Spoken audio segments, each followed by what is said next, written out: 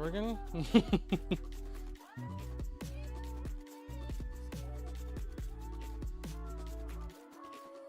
Oops, not Google. First pick with 3 deluxe? That's not right. Okay, I gotta edit these titles and stuff. I'm dumb. That's fine.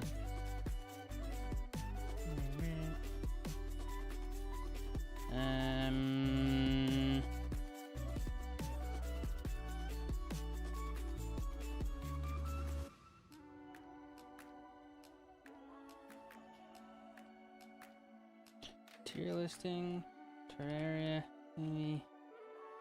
goats, TShock.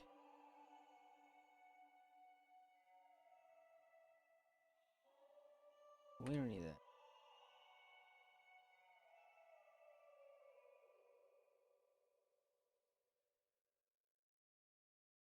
Okay.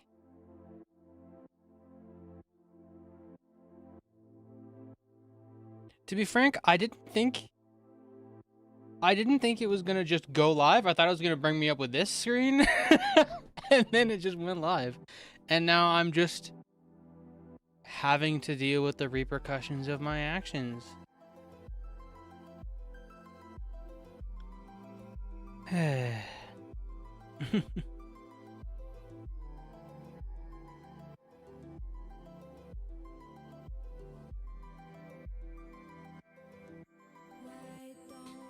PvP gaming? What? No way. Dear thing all the Terraria PvP go TShock. Good grief.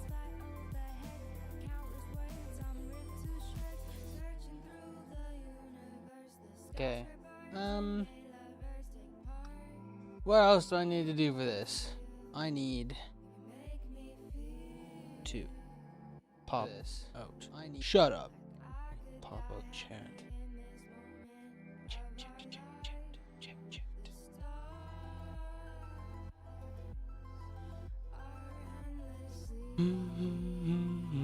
How do I do that?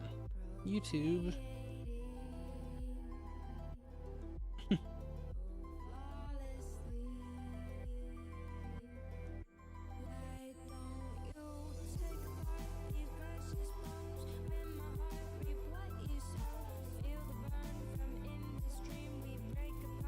Really? I don't get a YouTube chat at all for multi-streaming.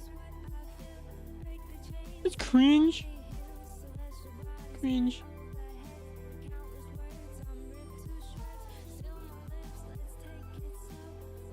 Oh, there we go. Bam! I got it.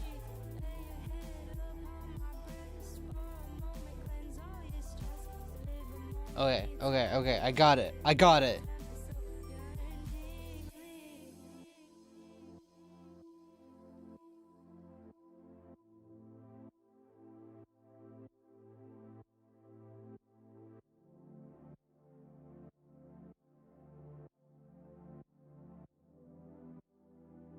Okay. I don't have this. I should have given myself more time to prepare. I knew I wasn't going to be prepared for it last night, but that's okay, honestly.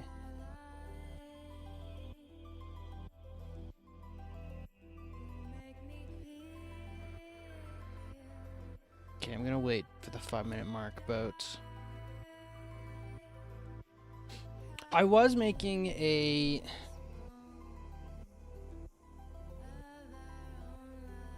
That's not what I wanted to display.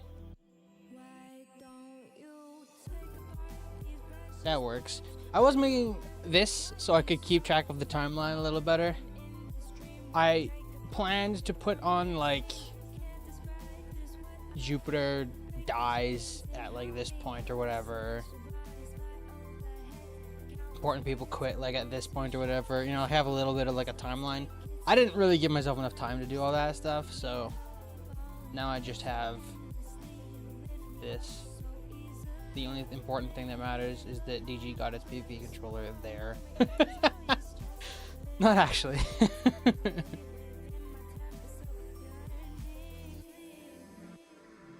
Oops, not that. Not that. There we go.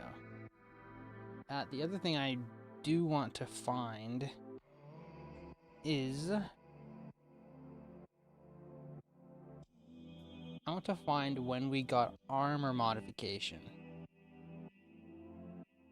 News.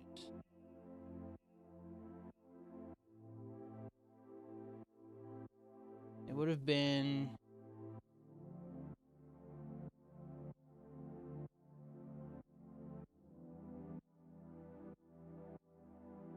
Maybe I go...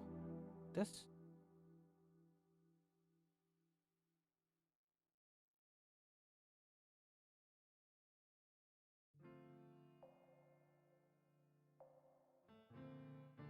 Okay, not that.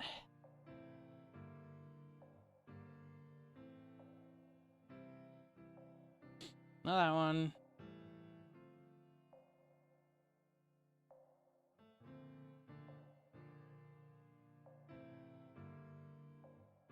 $2020-2021. That's, yeah, like, it was somewhere in here, but...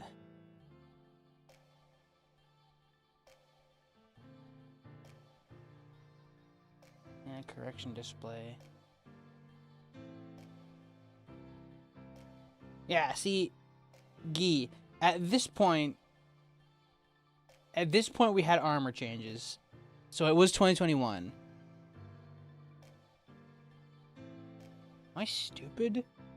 Did I not? I swore I made a post that was just, oh, we can modify armor now. So I modified a bunch of armor.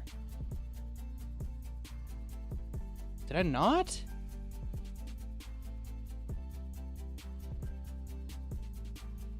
See, there's no armor changes in this one. It must have been late 2021. I did 3 updates in the same month. You guys are slacking. I'm kidding, I'm kidding, I'm kidding.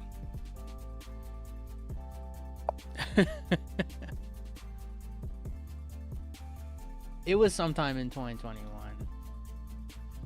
So I can put that in somewhere in 2021.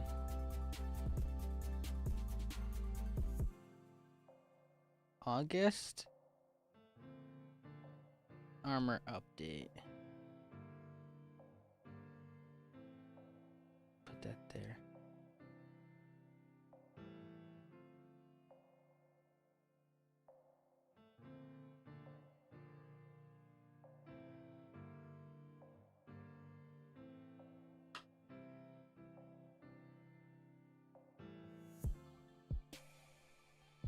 Yeah, I wish I gave myself just a little bit more wiggle room.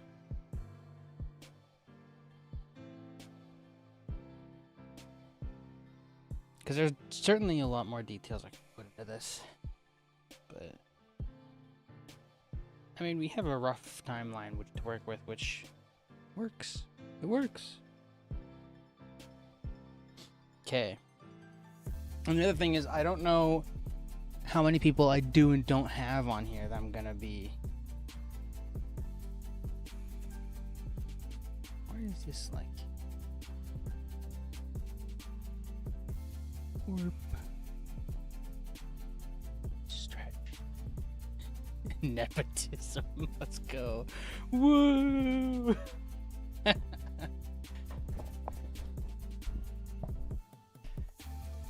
We love it.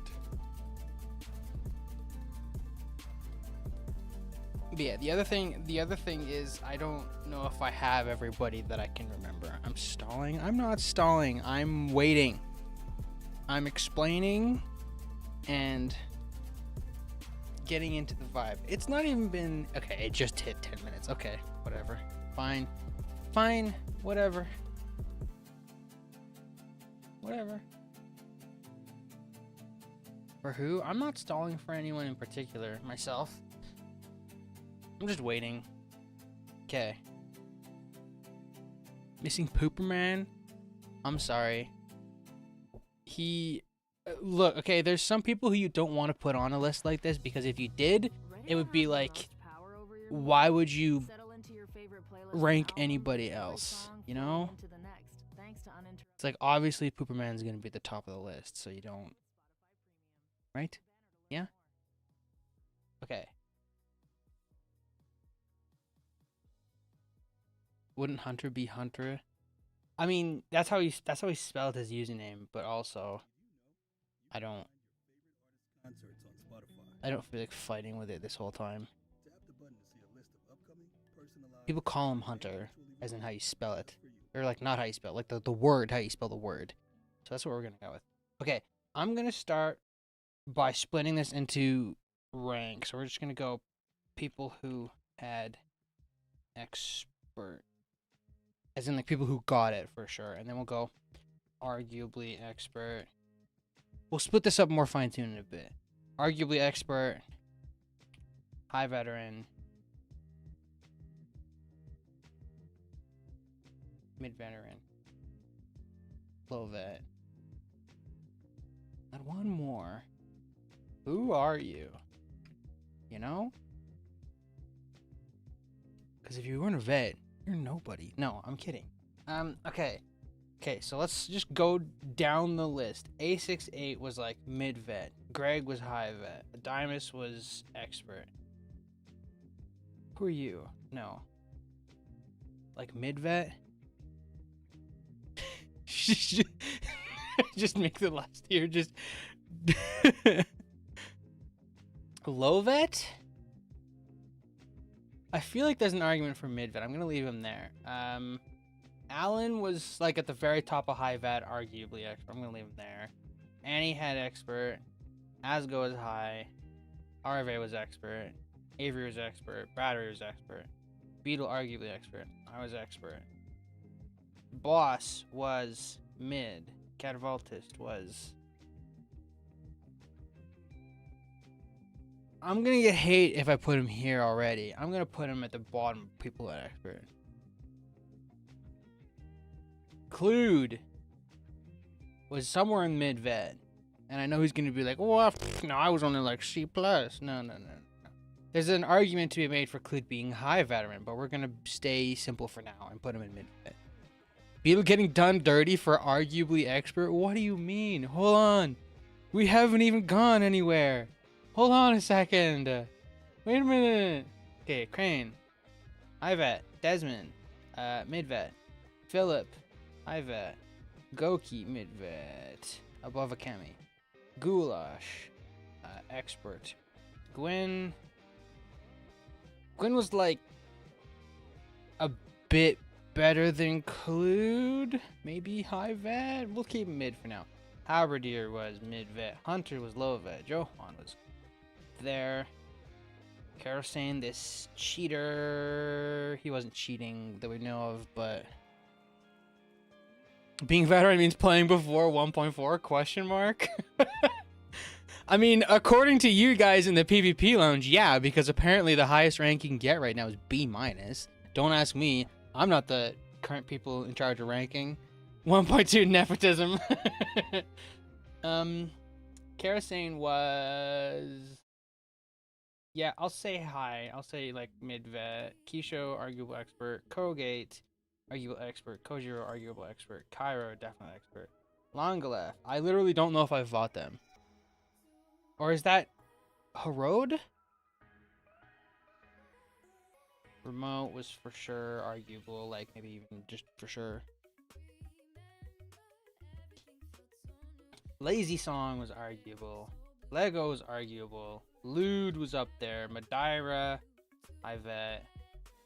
He's usually like mid vet, but I feel like Madeira peaks like high vet. Who is Longalef? Yeah, that's what I'm saying, man. That's what I'm saying. We're gonna up there. Solar up there. Tisu. I'm sorry, Tisu was not arguably expert. Tisu was not. We'll get there. We'll get there. TShock was up there. UOA. High vet. We'll figure this out later. Ulti. There. Ultimatum. There. There. There.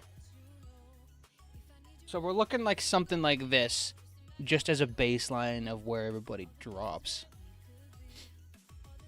Okay. Okay.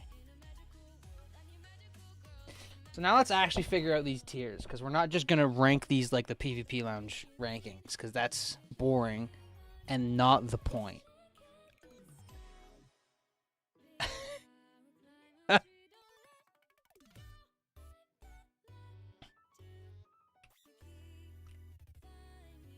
Clacky, clacky, clacky. Okay. So we're going to make a tier above for goats. And this is going to be the top 5 overall. We're going to do 5 in goats tier. No more than 5. Period, end of sentence. We're going to do some more 1.2 nepotism, and we're going to go PvP God. I want to be corny and be like, you know, the Jupiter rank. We're just going to leave it there because that's going to make more people mad. At 3:30 a.m. What are you doing? You guys have no idea how easy it would be for me to just drop this and be done in like 5 minutes, but I don't want to. I want to like talk about it.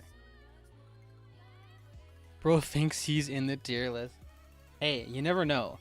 We might end up adding some people randomly because there's like a genuine chance that I missed a lot of notable people. And by genuine, I mean like there is. Because there was a lot of active PvP servers in 1.2 that I just wasn't super active on. There was like Collins and Penguins at the time did a PvP, I think, but I don't think it was very big. There was lots of servers that I never even heard of from 1.2 that had active players. They just never would. You just never know. C rank or tier list. Yeah, see, that one would be difficult. Okay. Let's see here. We're going to make the bottom tier, which is going to be this one, Marmite. We're going to recolor this one to gray because this one's going to be a legitimate, like, I don't know if that comes up, which is basically just going to be for, like, maybe Longolith. I don't know. Marmite. Need my mosquito tier list. That'd be fun. Okay, we got our Marmite. We got our...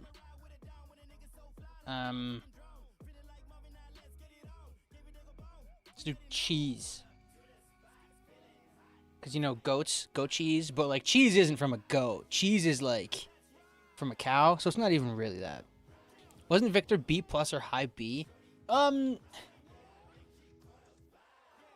There was a lot of argument for it. We'll get there in a bit. I was just dropping everybody in, like, a rough order so we can just, like, get the ball rolling, you know? Okay.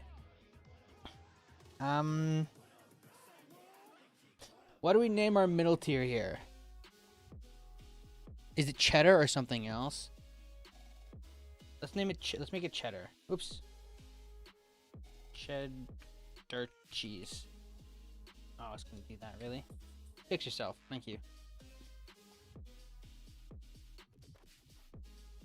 Beatles get the biggest hater award. Oh, for sure. If this were a toxicity tier list now, whoa, we would be talking about something. Okay.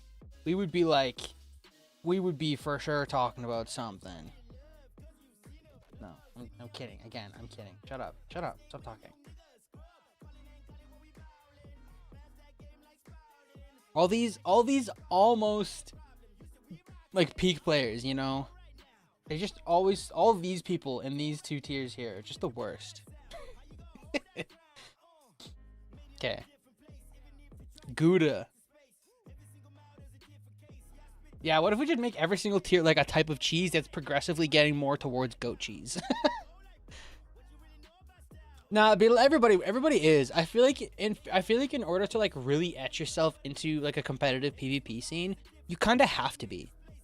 Like, I feel like if you don't have that drive and you're like not that like I have to beat people, then it's like you're just not gonna get there. Just nastier and nastier cheeses. That would be kind of funny. What if okay. Here's another stipulation for this. I have not played like at all in like past 2022. I played very sparingly in 2022, just here and there, not really hardly enough to even recognize people. That's why this timeline of mine that I'm not sure how much I'm going to use doesn't go past this point. So if you are a new player, so basically as far as this list goes, that's like a Kemi. If you're a Kemi, basically, i.e. we all know who that is, it's going to be harder for me to really comment because I'm just... And what Beetle said as well, there hasn't been any significant PvPers. There's significant notable PvPers, yeah. So I was just like, you know, I'm just going to save myself the hassle. I'm just going to go like the past like year or two-ish. Get out of here.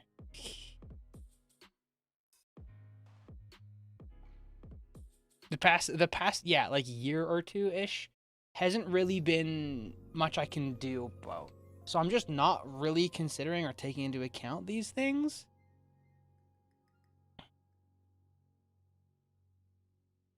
Yeah, it's a bot. Yeah, let me just get that out of here. But yeah, I can't accommodate for it. I can't talk about it too much. So, like, if this list gets written off as like ancient people, yeah, no, that's fair. Like, because that's kind of what it is, right? And I think that's okay. I just kind of wanted like an excuse to talk about all the history of it all and give like thoughts on it and talk about what's going on with like the scene. I defeated Philip 5-0 and Beetle 2-0 at the 2020 tournament. Why don't I see my nickname in this list? I don't remember you. That would be why. Strictly speaking, that would be why. Is because I don't remember you. And that's another thing, is we can add more people to this list. If there are people who we all agree are like, okay, this person was notable and they should be somewhere on here, then yeah, I have the thing saved with like this weird little colored background and stuff, and I can just drop them in right away. Isn't EG vet now? Yeah, Gamer is another person who probably would be on this list somewhere, but I think he's kind of rised up in the past year and a half-ish. Like 2021 and prior, EG was very like high, like peak apprentice player. Like if you beat EG, you were like making a name for yourself as a veteran. Oopsies. He's definitely doing way better nowadays, it seems like, which is cool. It's cool to see people like improving so much. Okay, these tiers. What are we doing with these tiers? I'm playing on DG since 2018. It's strange you don't remember, although then I played under a different nickname. That would be why. Like, another player that's not on here, I should actually add them, is Aujo. I should add Aujo. Because like it or not, he beat me up. Aujo. Aujo. Quit paying me, you freaks.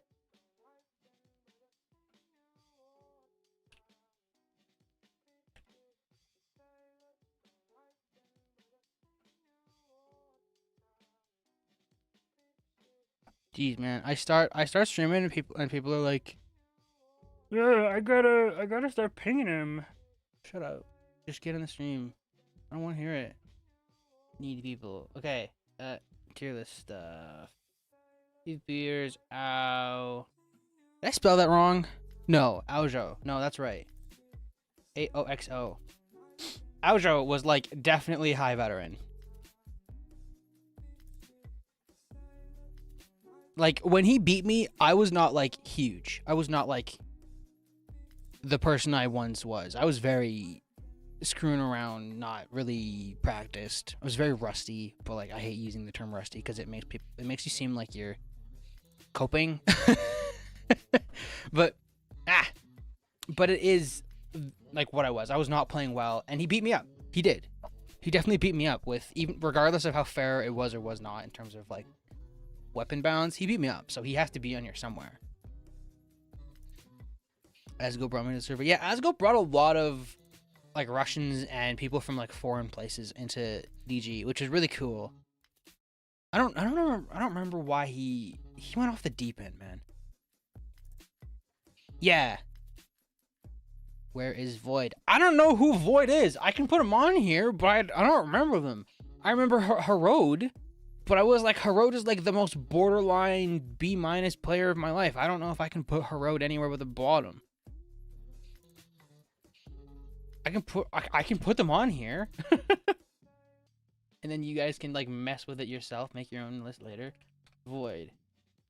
Here, we'll add you in Void just because everybody's like mad about it, you know, and I want to be fair to the people. Void. There. You're in here. I'm sorry. I don't remember you at all, so I'm not going to rank you, but like you're on this list, okay? On that note, I'm also going to not rank Langlyph because I don't remember them either. Okay, let's name these tiers. Let's name these tiers. We're going to do that like 10 minutes ago. Hi, totally not a Kimmy. I see you in the other chat. He joined the Thanksgiving tournament. Like, okay, no, I recognize Void. I know he's not like someone pulling his name out of his butt. I know that. I'm not dumb. I don't remember fighting him. I don't remember seeing him do anything. It's not to say he hasn't done stuff, but I don't remember it. So it's like, what's the point of me ranking it? Because I'm just going to put them somewhere and everybody's going to be like, well, I don't know about that. It's like, okay, I don't know. I can't comment on it. There's a lot of people I haven't heard of. Yeah, there's a lot of people here who are a little older. Okay. Mid-tier. What do we name this tier? I can't think of anything entertaining. What if we name this tier...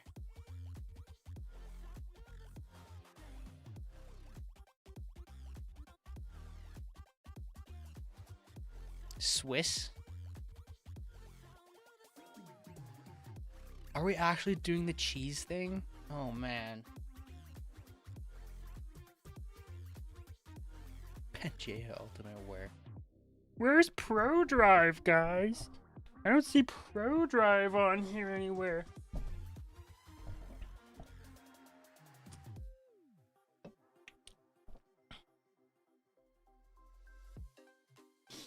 I don't know. I'm just gonna leave that one. For this tier, we'll do whatever. I'll put Swiss. Leave me alone. Smoked Gouda.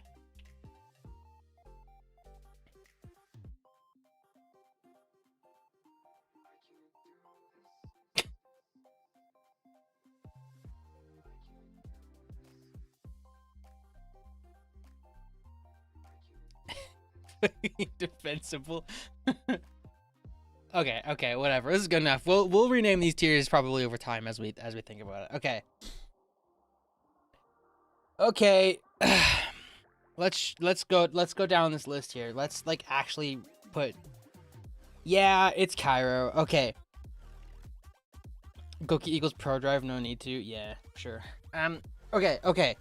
So let's start with the obvious here, or let's actually let me explain real quick for everybody who's not 1000% sure what I mean by like GOAT, as to what I'm doing and like why and how blah blah blah. You know. Let me explain. Okay, the GOAT stands for greatest of all time. GOAT.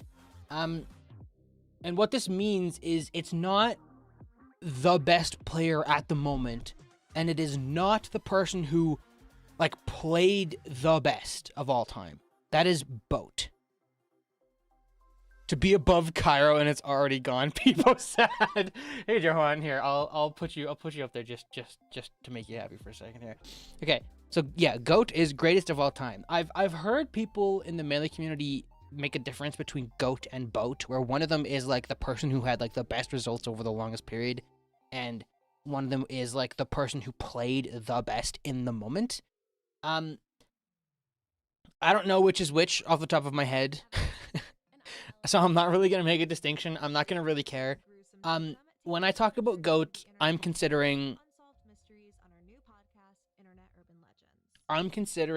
wasn't Perfect Void Catavoltis? Isn't that the same person, Ara? John? I'm pretty sure that was the same person. Or if they weren't, like, I always confused them as the same person because I always saw them on. And they look the same. I don't know, I forget the lore. Okay, whatever. Yeah. So greatest of all time. So what I'm considering for that is how good the player was throughout all of their like time playing. Lexiphi and P3 are the same person. All I know is that. That's true. I know that one too. So all I'm considering is overall. So like as an example, Cairo was the best player that we know of on these TShock servers, at least on Jupiter, which was like the biggest PvP server of 1.2. Cairo was the best player from somewhere early 1.2. Somewhere early 1.2 all the way. Oh my gosh, why are you down there? Somewhere up into around like the end of 1.2 before he stopped playing, a little bit before 1.3 dropped. He was the best player. Like unequivocally, he was the best player. He came back a little after we got the PvP controller, somewhere like 1.3. We know Keisha Glazin, that's true, he does. Around here somewhere, and he was also the best player all the way until like armor started to take off. Sometime around when armor started to take off, or like right before it, he was gone. He just vanished out of nowhere. And that's insane. This is presuming legitimacy. There was at least a solid 2, almost 3 years here where he was the best player. He was also really good in 1.1. I'm not going to talk about 1.1 almost at all because I don't really know much about it. He was very good in 1.1. I know that much. Wasn't around for 1.3, and then he was again amazing for like all of like when we had changes up until like 1.4ish. Somewhere around 1.4 he stopped playing. And that's really, really, really good. Let me clean this up. So Cairo's resume is what? It's 2-ish to like 6 years-ish. Honestly, it looks like the Space UK of TPP. Yeah, okay. I guess I should like be a little more public about my stance on this stuff. And why I keep saying presuming legitimacy.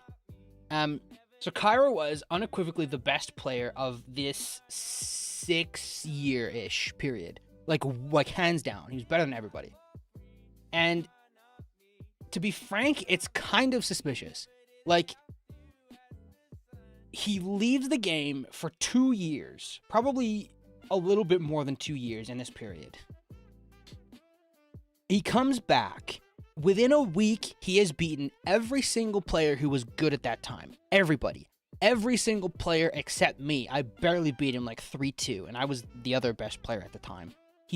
I beat him 3-2, and then like we dueled like a week later, and he creamed me. Okay? It was freaky how good he got and how fast he got good. It was like, this is not evidence. This is just hearsay. But it was very strange that he got so good so fast. Maybe he's just him. Like, right? Like, that could be. You never know. There are some people in most, like, individual sports. There's always someone who is so incredibly good that it's not even funny. And they just dominate the sport for years and years and years until someone else comes along and, like, finally competes them.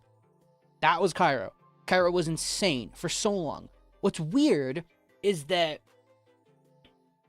Yeah, what Solar just said. What's weird is that he unrested to, like, A in a week.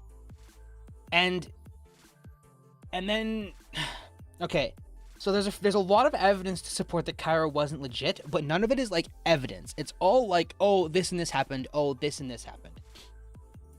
So let's talk about, because Cairo is so like presuming legitimacy. Let's talk about, because he's so unrefutably goated. Let's talk about the people who did beat him, like concretely beat him in duels before. Annie, Adymus, and me. That's it. Like, there are people who have taken duels off of him. Like Remote took a duel off of him in the PvP tournament. I'm fairly certain RV has as well. I'm fairly certain TShock beat him in 1.1. I would not be surprised to hear that Johan did at some point.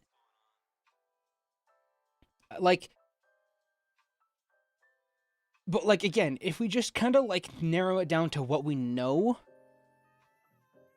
it's like these 4 are the people who have beaten him like more than once or twice. And like people were there watching, like verifying it. Beat him on stream. Yeah, and that's what I mean, Johan, is there's like the Terraria PvP tournament where there was like the one duel where you beat him. And it was the same with Remote. Remote beat him in that duel, and that as well. But it's one duel. So it's like, we can like confidently say that happened, but yeah, it's like, and again, like, let's put that into perspective here. Like, Adamus, myself, and Johan have been really good for a really long time as well. We lose duels all the time. Like, I think... Did Lude ever take trades with him? No, I don't think Lude has ever beaten Cairo. Not to my knowledge. I mean, if Lude comes in stream and says otherwise, then obviously I will listen to him. I trust him. But as far as I'm aware, no. But, like, that's the thing, is, like, me being someone... I've beaten Cairo in probably 7 duels across the entire lifespan, and I was really good at this game. I've also probably lost duels to, like, half of this list. Because I'm just a dude, you know? Like, I didn't play this game nonstop. I did, but, like, I didn't always play this game nonstop. And so I would come and go, and I would lose duels all the time. And, you know, like, that's how it is. Cairo didn't do that. Again, it was like he came on, and in a week, he beat everybody. Everybody. A week. Like, it's crazy. It's crazy to think of how good Cairo was at this game. And that alone is not enough to be like, oh, the dude was cheating. No. What's weird is that he live streamed and recorded a lot, but it was never him doing well. Ever. Look, I recorded a lot. I have never recorded myself playing, like, amazingly, but, like, I have streamed and I've done weird and crazy things, and you guys have seen me unrust, like, firsthand while streaming, and I've been pretty okay. I've at least played, like, high B+, low A- on stream and recording. And that's, like, okay. But, like, the dude, Cairo dropped from beating everybody, like, 5-2 at the absolute worst, to barely being able to match, like, B+ Keyshow on stream. Consistently. It was weird how big of a drop he took when streaming. Okay, that's one. That's part 1. What's Cairo's channel? Doesn't matter. There's nothing on his YouTube channel anymore. I mean, okay. To be fair to you, Johan, it's mostly me that's giving him controversy. So, like, I don't blame you. You had me blocked on stream for a while. I don't blame you. Okay. Here's point number 2 that's very peculiar about Cairo. Shoot, I lost my train of thought. Right. Okay. So everybody here who knows Adamus, should remember that there was a big controversy with him aimbotting everywhere. And it wasn't like for a short amount of time. It was like a solid month of Adamus aimbotting. He went from this like B+ tier player to suddenly beating everybody, never missed a hero shot in his life, aiming at you through walls, you know, like it was crazy. Like he was like beating the best players in the world. When Adamus was aimbotting, he beat me like 5-2, and my 2 kills were like me like camping in a very cramped part of the arena and killing him with like Terrorblade or something cheesy. Like Adamus with aimbot was like peak. I mean, what do you do against someone using an aimbot properly? You know? Cairo figured it out, I guess, because Cairo beat him while he was aimbotting. Consistently. Like multiple duels in a row, Cairo as Goki on Jupiter beat Adamus while he was aimbotting. Yeah, right, 9? That's what I'm saying. There is surviving Cairo footage. There is surviving Cairo, like, VODs and stuff. But if you watch it, you don't watch it and go, this was the GOAT. You don't watch it and go, this was the best player ever. You watch it and you go, that looks like Avery on an okay day. That looks like Keyshow on an okay day. It's bizarre. It's just freaky. And then to make things weirder, when he quits, he doesn't go, I'm done with PvP, thanks for everything. He doesn't make an announcement like I did. He doesn't just fade away slowly like people like RV and Koji and Lazy Song and, you know, Remote and Ultimatum did. He doesn't just fade out. He deletes his Discord. He unfriends everybody on Steam. He changes his username. He removes every single VOD, every single video. He unlists everything. He privates everything.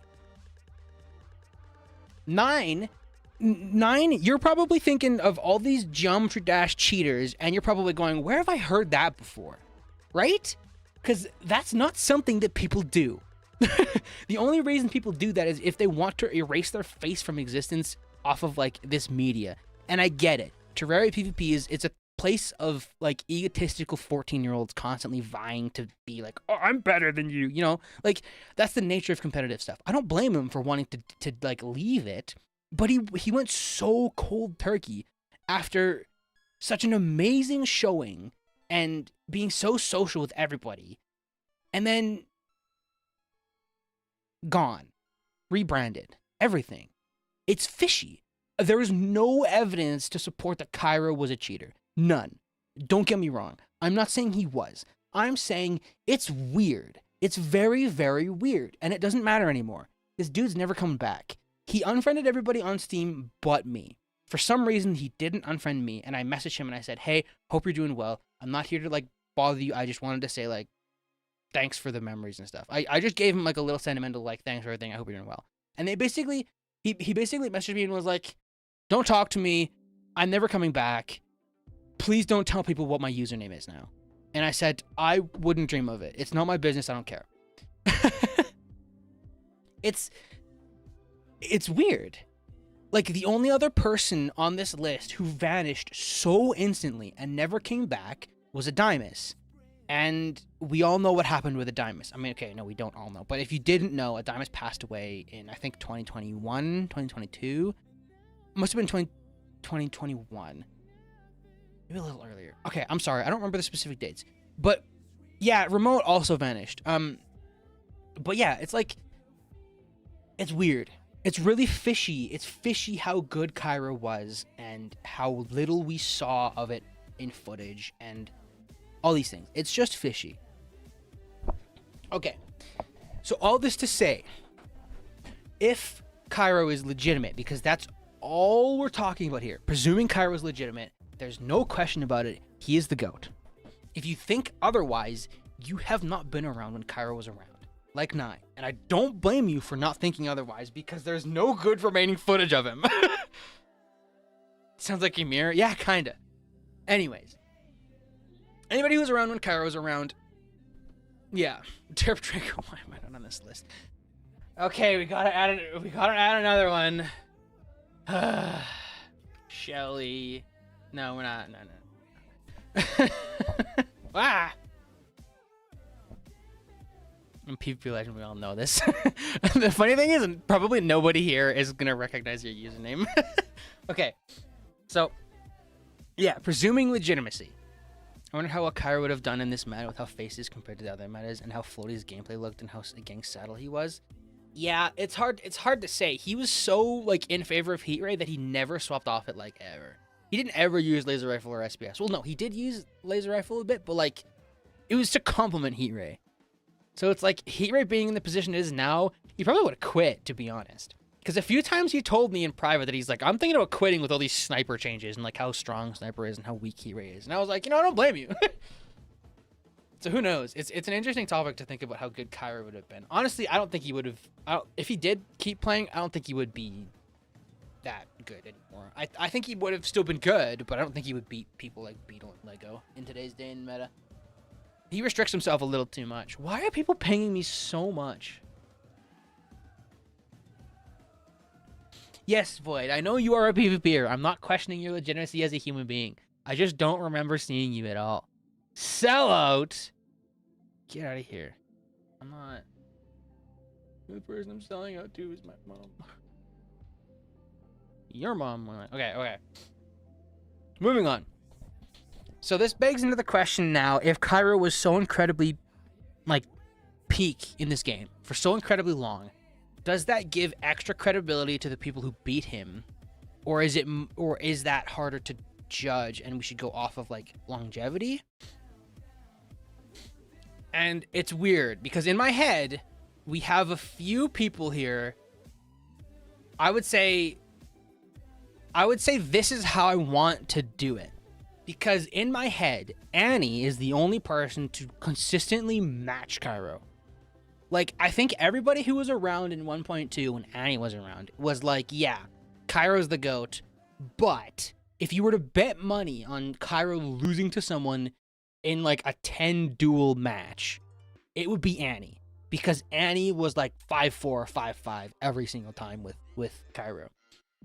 The thing is, unlike Cairo, who has this big chunk of time here where he was also the GOAT, Annie was just as good as him for this much time. Like, just this. As far as I'm aware, she didn't even play 1.1. Or maybe she... Okay, well, she probably had to be as good as Cairo. But, like, I've never heard anybody say that she was a 1.1 player. So... Johan knows what's up. That's true. On top of knowing who you are, Johan was someone who was around in 1.1. Johan, did you ever see Annie in 1.1? Did you ever even interact with Annie? I don't know if you ever interacted with Annie.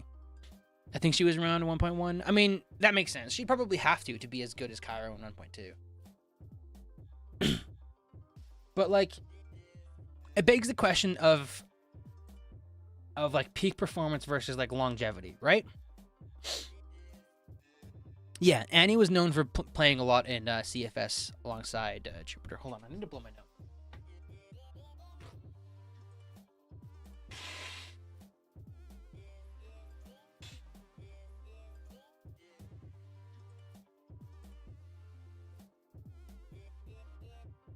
So if we're going off of just how good people were, Annie's up there. For sure, like number 2. But in the discussion of how long someone has been really good for as well, which is what a GOAT is, it becomes shaky. It becomes really difficult to decide. Anadara's Cairo. I think you got him, Para. I think you're onto something here. Okay, so for now, I'm just going to leave Annie there because Annie was someone who matched Cairo consistently. Probably the only person who matched Cairo consistently. So let's talk about TShock for a bit. So TShock wasn't around in 1.2. At least, not to my knowledge. I never saw him in 1.2. Obviously, I wasn't super active in 1.2. But wasn't here in 1.2. What TShock was the GOAT of 1.1. I've been told many, many times by many, many people. Many, many, many people. That TShock was the best player in 1.1. And it wasn't very close again. Like it was with Cairo, TShock was amazing in 1.1. Allegedly. TShock, did not play at all. Did people PvP with 1080p monitors in 1.2? Yes. At least Cairo did. I didn't. Yeah.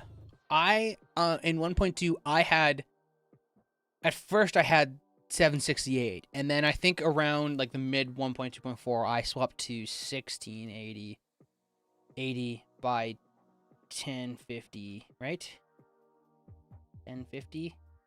Yeah, some super weird like half res like that. Last, who's that? That's Anadar. Anyways, so TShock was the GOAT of like pre 1.2 PvP, which was like whatever, the golden era or whatever. Did not play. Whoa, who's this TShock guy? Somewhere in here, TShock randomly showed up. He randomly showed up before armor changes, when we were still in the middle of balancing the meta, and he was very weird.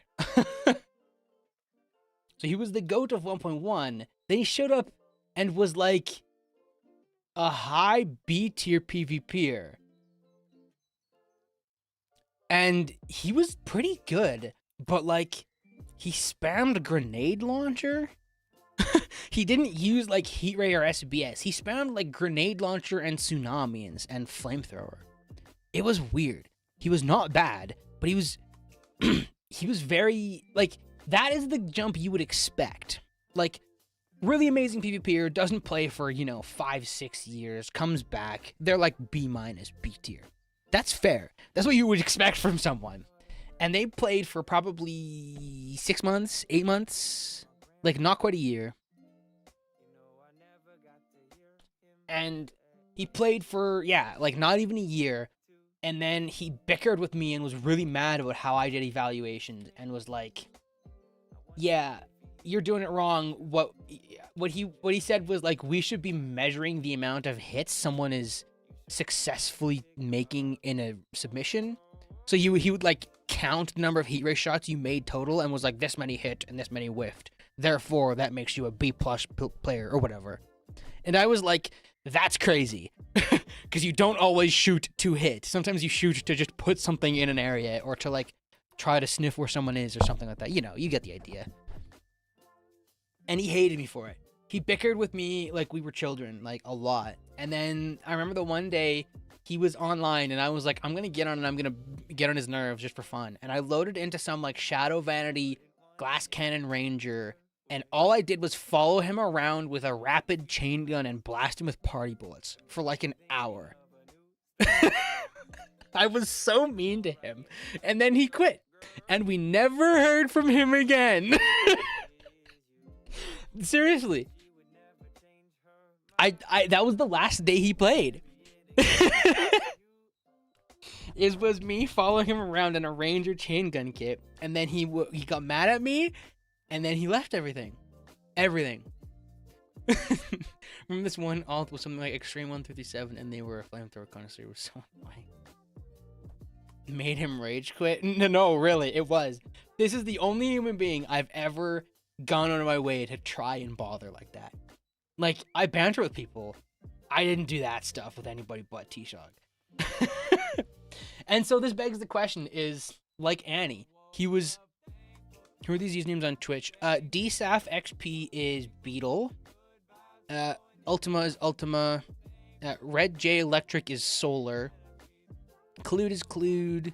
Para is Para, just some like newer folk.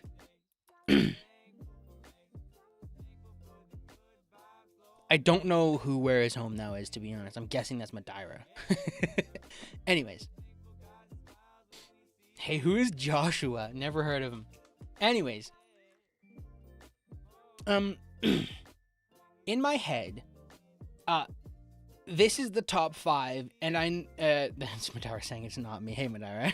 That's Where's Hono's UOA. Okay, that makes sense. Very similar personality. Anyways, this is the top 5 in my opinion, just off of like the bullet point, because Cairo is the best in 1.2 and 1.3. Annie was the best in 1.2. TShock was the best in 1.1. Johan has never been the best player in the world, but Johan has been playing since 1.1, and he played all the way through to like sometime 2021. He stopped playing, and he was A-, arguable A, the whole time. There was not a meta game where Johan dropped off. Not once. So these 5, in my opinion, are the horsemen of like their own metagames. Johan is LeBron James. He's been not peak, but like really, really good for so long. It's insane. I don't know how Johan's done it. It's crazy. And then best 1.1, arguable best 1.2, best 1.2 and 1.3, and then I've been the best around 1.3 as well. So like this 4 makes sense to be up here. I hate ranking myself. I know a lot of people, and then he became a dev for Peds and fell. Hey, he was good when we were playing on Peds as well. Peds was just funky meta. Johanna Zhongli IRL, basically. I hate ranking myself. I know everybody thinks I'm like arrogant and mean because I was at one point, but like, I don't know. Like, I feel like I was really good at this game, but I don't like being like, oh yeah, I beat Gyro 17 times, blah, blah, blah, blah. And who are you tier? Yeah, we'll just do that. That's fair. Okay, so, going from here, the other people on the top, personally, I think Adamus should be somewhere up there. Adamus was not a GOAT for very long. But somewhere around here, maybe it was... yeah, I mean, I don't remember the specifics of like when Addy passed away. It was sometime around here, sometime around 2019, 2020. He matched Cairo and beat him in multiple duels. 3 or 4 or 5 duels. He was the best player in Machete meta, and anybody who thinks he wasn't is crazy. Anybody who thinks Addy, I thought it was Edimus? I've always called him Edimus. I don't know. But he was really good around here, and he had like a consistent crawl up there.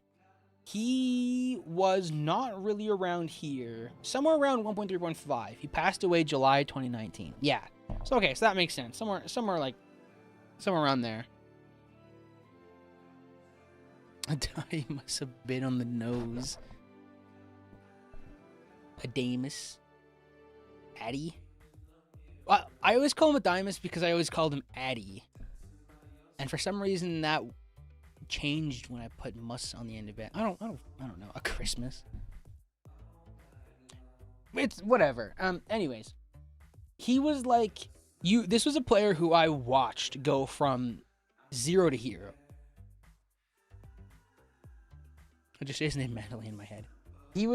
I remember him being a B- tier player. I remember him being not very good. And I remember him crawling up. And I remember him getting decent at sniper. And I remember him like making me scared that I was gonna lose sniper rounds to him at the time. And then we hit this weird area where the dude broke out an aimbot. And everybody thought they knew who he was. And then the dude started hacking. And he suddenly went, whoa, I'm beating Cairo now. No, he didn't. He didn't beat Cairo. He matched Cairo. I'm beating Cairo now. And then we were like, okay, that's not cool. And we called him out, and eventually he stopped. What's weird is that after he stopped, he went from this B, maybe B+ tier player, and suddenly he beat everybody. He started beating people left, right, and center. And it wasn't sudden. It wasn't like he suddenly just started coming out the gate swinging, beating Keisho and Avery. But remember him using only Daybreak on controller for the aim assist on Terraria and SSC. That's the most Addy thing ever. Yeah, Arve's the one who conducted the experiment to like prove that he was using aimbot at the time. But yeah, no, seriously, after he got rid of that aimbot, this dude started popping off. He started beating the B+ players. He started beating Philip. He started beating Madara. He started beating Solar. He started beating Crane. He started beating... Then it was suddenly like, whoa, he just beat Keisho. Whoa, he just beat Avery. And then we had the machete meta. And suddenly it was like, we can't beat him anymore. It was crazy. It was watching someone meant for the sport, like, pop into it. It was crazy. And then we had the machete meta tournament. And I remember I beat him in the one duel and I went, that's it. That's my peak. I'm never doing that. I'm never playing that well again. Because I beat Cairo in that tournament and I was like, that's crazy. and then Addy and Cairo dueled it out. And he beat him in one of the 3 duels. And the other 2 were like neck and neck. And it was crazy. I've never seen someone grow that fast and be so good and then have it cut short. He did. He truly went up and up and up and up and up. And then he vanished. And we all didn't think twice until we found the news article. And then it was like, dang. That's it. Gone. Well, let's make no mistake here. Someone playing as good as Cairo in that meta was insane. He was a freak. He was so good. It wasn't even funny. He beat me to a pulp. He beat Avery to a pulp. He beat Lude to a pulp. The only person he didn't beat to a pulp was Cairo in that meta. And obviously that was a very unbalanced meta. So it calls into question, was it because he was really good, or was it because he was good with Machete? And I think the ultimate answer is, if you're good with Machete, you're good at PvP. Because Machete demands you use precision. It demands you swap really fast, and it demands that you don't just abuse Machete. How do you know he stopped hacking? For sure? As far as I know, I thought he stopped PvPing after we caught him, but maybe I just disappeared again and didn't hear anything. Because the dude like recorded and streamed everything, and we were like with him all the time. I think it's fair to say that we don't know for sure that he stopped hacking, but after he stopped with the aimbot, which was very obvious, we watched him go back to where he was, which is a high B tier player, and we watched him climb the ranks. We watched him slowly beat people, and it wasn't like he suddenly started beating people left, right, and center. It wasn't like Cairo when he came back. It was like, lost a few duels, oh, he beat Solar. Lost a few duels, oh, he beat Keisho. Lost a few duels, oh, he beat Avery. Yeah. If he didn't, he did an amazing job of hiding it. Because it was very a slow build up. It was, and okay, here's something else that's really weird, that's very like mental, that I noticed a lot. When I said earlier in the stream, when I was talking to Beetle, how I feel like if you don't have a very hungry competitive drive and a drive to be really good at something and to beat people, if you're not like a little tiny bit toxic, it's really hard to be really good at a competitive game like this. It's really hard to get into those top ranks. Addy had that. The dude was raging left, right, and center when he lost. The dude was doing everything. He was obsessed with this game. I've never seen someone more obsessed with Terraria than me. Ever. Until I met him. And I say this because Addy was the person who brought Nine and Shinden onto DG. Addy's the person who went onto the hardcore servers and went, I think this is the coolest thing ever. I want to play it with you guys. I want to talk with you guys. I want to learn from you. And I want to take what I learn and apply it to the other servers. And then Addy was on Vindictus. And then he was on the Russian servers. And then he was on the Chinese servers. And then he was on Pedguin. And then he came back to DG. And then he was on Jupiter. He was everywhere. Addy did what Annie did, where he was on every single server he could, fighting every single person he could. For every waking moment of his day, he was on fighting someone, trying to find duels. He was hungry to get better at this game, and you could tell. Yeah, when it comes up, when people come up as like people show up like this, you can tell. You can tell when someone has the drive to get better at this game, and no one has showcased it better than him. He was insane. That's the only reason why I think he was legit, is because it was like, how could he not? When he was playing every second of every day, always practicing, always trying. He was crazy. I don't blame anybody who thinks Addy was top 3. I really don't. I don't know if I could put him there, though, because he was around and so good for such a short period of time. Because we watched him climb up, and then there was not even a year. There was 5 months. 4, 5, maybe 6 months where he was amazing. And then that was it. If he stuck around, who knows? He probably would be the GOAT. I would bet he would be the GOAT if he was still around. He was fast. He was good. He was precise. When I liked fighting him because he beat me up, but I never felt like he was cheesing me. I always felt like he was just better. And it was crazy to be in that position.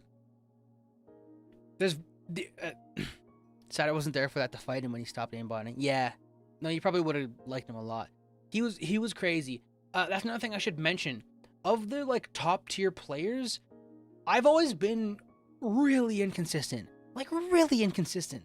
I've always struggled to really push myself. And it's solely because I was so depressed. For so much of my life, I was so depressed. Like unbelievably sick because of it. Barely could get out of bed. Didn't do anything at school, like sitting around all day, just not tuned in at all.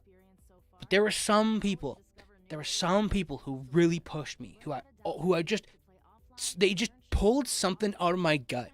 And it was just like, I have to do my hardest and prove something to these people and just play my heart out against these people.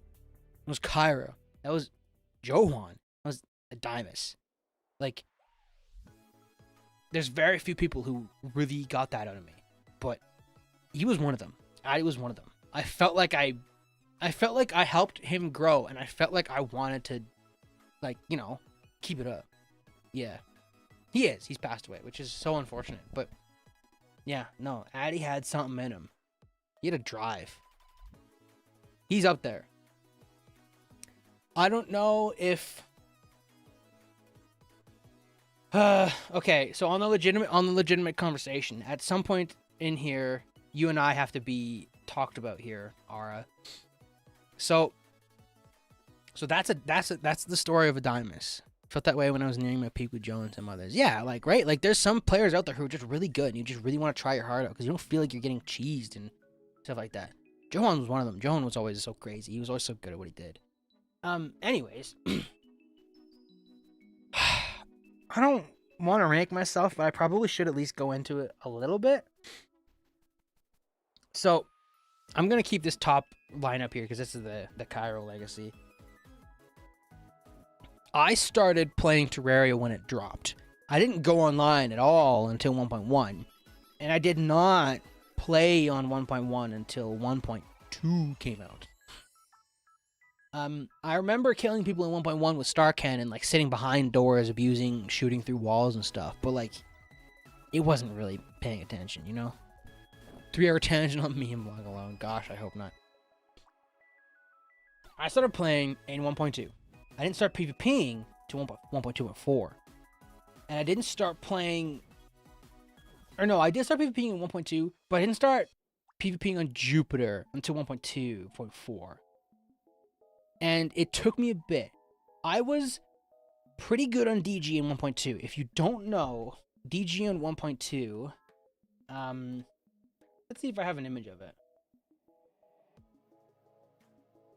DG in 1.2 had a very, very, very weird arena. Don't have it here. It would be...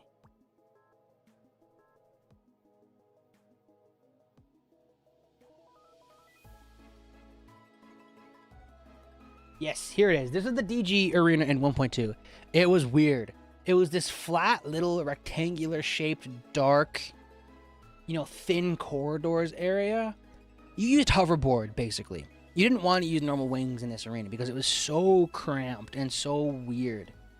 And I was not like the best player or anything like that in this area, but I was definitely very, very good.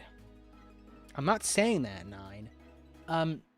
I was up there on DG. The thing is, in an arena like this, it's all cheesy.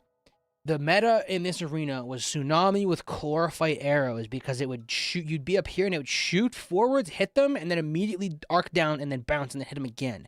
So you'd be shooting 300 damage Tsunami shots effectively in this arena. It was really, really crazy. Hydra was insane in this arena. Shadowbeam Staff was insane in this arena. Snowman Cannon was insane in this arena. Scourge was insane in this arena. It was very cheesy. So, I don't feel like I was very good. I feel like I was one of the better players on DG. I don't feel like that was very good. I think that was like maybe C+, maybe more like C. I was down here. I also started from rock bottom, man. How could I not? And then I game on Jupiter, and I got my butt handed to me, man. Champion Crucible. Dude, I haven't seen that username forever. This isn't incorrect. Mystic Slaw #1 Crucible. True. But I was so out of my depth when I came to Jupiter. And then I saw how deep it got. And I was like, that's it. This is what I'm going to do for like forever. I was so enthralled by it. I was so obsessed with it. And I remember dueling people and trying to get a grip on the ranks, and I remember slowly climbing my way up. And then I remember Fear released the Mercenary rank in 1.2 and 4 in Jupiter, and it was like around the B- above players. And I remember applying for it and taking forever and fighting with Tisu at the time named Dirkman. Who remembers the username Dirkman? I do. I remember fighting with him about which one of us was better and who deserved it more, and then he had it before me, and I was mad about it. I remember we bickered and I beat him. And then I finally got it. And then Dante was like, "You're not B-. Why do you have that rank?" And I was like, "You don't know anything." "Yes, I am." And I fought with him a lot. And I went from B- to B+ in the blink of an eye. I was B- when I came into Jupiter, middle of 1.2.4. And by the end of 1.2.4, I was a B+ tier player.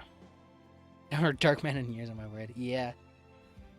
I was low B+, but I was B+, I think, 1.2.4. Because I was not confident that I could beat Keisho, but I could get very close. I was not confident I could beat any of the PvP gods on Jupiter at the time, but I could get really close. And right before 1.3 released, I remember dueling Cairo and doing quite decently. And I remember Fear going, "You're in the running, dude." I remember her telling me, "You're doing really well. I think you might be there if you just pushed a little bit harder." And then 1.3 hit. And I remember going, "This is the worst thing ever for PvP. This is so dead. Oh no." And then 1.3 hit, and it was all downhill, baby. It went all downhill from here. But actually, when 1.3 hit, most of the players who were up at the top, who were up at the, at the time it was the PvP god rank on Jupiter. All those players vanished. Nobody stuck around. Nobody wanted to. I think the only person I remember from that PvP god group who stuck around was Johan. I mean, okay, arguably RV as well, but but yeah, Johan stuck around, everybody else dropped. And so it was suddenly like, what's going on? And I remember playing worse. I do. I distinctly remember playing worse. And I remember it took me a while to get back into my groove. And then at some point in 1.3, I started practicing Daybreak. Daybreak specifically. And I remember realizing some point with Daybreak that I was really good at leading my shots. Aim, I was okay at aim. It wasn't amazing, but I could lead a Daybreak really well if I got side by side with someone. I could see what direction they were moving. I got really, really good with the Daybreak.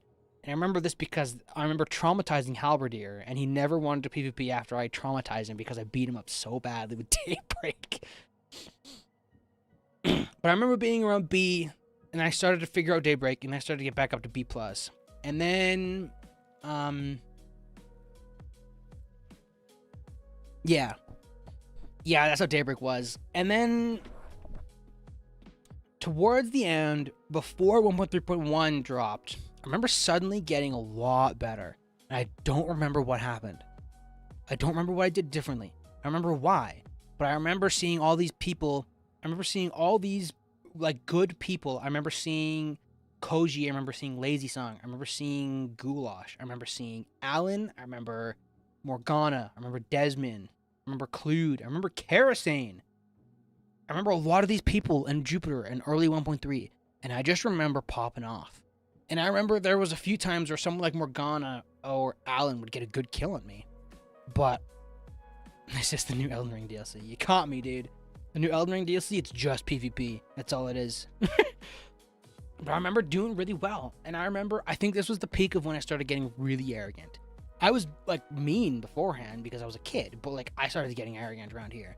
And I don't remember why. I don't remember what happened. I remember what in my brain was going on. I was super depressed. And I was starting to come into the PvP scene and do well.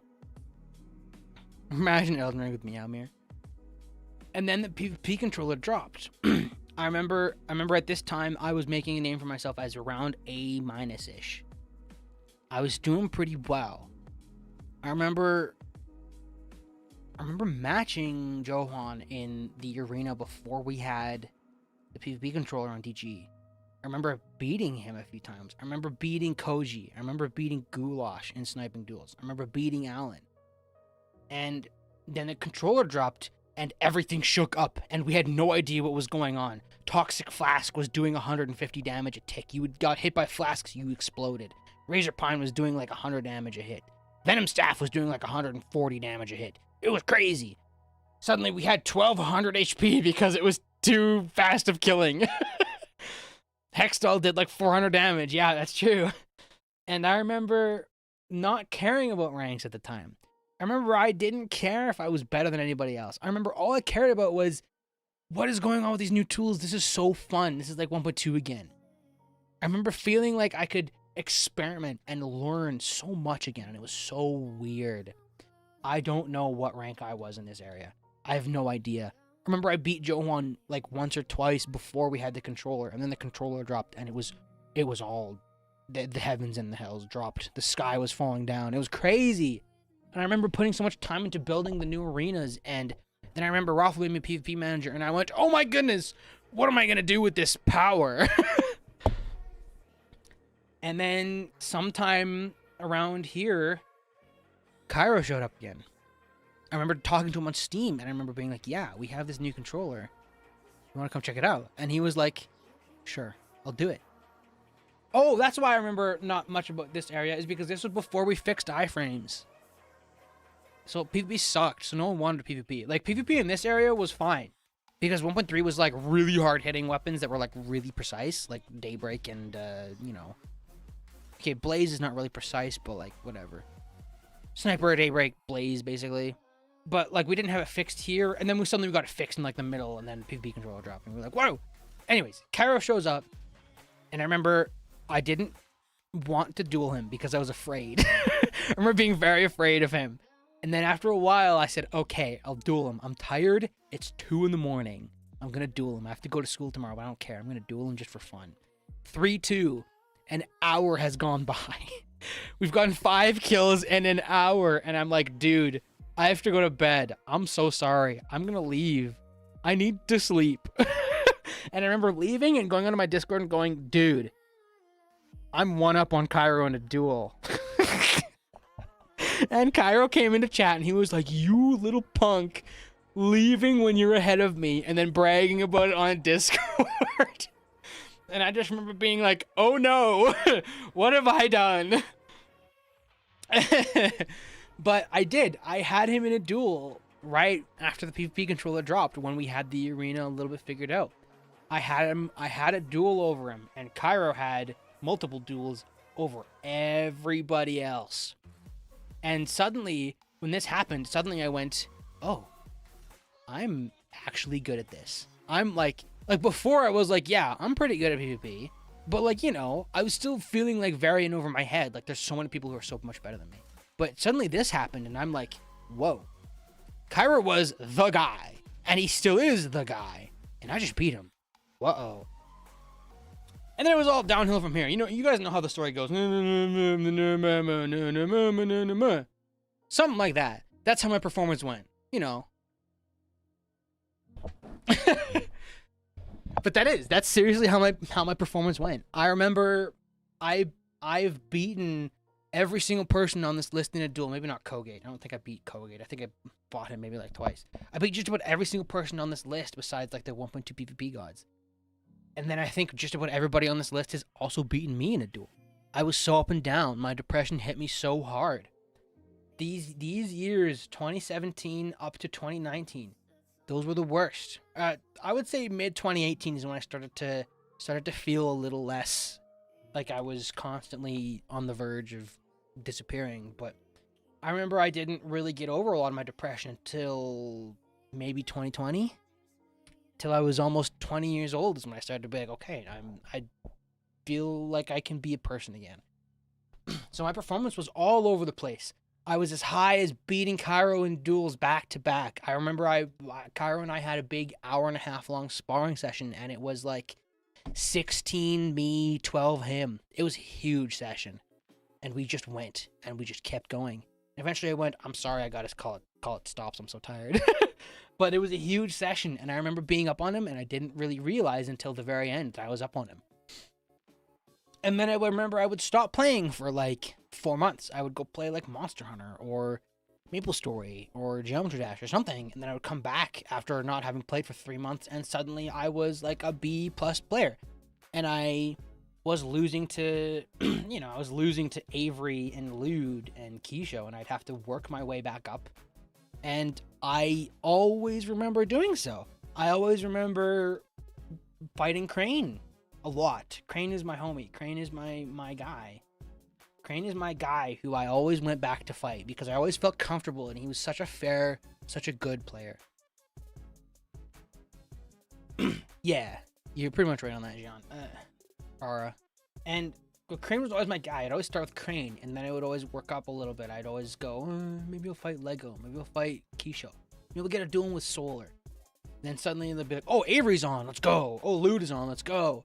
And I always remember doing well, but it always took me time. I remember it took me so much time. But I would always hover around here and hover around here and hover around here. I'd always drop, but then I'd always come back up and then I'd hover around here. So then it begs the question. I'm forever going to call you John, okay? Shut up. Begs the question. If I was up here, and then I kind of went like this, and then I stopped playing. John. It's the same person. I hear no difference. It begs the question of, if that was the case, where does that put me? I've beaten everybody in this tier consistently. I've beaten all these people, at least. I don't know about these people. Pretty consistently. I've been around for so long. I don't know. I remember being called an arrogant snob when I did this beforehand.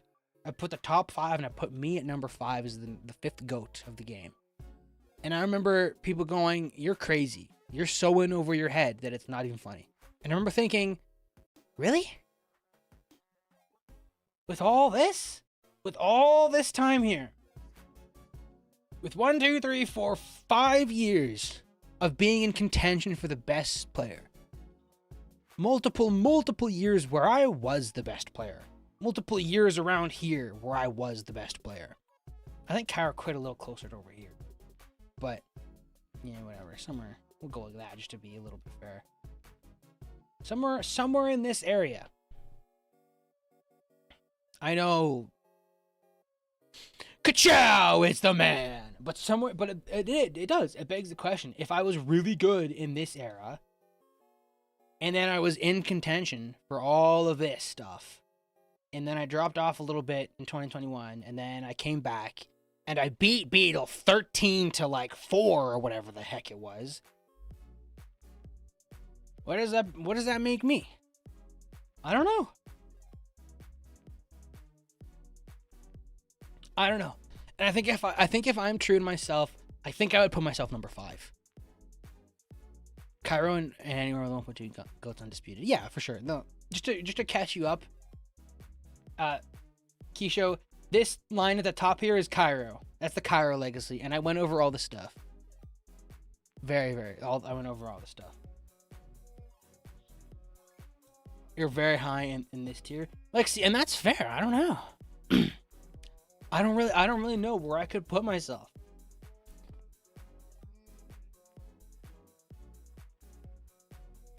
And then we have Arve. Arve. Did you play before 1.2.4, Ara? I don't seem to remember you playing much before 1.2.4, but I mean, you'd have to, because I remember when I joined Jupiter around late 1.2.4, I remember you were really good at that time too. But Arve was better than me beforehand. He was up here somewhere in 1.2. And then he stuck around in 1.3. He helped popularize the kart dashing in the saddle and everything. And he was a really, really big player at the time. And then he vanished. Never saw him again. And then he came back and was like, whoa, I'm still B+, A-, A tier. And then he was there for like a week. Then he vanished. We never saw him again. And then he came back and he was like, whoa, I'm still A-. And then he vanished. And then he came back like, whoa, I'm still A-. This dude has never been active in this game for like longer than a month straight. I tell you. Never. Not once in his career has he been like, yeah, I'm going to like sit down and play this video game. But every time he came back, he was up there, man. He was a good player. He was always up there. I think, in my opinion, Arve's peak was like the start of 1.3. Like this area right here was the area where Arve was up there. He was good. He was good at this time. He was somewhere up there for that time. He was so movement based. This dude was like Who cares about anything else when I can zoom across the arena and you'd never even touch me? Right? He's like UOA of nowadays, but UOA is like, my heat ray. It's hard to know where to put this guy because he's never been bad, but he's never played for more than like a little bit at a time. You're on a little bit each of these like major years, he'd come back for like a week. He'd beat everybody up and then leave. He'd come back a year later and beat everybody up and leave. He's got to be up in this tier. Ara's not a goat. I'm sorry. He's not. I would easily put a Dimus or myself in that top tier before I put Ara in there. But he's up there. He's got to be up there, man. I think I like this order right here. I think I like Cairo and Annie just to giving them respect on like the air quotes golden era. And I think I like respect on Johan for being around for so long and being so consistent for so long. And then I think I gotta put respect on Addy as well. Anyways, I would put R up there because he's just kind of always been great too. He's like Johan if Johan didn't play. Okay, so moving down this list, let's move down this list more. Avery, Battery, Catapultist. Catapultist, who even are you? I don't know how to rank Catapultist. I've fought the dude maybe once in 1.2, and he was really good. For those who don't know, Catapultist was one of the PvP gods in the 1.2 era. He was up there. He wasn't like Cairo, but he was up there. And then he did not play at all for any of the rest of this, but he was up here. It's 1.2 nepotism, as people keep being that. Blah, blah, blah, blah, blah. Blah, blah, blah, blah, blah. You're so biased towards 1.2. Blah, blah, blah, blah, blah, blah. I think he would go at the bottom of this. At the bottom of this PvP god tier. The GOAT tier. Yeah, he did. Philip always used that username as well, which put a lot of bad rep on this name. But this was a different person. I think Catapultist was P3, wasn't he? I seem to remember this person being the same person as Perfect Void. Anyways, he was pretty good. He wasn't around very long. Avery, on the other hand, the GOAT. No, everybody's a fan of somebody. Yeah, that's true. Avery, on the other hand, started at the same time around when I did, somewhere around here.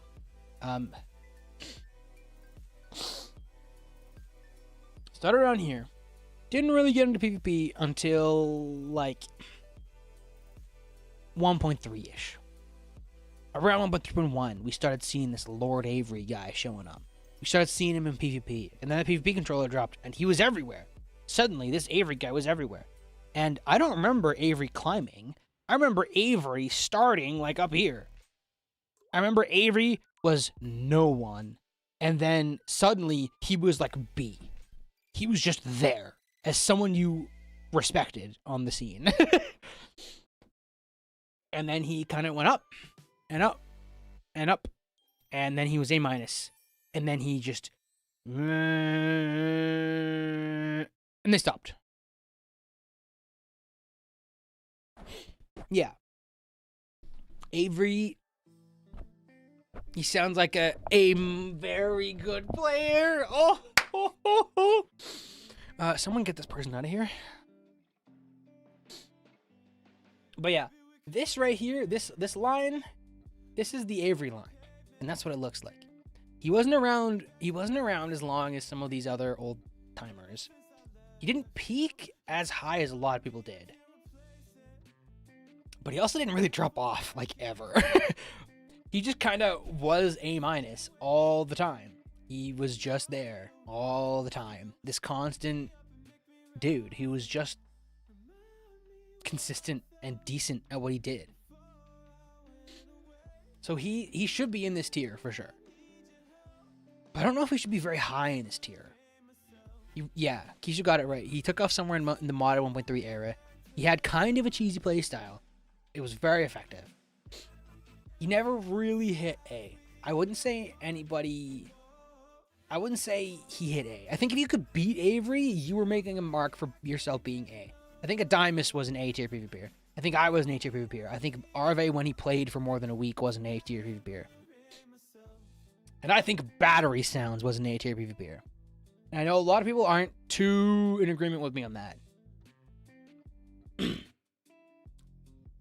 So Battery Sounds was another one of the PvP god names in 1.2. I remember people saying he was the lowest of the PvP gods in name. Very low A-. And then I remember fighting him. And then I remember fighting the other guys. And I remember going, you're crazy. This dude is really good.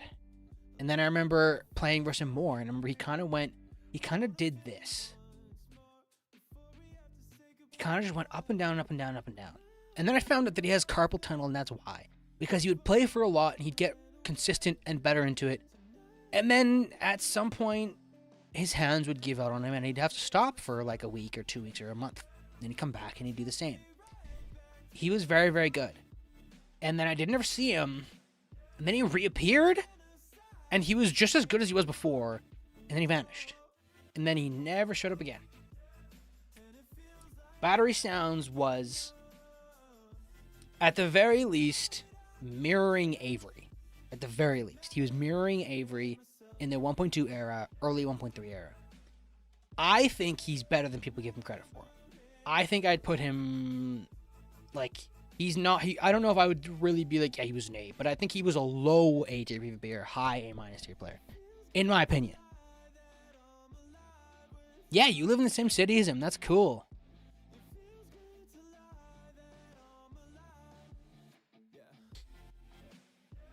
But yeah, no, Battery is somewhere at the low end of this tier. He's pretty good. He was always pretty good, but he doesn't have a huge resume or anything. But then again, we're getting past the point of the people with huge resumes already. Because, like, this is it. This group of people up here, these are the people who've been here forever, really, and who have been really, really good. There's a few people who have been around for, like, a really long time or similar. But not very many people who were, like, way up here for that time. Touched S early and I went with 3 peaks since I remember literally being untouchable and then just slowly declining.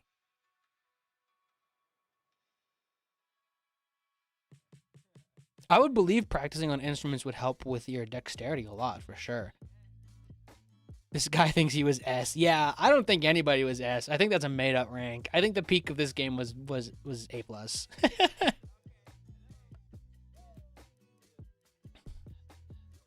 But yeah, no, Ara for sure is up there. Yeah, I'd put Battery around there, probably. Goulash. Oh my goodness. S is the robot rank. Yeah, basically. S is like game botting all the time. Goulash. How do we even talk about Goulash, man? You could ask, like every single person who's still around, who was it playing at that period, and you would get a different answer as to how good Goulash was from every single one of them. No one seems to agree on how good he was. No one.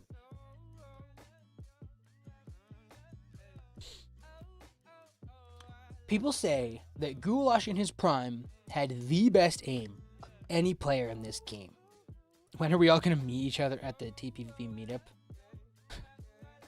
Next month, bro. August 13th is my birthday. Come hit me up.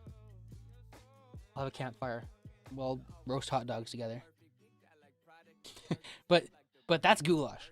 That's why Goulash made a name for himself, is because people, for some reason, his name whispered around in 1.2.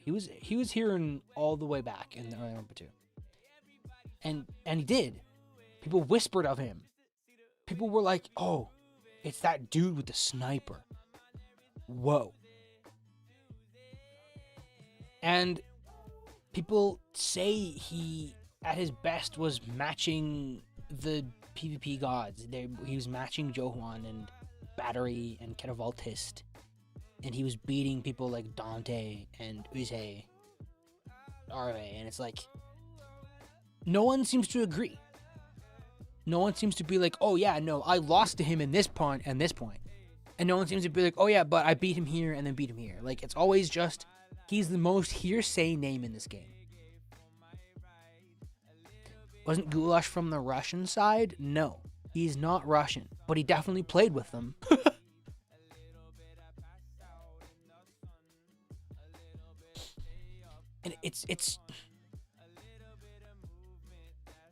The only thing he had was aim. Yeah, and that's the other thing is if you were in his face or in his mid-range, you would beat him up. If you knew how to move around, you'd beat him up. If all you ever tried to do if all you ever tried to do was snipe him, you were fighting an uphill battle.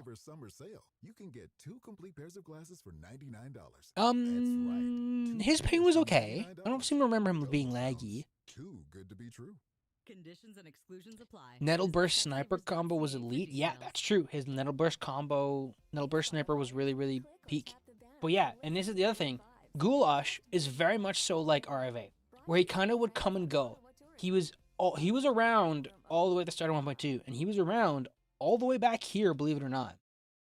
But you'd be hard pressed to find him like on consistently, ever. I think the point where he was the most consistently around would be like late 1.3.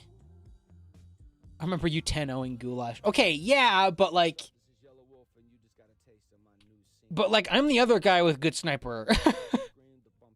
And I didn't suck at movement and swapping.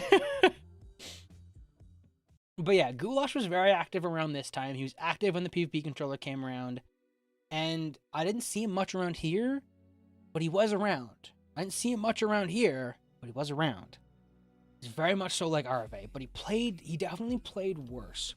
In my head, whenever Goulash played, he always gave Avery a run for his money, but he never beat him.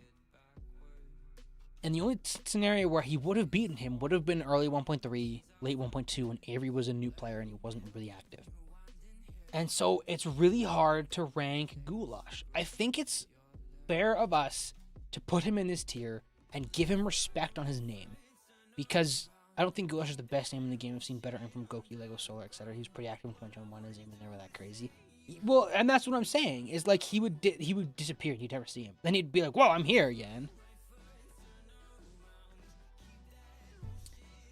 But yeah, I think this era 9 is probably the era he dropped off the most. He stopped playing somewhere around there. He wasn't around when Adimus and Avery, or he was around when Avery was pretty decent sometime around here, but he wasn't like super active. When Avery started to pick up, when Avery got around here, he disappeared. We never saw him. So if he was active in 2021, be fair to the man, 9, that was a 4-year gap at least. Probably closer to a 5-year gap. He was a very good aim over here. And to be clear, 9, I also don't agree. I don't think Goulash had the best aim in the game. I think there were people who aimed better in bursts. I think Solar had really crazy aim for a while. I think I had really crazy aim for a good while. I think R had really crazy aim. I think Adimus had really crazy aim. I think Remote had really crazy aim. I think Asgo and Aujo had really crazy aim. But yeah, it's weird. Goulash could be, yeah, what Beetle said. Most GOAT PvPers had extreme aim at one point. You could rank Goulash as high as there. You could rank him as low as there. And I think you'd be fair. I think you'd be right. I don't think there's a wrong place to put Goulash as long as he's not below this point. Personally, I'm going to put him there. I'm going to give him the benefit of the doubt. I'm going to put him there because he's been around for a very long time. And he's never been terrible. Even if a lot of the time he was not this good, he was never terrible. And I think I'm going to give him a little bit of respect for it.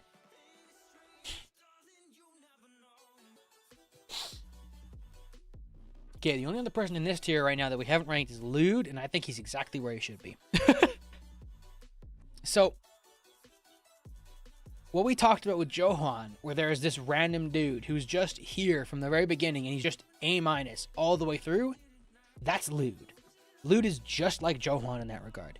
The difference is that Lude comes and goes a little bit, and he never really played properly. Lude never really used the tabby, wings, heat ray, everything. Lude was like, he was A-, but he was more impressive than like Avery and Battery. But it's hard to really say he was crazy because I don't know if he ever really got to A. Defense maxer. Yeah, like Lude was the guy who was like always trying to find something in the meta to abuse. So it was really weird to like know where to put him. So I just kind of always left him A-. And I think that was fair. Lude was wacky. He was good enough at the game to start experimenting in weird ways and make it work. Yeah. Lude is another one of those guys where it's like, if you beat Lude, it's like you're making a name for yourself being an A-tier player. Because Lude kind of knew what was up. Okay.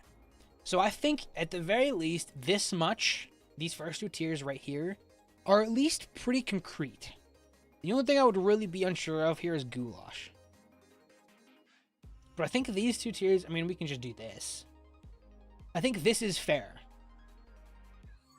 Like, you could put Johan up here. You could put Johan... I would never put Johan above myself. You could put him, like, there. You could put Addy there. You could put Addy there. I don't know. It's pretty close.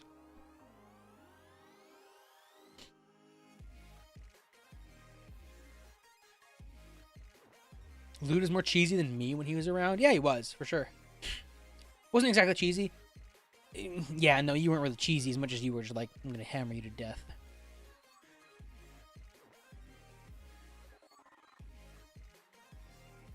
Okay, hold on, Kisho. I haven't done any of these tiers. I just dropped everybody loose just so I could like go through the list and like think about it a bit. Jeez, we're an hour and a half in and we've done 2 tiers. Okay, to be fair, those are the 2 tiers that have the most to talk about. This middle tier has a bit to talk about, and then these guys not as much. Okay.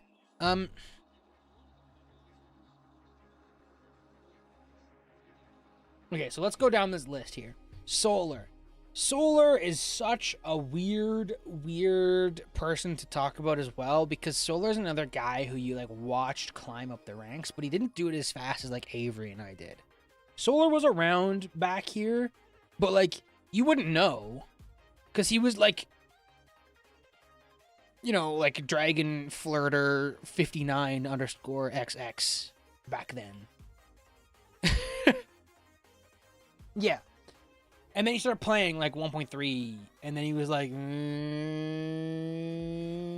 he's still climbing, he's still climbing, he's still climbing, he's still climbing, holy crap, he's still climbing. Oh, he's like pretty decent now, and then everybody quits, and it's like, BAM! Oh, okay, there, and now he's like back down here again. And that's the Solar line, is this like really slow, strenuous climb all the way up, and then he yeah, it's because he autopiloted. And then like somewhere around here, like he was like, oh, I'm using like a tiny monitor, I'm gonna get 1080p. And then it was like, oh, suddenly he's like a B+ PvPer. And then he like kind of was like hovering in this area for a while. And then like Avery stopped playing, and then I stopped playing, and then Beal came around, and you never saw RV again. And then it was suddenly like, whoa, Solar's playing like every day for like 10 hours a day. The dude's not stopping practicing. Holy crap, he's A-. Okay, and then we never heard from him again. And then that's the Solar legacy.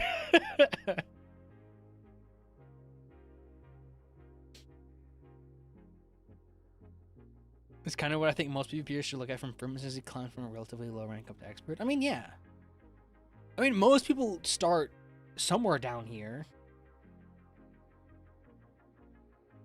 It's like, if you start playing at any point past 1.2, you start really low. If you start playing at 1.2 and you're using endgame gear, it's like you don't usually start at the bottom of the barrel because you play for a week, and then if you're paying attention, it's like, oh, I shouldn't use much Terrorblade, I should use more Hammer. Oh, I probably shouldn't use like SDMG, I should use Heat Ray. And then it's like you use those and you're like instantly like C+, like on the verge. It was easier to get to an acceptable rank in 1.2. It was harder to go from C+ to B+ in 1.2. Or I guess to like A- would be where you put it. Like that jump was pretty rough in 1.2, but it's been a lot more smooth since then because you've metagamed the game a ton.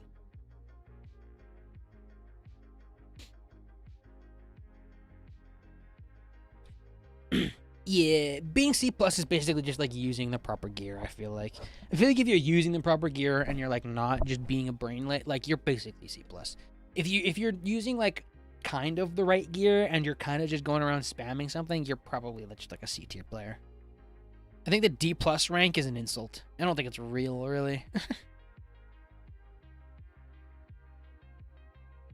Yeah, well, that's what I said, Solar. Like you were around here, but you were like your username back then was like Dragon Humper 55. Like you weren't a person back then.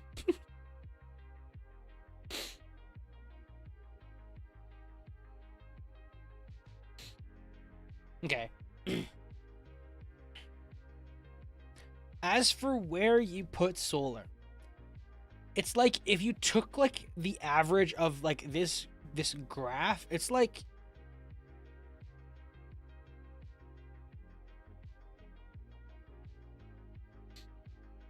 it's hard. It's kind of hard to know where to put these people.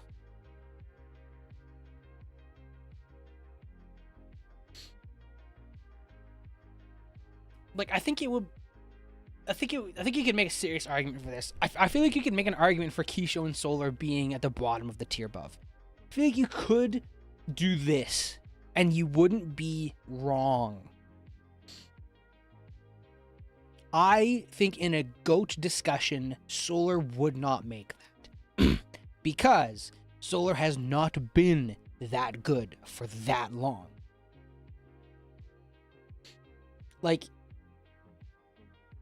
it took him so long to get somewhere, and I don't see this and go, oh yeah, this person was like a B tier, like a B minus for 5 years, therefore half of their lifespan is them being bad, therefore, like bleh. Where did they just go? Is it on there? Like no, I don't think so. But the amount of time he's been really good has been relatively short. Like he himself was like, yeah, I had a crazy peak, but then like never again. He's been B plus for a very long time. There's a very solid like year and a half where he was B plus, and then I don't know if he really dropped off this hard, but like he's probably still around this area. So he should be up here, I think. He should be, like I think this is fair, really.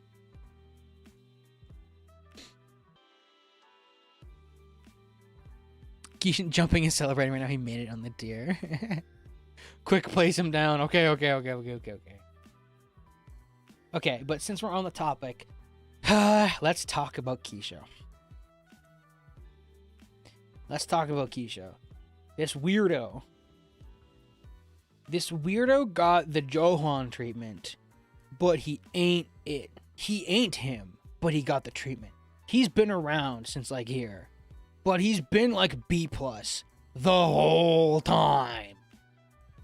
Like, he was like, oh, Hammer's really meta. I'm really good. Oh, Hammer's not meta. I quit. And then he came back, like, here. And then he's like, oh, PvP controller. Oh, Hammer's kind of meta. I'm big again. And then we kind of, like, nerfed Hammer, and he kind of just sat around here. And then, like, over time, we were like, Hammer's fun. We should probably keep Hammer good. And the Hammer got better, and he was like, oh, I'm a little better than the B plus nobodies. And then like he kind of like around here is kind of like depending on what flavor of like external source he has in his kit at the time. He's always been the Hammer heat rate guy, but like sometimes he's like, oh, Clockwork does 55 a hit, that's crazy, and then he uses it nonstop and it's like, okay, you're B plus.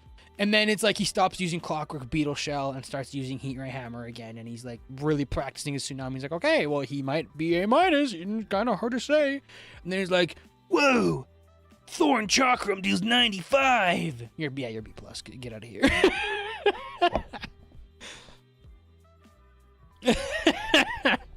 Like, Keisho is that guy. He's been around for basically forever. And he's been pretty good for basically forever. But he's never really been like him, Like we could name this tier him. It's like you're in this tier, you're him. You're that guy. Your name gets tossed around in conversations and talked bad about because you're good at a video game. You're that guy. You're him. Keisho was never really that guy.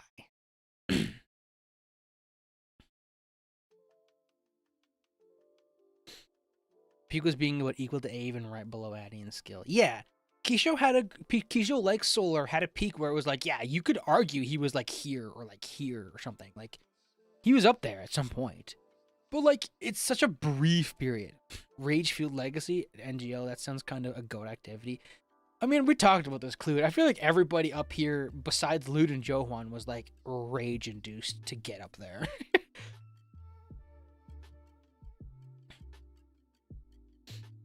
I would argue I'm bottom of him just because of the inconsistency. And I think that's fair. I think, like I said, I think you could argue, like, Kisho's peak was, like, there. Or, like, maybe there, maybe. I'd say there, probably. But, like, it was the briefest of peaks. It was, like, a whisper of Kisho being A-.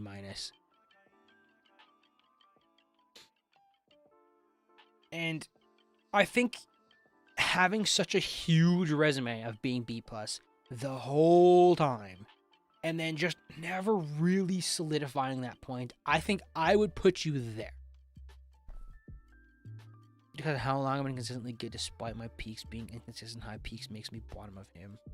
Yeah, like that's, I don't know, like you're not wrong, you're really not, but I don't know. I think that's cleaner. I think I would go with that. No, you haven't. You've not been good in every meta. You didn't play in this meta because Hammer sucked. You weren't around in that meta. Hammer wasn't around in that meta. The people who were around in this meta make a name for themselves because this meta was terrible. This meta was like Nebula Blaze, Daybreak, Sniper, like RCS. Like you had to like really push yourself to be good in this meta.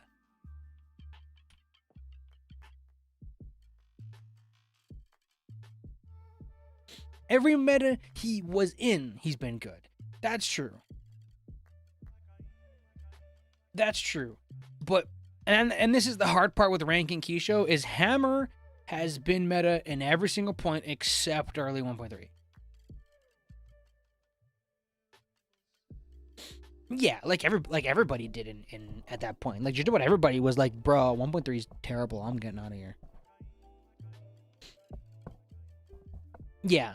I agree with RV. Like I feel like, yeah, what Johan said. I feel like if you are a name that I see crop up and I'm like, whoo, that's a person, that's a name. That was someone you would be like, oh, if I beat this person, you make a name for yourself. Like that's the him tier. And I don't think Keisha was there. I think Keisha was right there.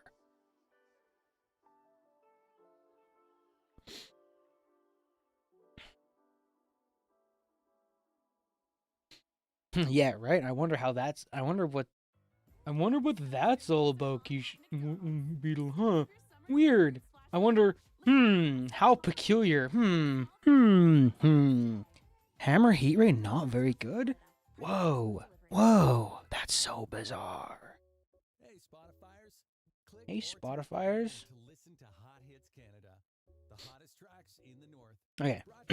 Except me, because I load out Max. You and me for real, Beetle. We were just always like, man, Hammer sucks. I guess it's time to use Flamethrower. Guess it's time to use the Hex Doll and Point Blank Dark Harvest. Yeah, what Johan said. Laser Rifle maxing. Here I can stay dead, I agree. I miss old Heat Ray. I think old Heat Ray was still kind of stupid, but like at least it was, you know, manageable. New Heat Ray is crazy. Anyways, I'm happy with all this up to here. Who even is this guy? Who is this weird, arrogant, toothpaste named admin who had his foot up his own bum? Who the heck? Where? Why? What is this? Who are you?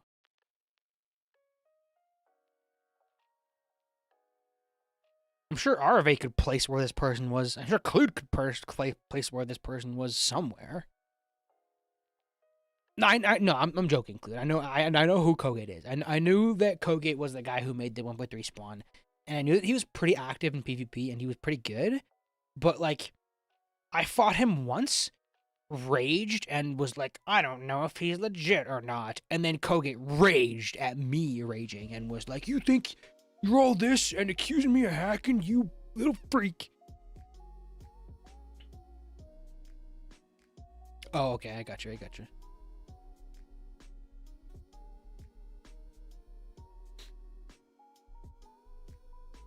Yeah, no, I don't think Kogate was any higher than like down here somewhere. He wasn't very active, and yeah, he was a sniper. I think if I had to drop him somewhere, I would just put him at the bottom of this tier and call it a day. But I think realistically, I'm putting his name up here just to be like, I remember him. I know he was a good player. I don't remember how good though, so I'm gonna put him in the bottom tier. I'm just gonna be fair to myself and to everybody playing this. I don't want to put him too high. I don't want to put him too low. I'm just not gonna try. This tier list is public. You guys can make your own version of this if you feel differently. Cough, cough, Keyshow. You can just make this same list, but put yourself one spot higher, Keyshow. I don't care.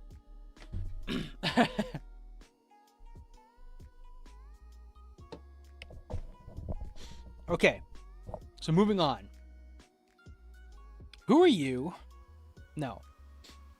We all know who Last Remote is.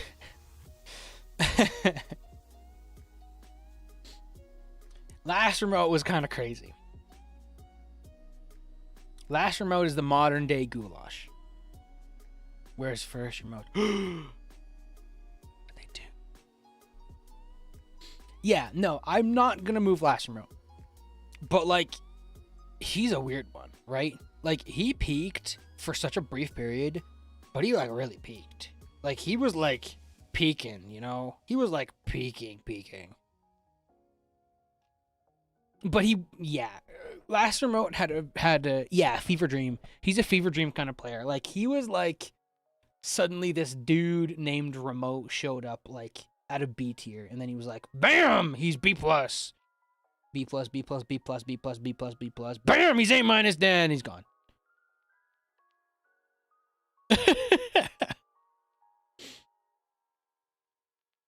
I did too. I hated his use of his yo-yos. But yeah, this like, I guess I should. Whoa. But yeah, like that line like just shows up and is like, B plus. It's gonna gotta be above a layer. Oops, hold on. I'm on that layer. I should be on this layer. B plus. Bam, gone. This dude has like the solar resume, but like he vanished. And he never came back. So he's below solar for sure. But like, how far below solar? I don't really know. Sure, for like 10 minutes was really good and then left. Basically. As far as I'm concerned, Last Remote is an alt. Like, if you told me Last Remote was a Shinden or a Sash X alt, I would believe it. Wasn't he a TT alt? Yes, he was a TT alt. That's what I'm saying. You told me Shinden was TT, i.e. Remote, I would believe you. I'm not saying he was. I'm saying I would believe you. Because he was here for so brief and then he vanished after being so good. I would believe you.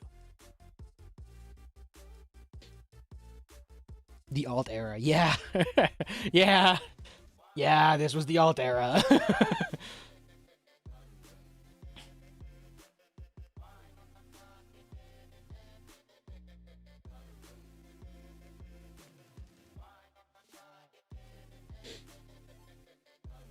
Every era.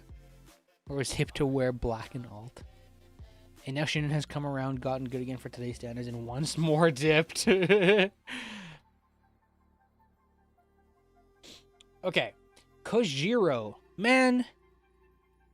Can we just put this guy as an honorable goat? Like, I know he didn't, but he like invented PvP in my head. Like, he was that good, basically. Like, he was, like, very arguable A-, but he never really got A-. But, like, he has like Johan tier, like inventing the meta and like popularizing it and like popularizing terms, and then people like catching on to it and just being like, yeah. Oh yeah, no, I still have him. I still have Kojiro added on Steam. I see what he's up to all the time. He's cool. I like have talked to him like a fair bit in DMs and stuff. Koji is like a real one, like a real one. Yeah.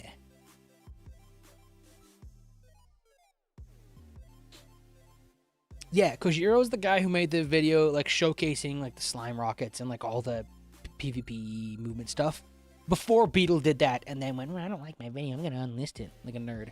Yeah, that was Koji. Koji did that before Beetle did. Koji had sniper like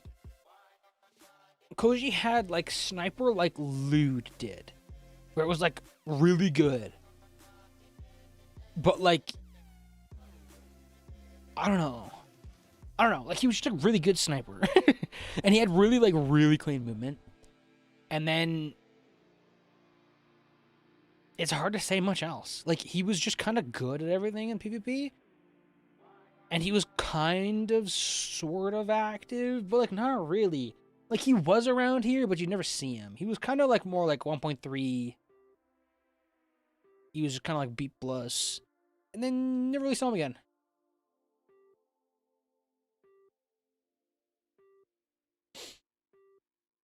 Koji is a weird one. He's an awkward one to rank. I think if you highball Kojiro, you put him there. I think if you lowball Kojiro, you put him there.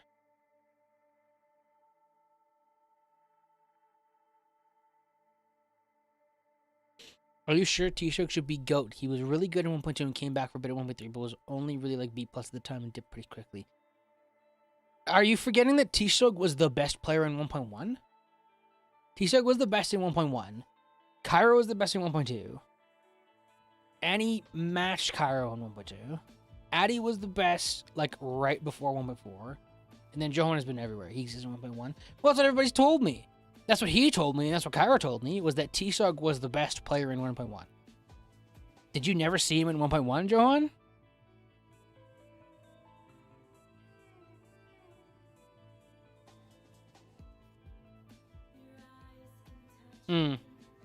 It could be that he wasn't there, or that he like didn't play on that name much. Fear thought TShock was insanely good in 1.1. Never saw him in 1.1, but I was barely pleased being then. Yeah, the community in 1.1 didn't really seem to take off at the time, so I don't blame you. And to be fair to you, my 1.1 legends were Squishy and Lucifer, but I don't y'all know them. Yeah, no, I don't know them. To be fair to TShock, like 1.1 PvP, strictly speaking, was not as difficult as these. So like, it's very fair to think that even in 1.1, he's probably only like B+. But like, I don't know. I feel like I need to put status on his name. Like, if we want, I can do here. I'll do this. Okay. Okay, you guys, you have to realize if I move TShock into his own tier because he was the 1.1 GOAT and we don't consider that, you're putting me in the GOAT tier. Because I want 5 people in the top tier. That's my plan, is 5 in the top tier.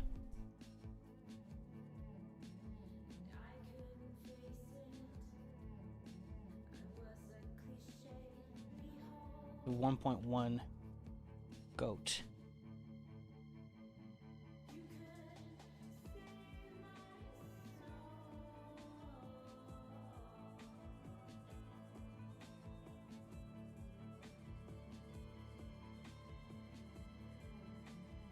Stroke your ego more. I don't need to. I know who I am. Previous ranking was better.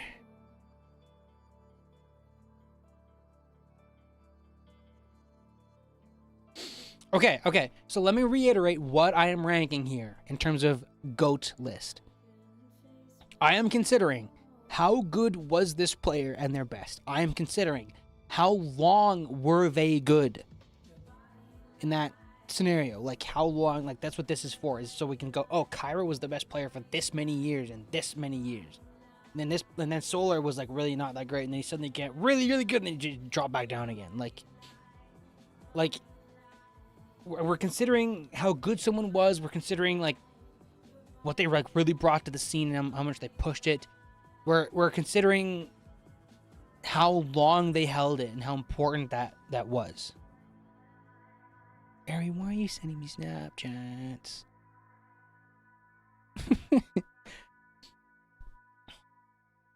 Like, I'm not against this either. In my opinion, I would just do this because I think that TShock deserves it, even if the 1.1 stuff was not as impressive, and he wasn't as great in 1.2, and then he never was around in 1.2 before, and then he was kind of okay in 1.3 onwards. Like, I think I would put that there, but I mean, I guess that's fair. I guess if we're being really like literal, like no, we're doing this very in order, I think that we can do that. I think that's fair. My stopping at my peak would felt insane. Like maybe mid A minus was so fun with it, but now it's bad. Oops, I misclicked.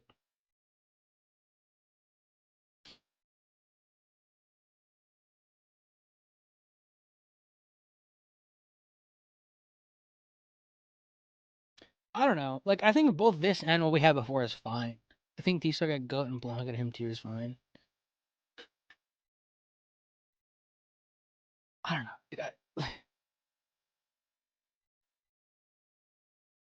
I'm just gonna do this. I'm gonna do this. I think this is fine. I think this is fine. I think being a pioneer puts you in GOAT status.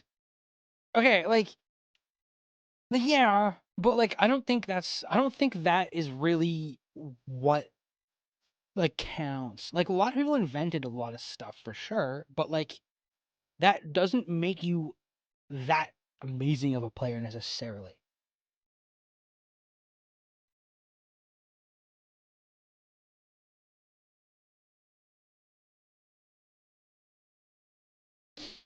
Okay, so here's the other thing.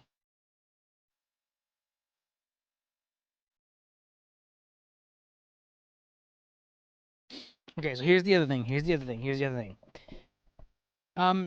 There is look, 1.2 was the golden era of PvP. It was the biggest. There was the most competition for sure. It was also not very metagamed, and it was slower. Undeniably, it was much slower.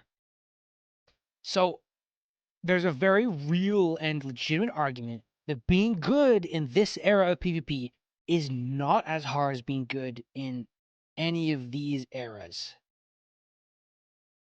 And I think that's probably true. Just strictly speaking, the eras of today change more because of active updates. It is way faster. The meta is way more diverse, like way more diverse. And there is less competition and less servers, but everything's way more metagamed. There's more to think about, more to do, bigger monitors, faster refresh rates, etc., etc. You can learn off of people way better, etc., etc.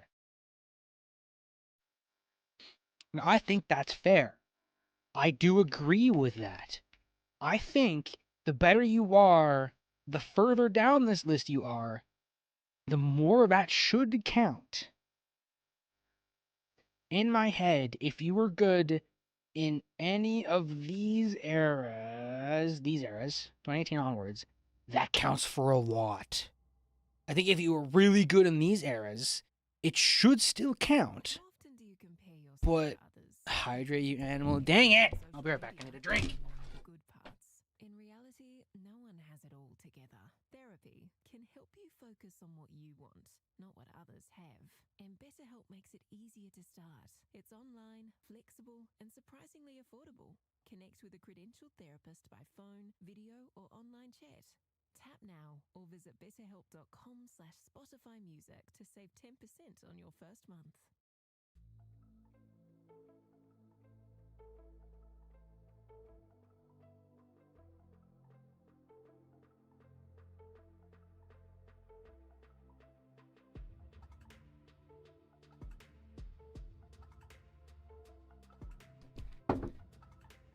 Okay, I'm back with a glass of water.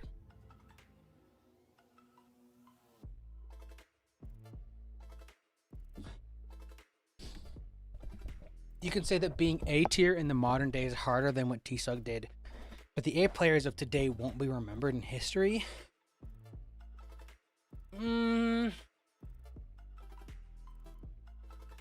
Being, yes, being good in today's day and age is better than being good back then.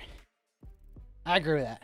But I don't think being an A tier player in today's day and age means you won't be remembered. I think that's kind of cap.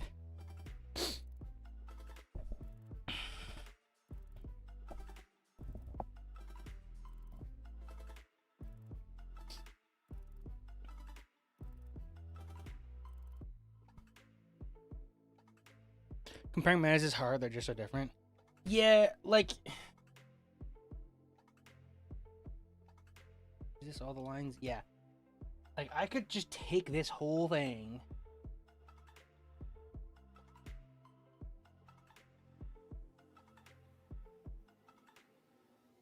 Oh. That? No.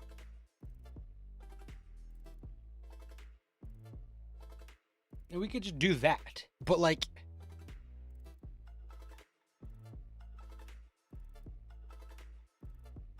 And that's not... I don't disagree with that.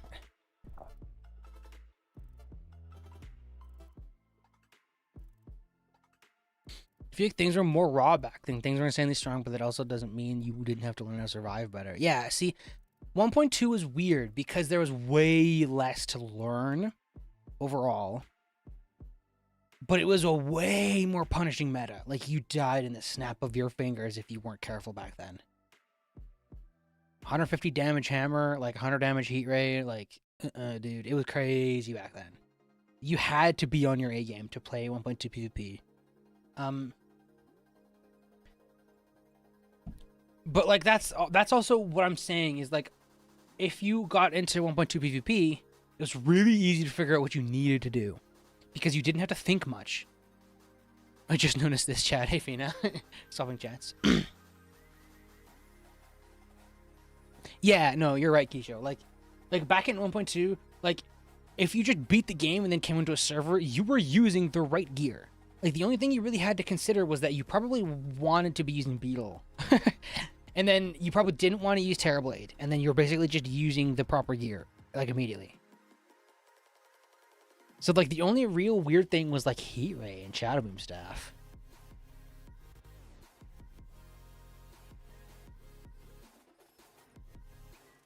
Yeah, Amandara, I think that makes you a goat. Hard locked myself out of my PC for a day. Yeah, it was, like, easier to get to, like, a point of competence in 1.2. But as a result, being good with those tools and how ridiculously strong they were, you had to be really good with them, and you had to be really careful. I feel like the players at the top back here really were just as good as these players. I really do feel like it. But I feel like the, like, mid tiers, I feel like the, like, B- to B+ was, like, very different. 1.2 really rewarded absurd APM main prediction in game sense. Yeah. I mean, so does today, though. Like, movement has never been faster. Movement is crazy nowadays. Like, I see people on PvP Lounge being given B+, and I'm watching them, and I'm like, dude, this guy moves like UOA in his prime. Like, it's crazy how fast some of these people are. That's just the standard. It's like Smash Bros. Melee. Like, if you watch the movement from, like, 2010 Smash Bros. Melee, it's like, yeah, you can argue that Armada is the GOAT of all time in Smash Bros. Melee. But if you watch his movement, and then you look at, like, some of the movement of, like, today's top players, it's crazy. I just did, Ari. You watch the movement of, like, today's players, and you're like, yeah, these guys are way faster than Armada was. Does that mean Armada's not the GOAT? No. No, it does not. But it does make me think that the players between, like, the top 5 and, like, the top 50 of now are way better than they were back when Armada, Mango, Mewtwo King were the GOATs of Smash Bros. Melee. And that's kind of how I'm thinking of this as. Like, I feel like Cairo and Annie are just immortalized. Like, it was so hard to be that good in 1.2. It was crazy. But, like, yeah, like, Kisho and Tisu and myself and Koji and, like, these other people who were really good in 1.2, like, you could get B+ spamming North Pole Razor Pine Blizzard staff, bruh. It wasn't it. It really won't it.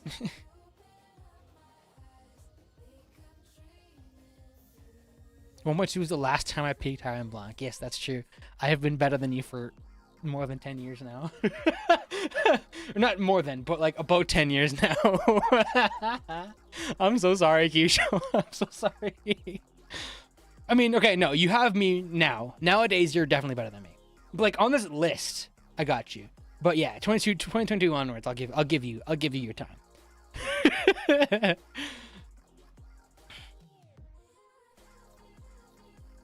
Blizz was fun. North Pole was obnoxious. Like, put that away. Yeah. Blizz was also obnoxious, but like at least Blizzard was like unique, you know? Anyways, I wanted to put that out there because I feel like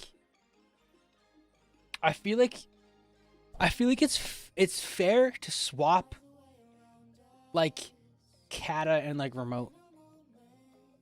I'm not putting Kishu in the second tier. No, that's a joke. I'm kidding. I'm kidding. I'm making fun of him. But like legitimately, I do think this idea is fair. Of like, Kata wasn't around in 1.3 onwards, and he wasn't like the peak of 1.2, but he was good in 1.2. Battery was around in 1.3, and he was still really good. What made you come back to PvP? A few things. Okay, one. I quit beforehand. I'm sorry, this is a complete unrelated side tangent. I just got asked why I quit.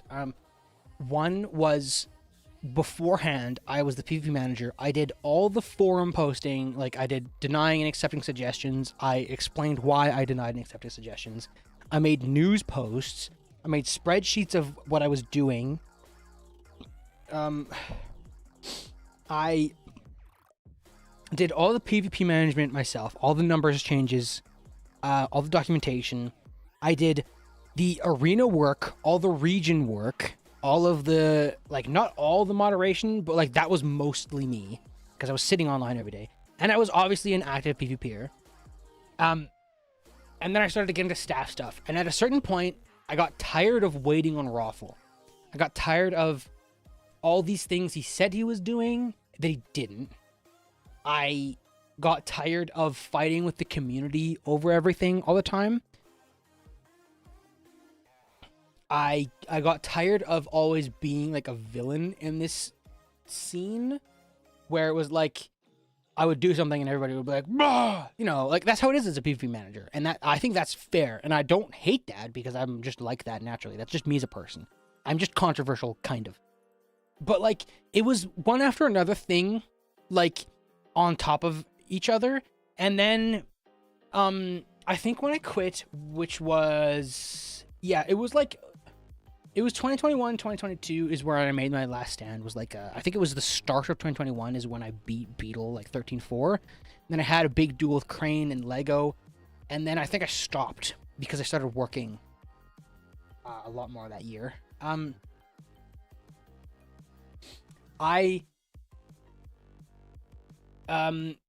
do I even explain it? I don't really want to like really rant on it.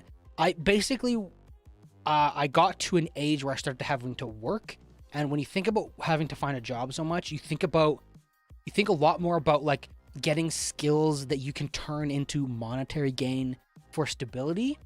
And I just thought PvP takes up so much time and so much energy, and I'm not getting anything out of it. Like, I will never get anything out of it other than raw entertainment. That is a fact. That is never going to change. So it was all the stress of it, plus there was a lot of other games at the time that I was like, I want to play this more. I wanted to play more Genshin. I wanted to play more Monster Hunter. I wanted to play more Risk of Rain.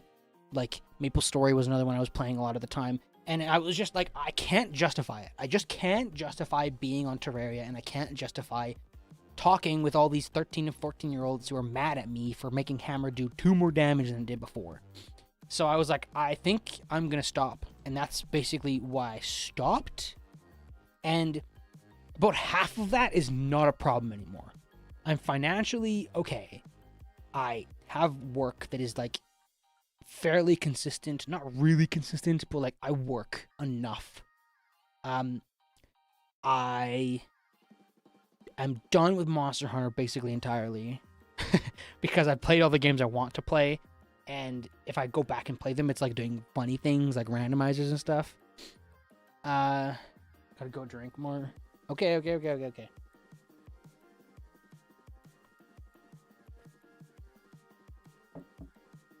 But yeah, all that's true, and then I'm not gonna come back and do staff. I'm just not stuff. I'm not doing staff stuff. I don't care. Oh my gosh, I just did hydrate.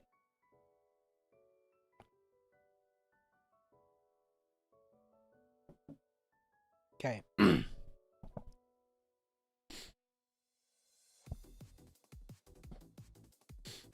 Anyways, yeah, there was a lot of stuff that a lot of the stressors went away, and a lot of my I want to play other games has kind of dwindled out a lot recently.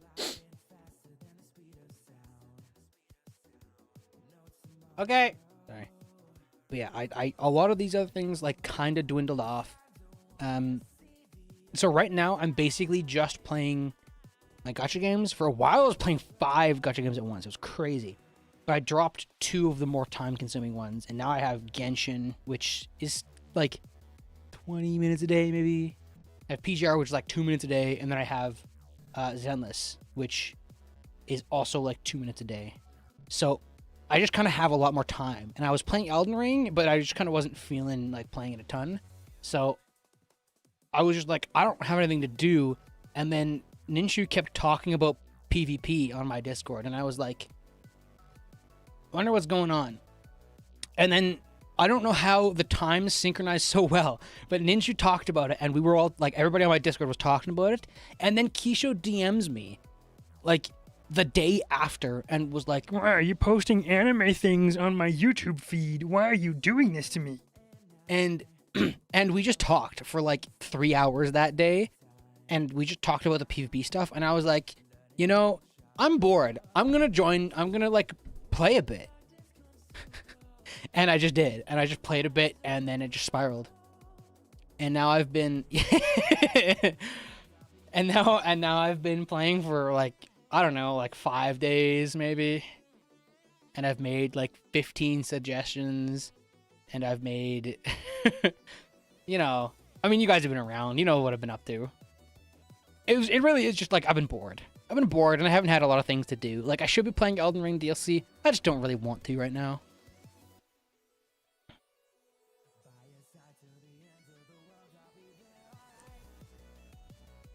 Okay, I have to get some laundry real quick. I'll be right back.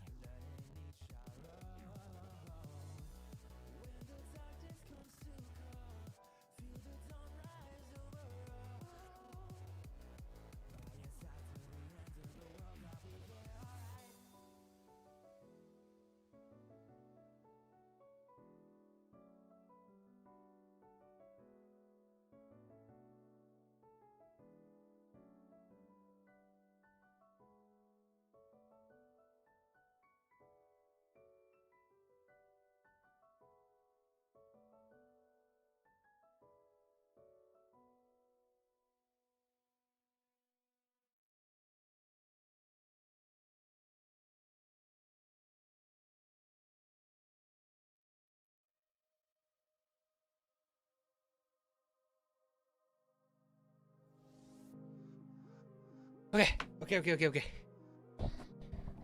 I'm back. Just had to get laundry out of the way. You know, I'm a good family man. You know, like Madara said, I'm financially stable enough to support a family of 6. So, gotta keep the family going. You know.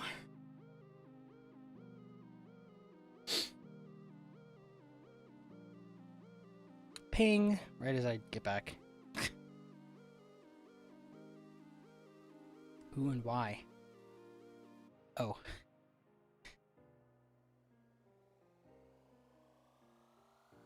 Okay.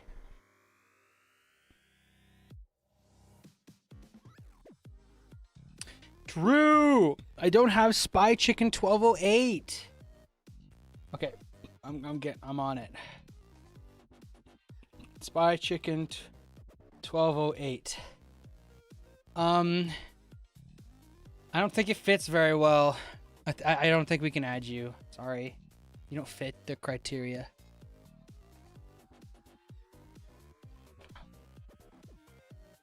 Your name has to fit in the brackets to go in here. Didn't Cairo hack? There was no proof of Cairo hacking. There's a lot of things that make him really weirdly suspicious. There's no proof. No proof. Oh, I'm sure I could make this a 4-hour stream if I wanted to, Hellfire, don't worry. Anyways, yeah, let's like actually do a bit of tier listing here.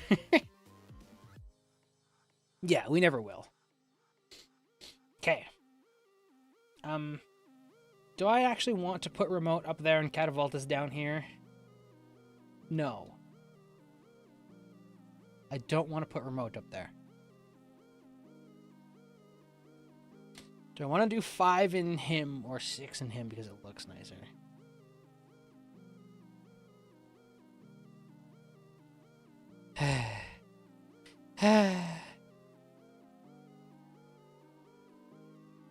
That's fine. Okay. Lazy Song in my head is identical to capabilities as Kojiro. Like, identical. But he was less active. 5-5? Yeah, I agree with that. Just to make Keisha mad. But yeah, Lazy Song, I remember fighting a good few times, and I always remember being like, is this an ultimatum alt? Is this a Kojiro alt? Is this a Goulash alt?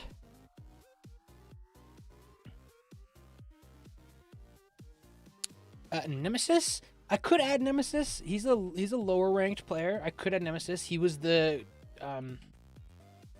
DG best player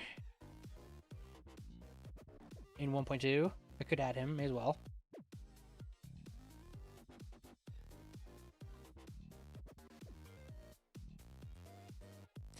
Nemesis. Pretty much nobody here will know Nemesis, but you and I, Solar, but that's okay. Nemesis was like... He was B-. I don't think anybody could have gotten to B tier and on DG back in the time, I'm going to be honest. He was pretty good, though. Few PvPers consistently great through multiple metas are those who have peaked exceptionally high like A, and ideally both to varying degrees. A-.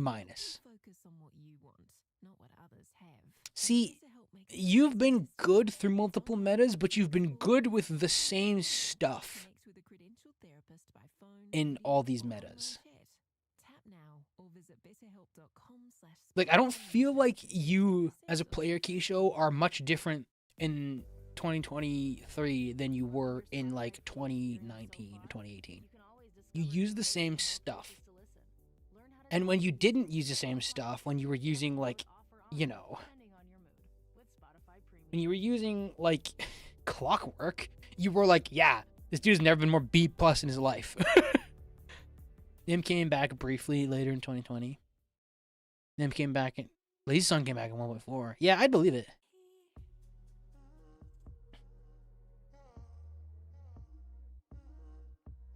I know, Keisho, but, like, that's what I'm saying, is, like, you were spamming Clockwork because you hated it. Avery was spamming, like...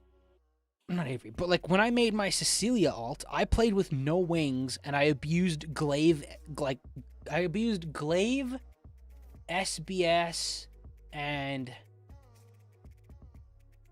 something else I'm not used to. Like Marrow.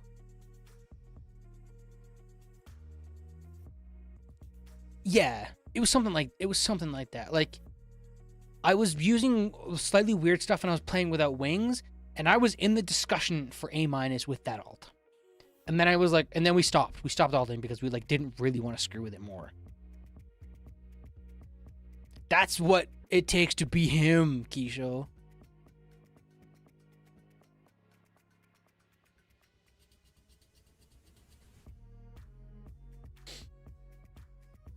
Okay, anyways. Unironically,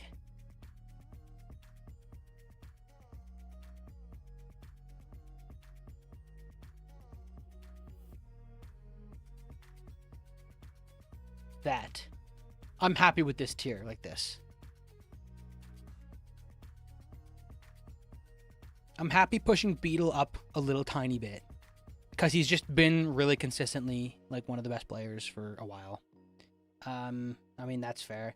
I'm happy pushing Ultimatum a little above Kata because Ulti was relevant. He was a little worse than Kata, but he was relevant for a lot longer.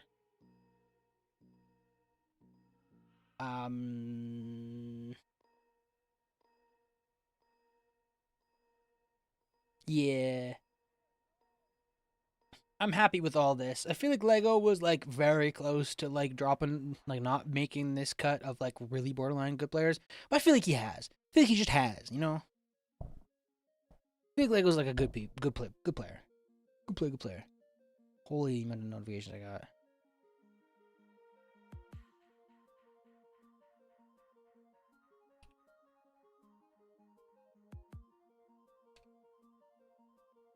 So many notifications.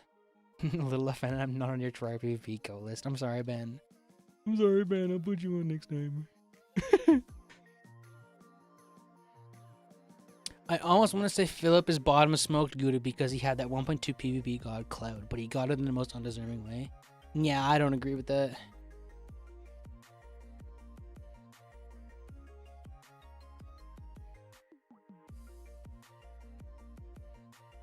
Yeah, that's true, Beetle. Like, that still got you, like, really far. Like, I hear what you're saying, Keisha, on Philip, but, like, look at it this way. I beat the same guy that Philip got PvP god off of in 1.2. I don't remember what his name was. It was, like, Cookie something. It was some PvP god who was, like, really inactive, and then they came back for, like, a week. And Philip and I beat him up a bunch. My brain wants to say it was something like that. I don't remember his name. But yeah, no, I beat him as well, but I was like, I don't want it off of you. You're very obviously like not playing well. You're very obviously like rusty and stuff. I don't think it's fair. Philip did not. Philip was like, no, I want it. Lucas, one of the super admins on Dark Gaming back in 1.2, his IRL name was Lucas. Joe Huang Hunt PvP god, you numpty.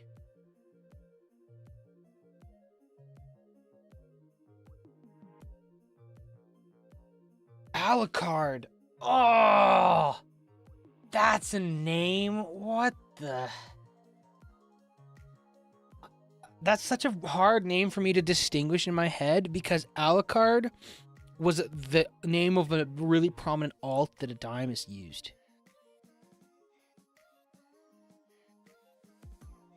I know it's not, but Alucard is in my head with Morgana for being the same person but not a girl. Just like some sniper person who wasn't really a PvPer but was like pretty good at PvP. Yeah, Alucard was weird. Okay, I'll put them on here just because.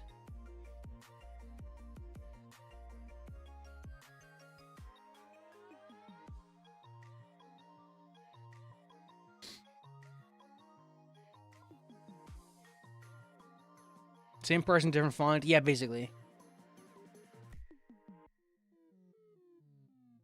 Yeah, so you'd be remembering Alucard's as a Dimus' alt. Yeah, I'm putting Alucard somewhere in this tier probably. Big low. Arbitrary asked about where you think Casimir would fit into this. I know nothing about how that dude plays. All I knew is that he did not like me.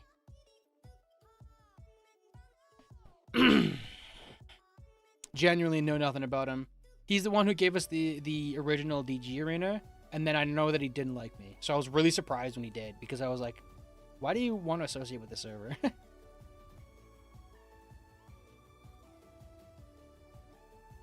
I assume everyone I don't know is a sniper. Probably true. That's probably true. Okay, okay. So next group of people. So Tisu in my head has been like the staple middle of B+, never moved in his life. Like, Kisho's made a name for himself by staying around for so long and like arguably being A- a few times and stuff. Tisu was like climbed with me in 1.2 and we were like about as good as each other. I was a little better than him. And then he just stayed with me the whole time. Whenever I was playing, he was playing. And he's like never been better than B+. Never. But he's like always been there. It's weird. So like he is where he should be on this list. Yeah, Tisu freaking out and being racist for some reason on my Discord. Real weirdo. Vanilla Sniper mainly facing the reality of modded PvP.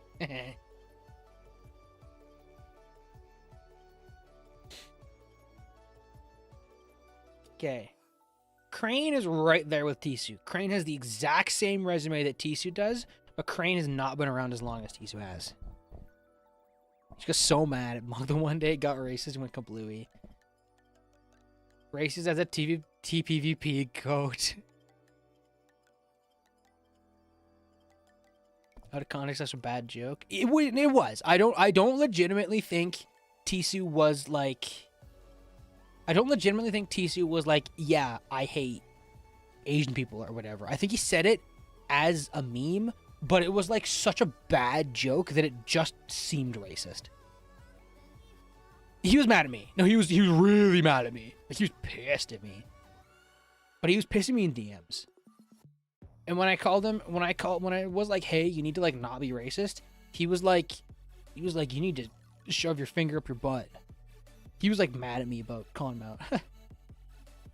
Probably Madara. That sounds like something you would do. Okay. Tisu there. Crane right behind him. Aojo right behind him. Madara, what were you saying about Aojo in this tier? Do you not remember Aojo being like a really solid B+ player? UOA right there is somewhere in there. Alan was better than these people. Aojo was worse than me. Well, yeah, he was.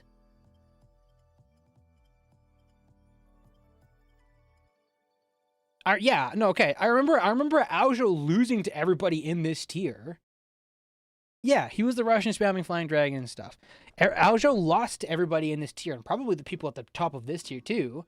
But then when he had like a while where he got really good, he was really abusing flying dragon for sure. That's why he beat me. But he was still like really solid for a while. I don't believe he should not be in this tier.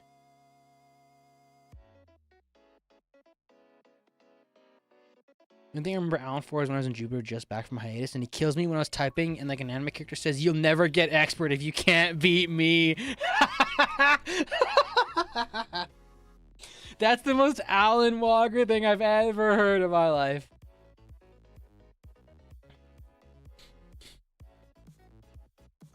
You're thinking of someone else, Glued. Calvin was the person that Steph was dating, which was, what was Calvin's other username? Sinku. S-I-N-C-U. Different person. Sinku was like B-.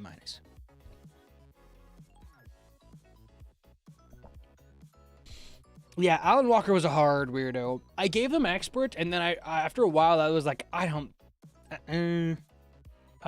think so. He kept saying swagadocious for some reason.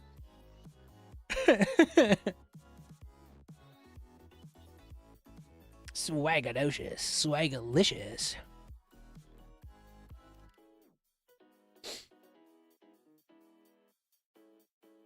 Yes, Loptier is also Alan. A lot of people here probably know them more as Loptier, like that.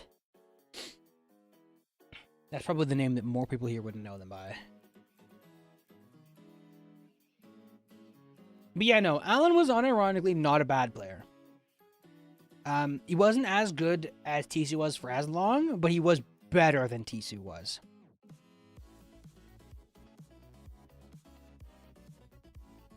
Shut up, you Shinden wankers. I'm getting there.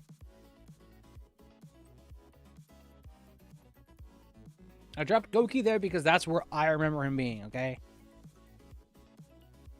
And on this note, Greg is better than these people.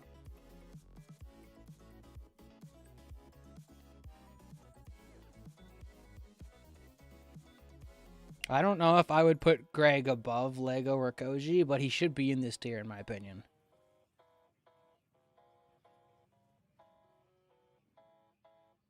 I mean, he should be a GOAT because he's the one who paid for the Jupiter server, so he's the one who frickin' invented PvP. But being real, he should be somewhere in here, like probably like there.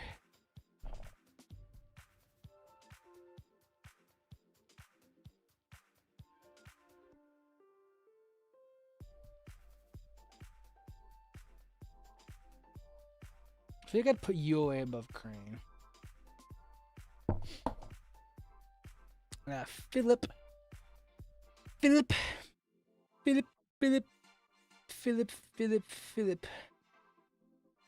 a freaking weirdo. I think I just gotta put him like there. Philip consistently beat UOA. Philip had the D+ consistency because he was nothing but a cheeser in like literally every single scenario. But he never lost to UOA, like ever.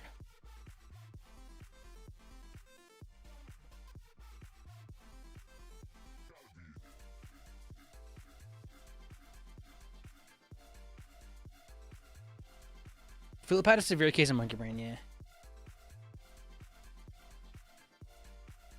Gwen? What are you doing here? Don't you have, like, a life? Don't you have, like, rap songs to make? And Philip lost to Mikazur.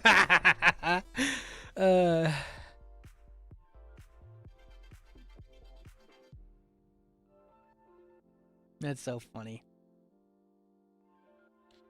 You could put Philip anywhere in this tier and I wouldn't disagree with you. Like, he consistently was also better than Tisu at one point. But he did. He also probably lost to, like, all these people at some point. Karasane probably would have beaten him at some point, too. Like, Philip was such a weirdo.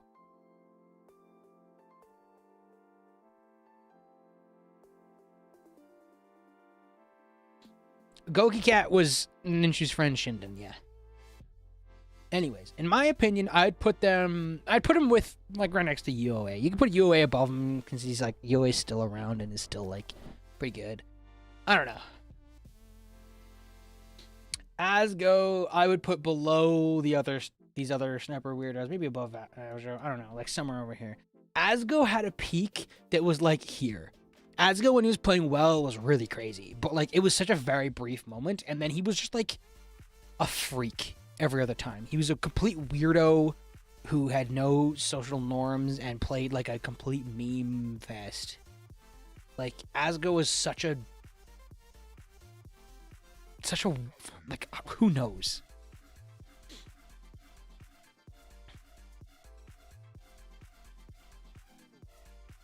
Asgo was garb.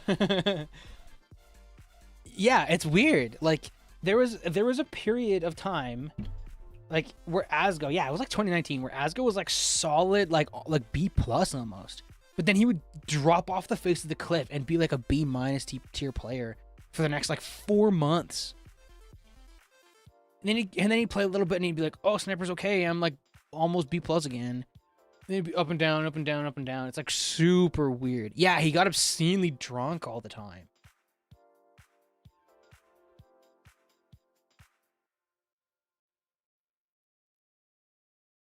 Yeah, that makes sense, 9.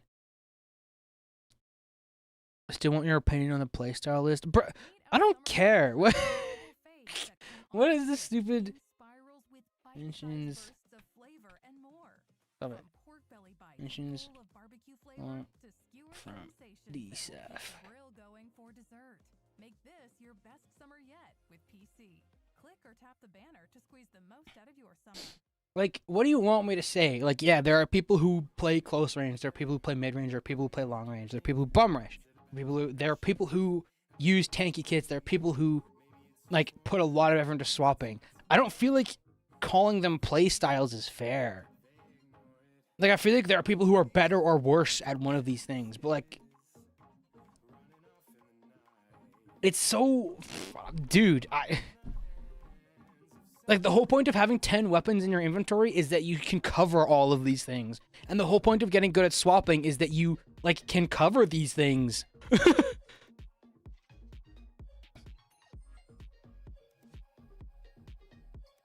Like this? We call this A-.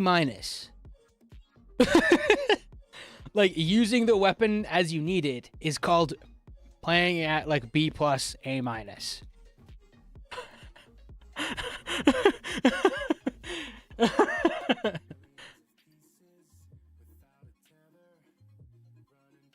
Like, tank is not a playstyle. That's an armor set. Bum rushing is also more of an armor set than a playstyle, but it is like a bit of a playstyle. Like, it's, yeah, what RV said. Like, realistically, you should kind of shift how you play versus different people, and that's why a lot of people, like, in my opinion, got hard stuck like B- because they didn't. They would just do the same thing and autopilot everything. Last interaction with Asgo was him sliding into my DMs, calling me Madeira-san, asking if I wanted to join a Discord full of his buddies. Is lounge still used? Yeah, kinda.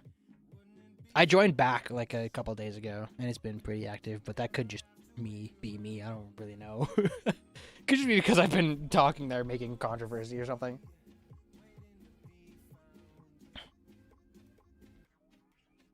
Anyways, yeah, Asgo, I'm gonna leave him there. Because I feel like he had good peaks and really low valleys. But he was, like, pretty, like, okay most of the time. Okay, Madeira. This is so... what was it? Someone the other day was like, who's the best PvPer on DG nowadays? And Beetle was like, me. And then someone else was like, Madeira. And I was like, really? That's the world we live in?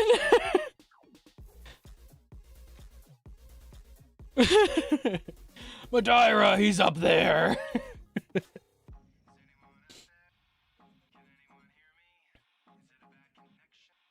Whoever said Madeira was trolling, like, I think I backed them up because it was funny, but it's mad for real. I don't know who this Beetle guy is. Yeah, the only guy I know is this DSAF XP fella.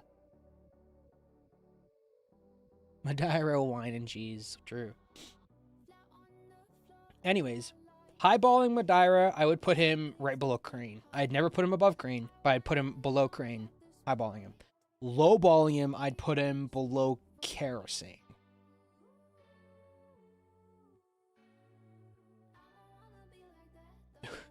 Where's Labita? I mean, Labita should be on here if I am. Okay, fair. I'll add Labita. I was very unsure about Labita because he's kind of a newer player. Yeah, I'll just add him just because. May as well, right? I feel like I only know Madeira for AFKing and FFA. That's too real. He's like somewhere there. Okay. But yeah, no, in my opinion, highballing, like, there. Lowballing, like, there. Averaging, like, yeah, I feel like he could go in the Swiss tier. I feel like that's fair. Like, I feel like Madeira's always been someone who's, like, attentive and, like, good at the game, but he doesn't try, he doesn't practice. So, like, his mechanics have always been mid, but he's, like, attentive. So, like, I feel like bottom of Swiss is very fair. I feel like if Madeira put in, like, the work to, like, actually practice his mechanics, he'd be up here for sure. Like, bottom of these tier for sure, but he just never really did. And I mean, that's fair. Like, if it's not something you care about, then why bother? Labita, I'm going to leave right there. Oh, yeah, Morgana, I'm also leaving right there. I don't know how many people remember Morgana, She was very active in the very start of 1.3 all the way until like 1.3.2. Yeah. Morgana stopped playing around the time we got the PvP controller up. Ugh. So yeah, like Morgana was like B-ish for that long. Like a year or two.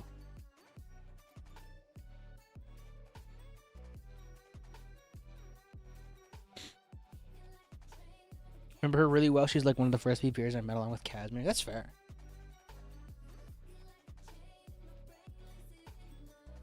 We haven't done these bottom 2 tiers, Gwyn, so don't worry about it yet. But yeah, Morgana was like pretty good. Morgana had like really good sniper during the era where sniper was like the most important thing ever. If Morgana was more active, yeah, I should move her down then. If Morgana was around more, I would be more willing to move her up. But like, yeah, it's such a small like chunk of time. Whereas Crane has been here basically also since like 1.3, and then he's been like that, like a lot like Solar, and then he kind of like hard flatlined. So yeah, I guess Morgana shouldn't be up there. Does it go def above Morgana? Yeah, that's fair.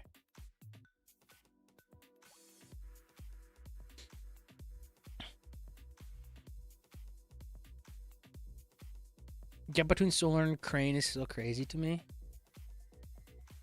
Okay, well, like, I got a shot. I'm sneaky. Send me this channel so I can make my own. Yeah, I will. Don't worry. The thing with Solar and Crane is like realistically, they were really close for a very long time, but Crane got 1080p before Solar did, and didn't really ever push himself. Yeah, he's always kind of played a little bit like weird and silly. Crane has. Not to say he doesn't put an effort, but like he just always kind of played more for fun. Where Solar like really pushed himself. Like really pushed himself and like really practiced. I don't think I've ever seen Crane practice. Ever. Like a 1080p monitor. Yeah, like 1920 by 1080. You know? 1920 by 20 by 1080. Yeah, 1080.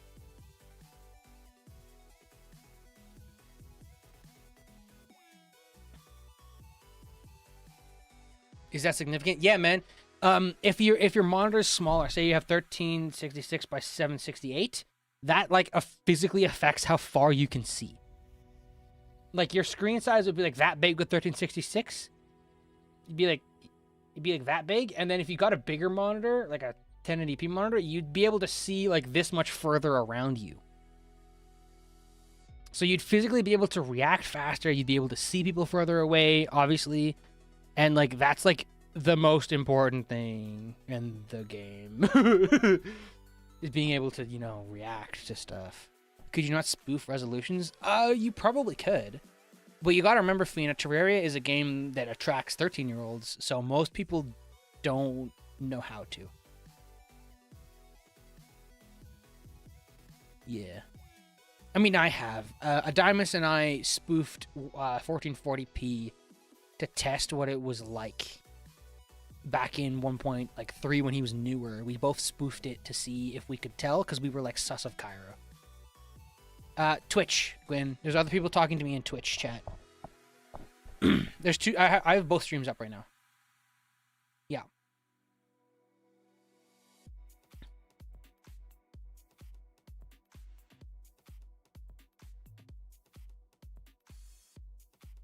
Yeah. Okay. I'm happy with that. I'm happy with Lobita there. I'm happy with Gwyn there. Gwyn in my mind made a solid argument for himself being like high B tier. But it was a very brief period before the dude was like, I'm gonna go play Genshin Impact, and then he never looked back. And then I never saw him play games ever again because he quit Genshin like a week later because he was like, "Wow, this artifact system sucks."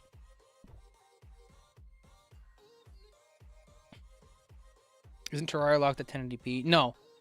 You can go to higher resolutions, but it doesn't do anything outside of making your sniper scope go further. you can mod the game to go further. I have the modded client, I think. Right? Yeah. You can mod the game to go further, or if you play T-Mod Loader, it goes further naturally.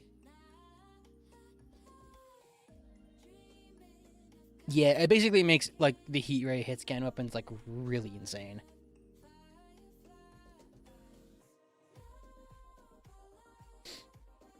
Okay. I'm happy with Lobita there. I'm happy with Gwen there. You. Who are you?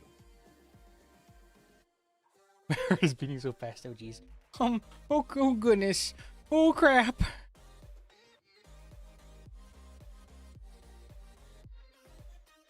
Clued is such a weird one, man. Like, I feel like for like his entire lifespan, Clued was a B- tier player. But I feel like Clued was like, I'm gonna float around in full Shroomite armor and use nothing but revolver player. Yeah, you got it right on the dime, I think, Clued. Like, I feel like you had the ability to play like as good as like Crane did, at least. But like, you just didn't care. You were just like, okay, but that's cool. But what if I floated around in like a sparkly, like all bright gold vanity and spammed chain gun with exploding bullet?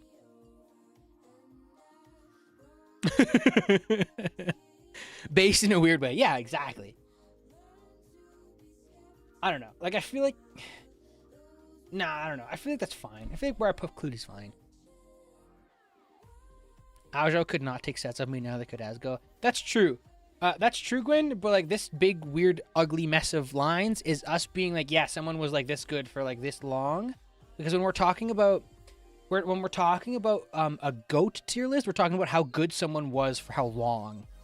And you were like really solid for a very short period of time. And you weren't like super... Like, you made a name for yourself as being B, but like you quit like right after. Whereas someone like Philip has been like everywhere between B- and B+, but he's been playing the game for like 10 years and he's always been around that player, like placed like performance. Like, he's always been capable of playing as a B+, but he always plays weird and gimmicky and stupid. So Philip is like, you could highball him like there, you could lowball him like there.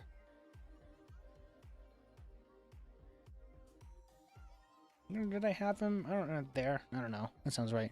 Whatever. Somewhere around there. Somewhere by UOA.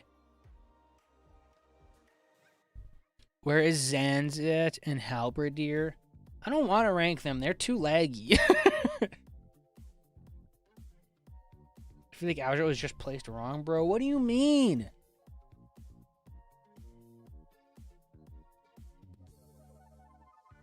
Yeah, I agree with that, Clued. Oh, I do have Halberdier on here. I didn't think I had him on here. Beetle? Beetle's here. What are you talking about? Oops. Beetle ain't not air quote down there. Beetle's way up there. Yeah, I agree with Clued being top 4. Yeah, Halberdier was a laggy one. Halberdier was really, really good, but his internet was terrible. Yeah. Below Avery, bro. Yeah, man. What are you talking about? Beetle, like, arguably made himself A- for a little while. And he's, like, held B+ for, like, a really long time. Like, Beetle was, like, A+ for, like, or A- for, like, a brief period over here. He's, like, been B+ for, like, every other time period. Avery was, like... climbed up to A-, and then he stayed A- for like 3 or 4 years. Yeah, Gwyn, Lude has been playing this game for also like 10 years, and he has also been A- the whole time. Beetle definitely beats these guys, and like Beetle's peak beats Avery and Lude's peak, for sure. Like, Beetle peak is like there. Solar peak is also like there. Kisho peak is like there.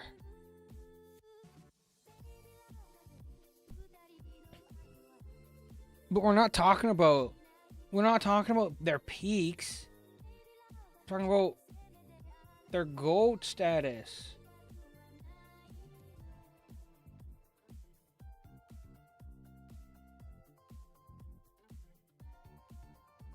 You don't remember Void? Yes, I do not remember Void. Could have sworn Lude was peak A. Yeah, like Lude was like peak A, but like he always played in really weird kits and didn't really care about being good as much as he wanted to like screw around with funny things. So like Lude is like A maybe.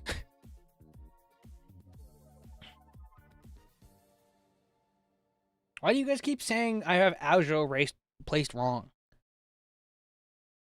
Just when you thought the sweet, creamy taste of frozen A&W root beer couldn't be beat, we made it sweeter and creamier. One Cokes is this guy, Gwen and Doris. This is One Cokes. Because Aljo was ass. Bruh. How dookie was I that I lost to him then? What's going on? What's happening? I'm scared. I didn't like just barely lose to him either. Like the dude dumpstered me. It was like 5-2 in his favor. What is happening?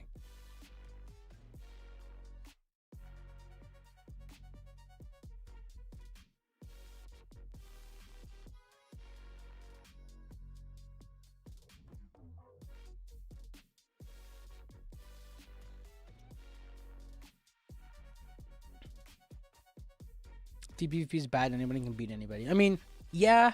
And I mean, I guess I am also the most up and down player in the top, like, 15. In the top 20, probably. At least the top 20.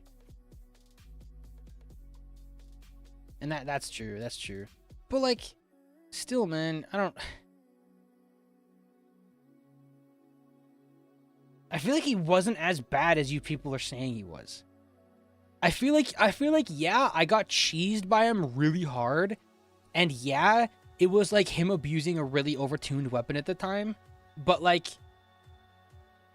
I still feel like he wasn't bad by any means. By any means. Like, I don't know. He wasn't as good as like Crane. No way.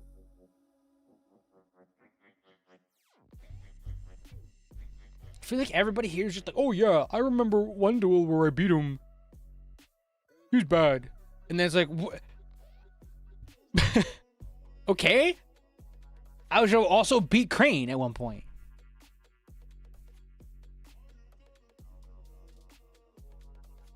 Yeah, Arve's got goldfish attention span. Don't worry about it, man. Don't worry about it, man. Just let him do his thing. I'm not moving Aljo. I think you guys are all crazy. Yeah. That's true, Green. Okay. Boss MCG. I'm not moving him. He was worse than Clued and Caro. He definitely peaked B+, but like very briefly. And I feel like these four people would cream him. He was pretty B- for most of the relevant time, and then when he was around in like the modded scene, he got decent and then disappeared. Like Boss was around from like mid 1.3. Give me a color. He was around from like mid 1.3 to like there.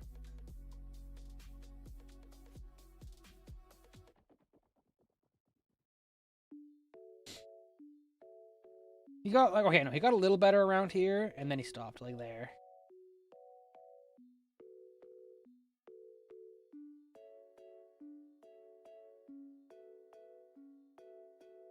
I feel like you could argue Boss is like up there. And I wouldn't inherently disagree with that. I'm gonna do that.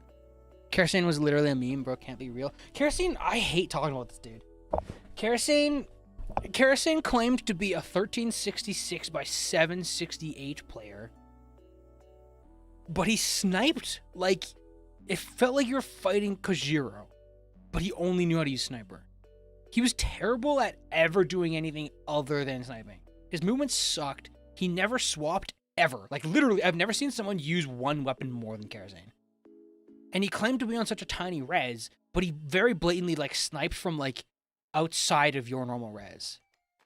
Like I'm convinced the dude was using like 1440p back in like 2015. I don't want to rank him. I don't want to rank him at all. Boss was solid on modded Jupiter. Yeah, Boss was like up and down. I don't know, dude.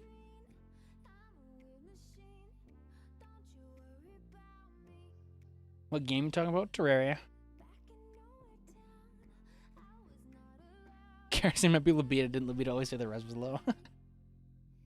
Remember when I said blah blah blah spoofing resolution? I mean, yeah, I guess that's true. Ranking Valorant players, get out of here. A68 can go at the bottom of this tier. Oh my gosh. Okay, let's do Goku Cat to make Ninshu shut up.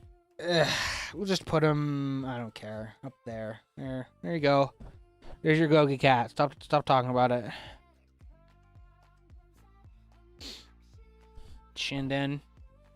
That's who Goku Cat is. Ninshu's glazing is crazy. Yeah.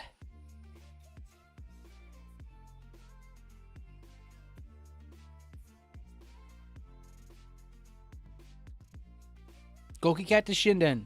Yeah, that's a fair spot. Get out of here. See, Ninshu's glazing is crazy.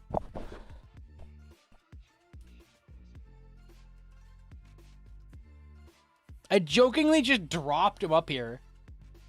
And Ninja's like, yeah, no, that seems about right. Maybe above Beetle, you know. Shinden.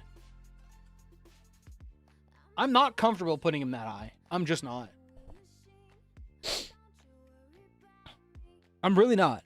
And let me tell you why. Okay, hold on. Let me explain. Let me explain why I'm not comfortable putting him up here.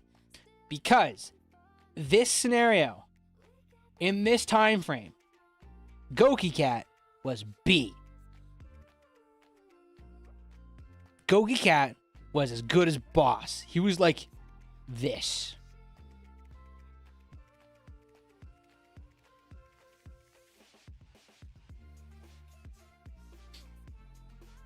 I'm not against giving him social rep because of modern day and age stuff.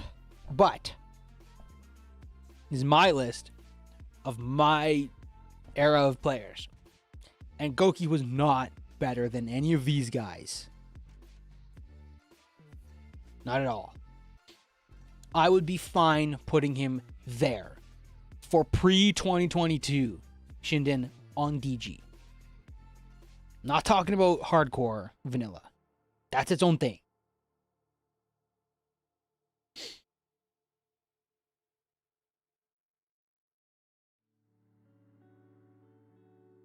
Goaty Cat. Okay, answer me this, Beetle. Did Goki, i.e. Shinden, beat Lego for like an extended period of time?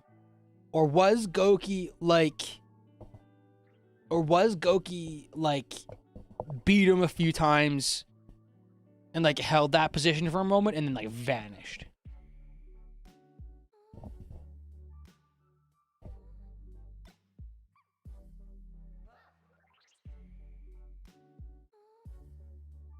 Oops, I'm trying to move the Spotify thing up a bit.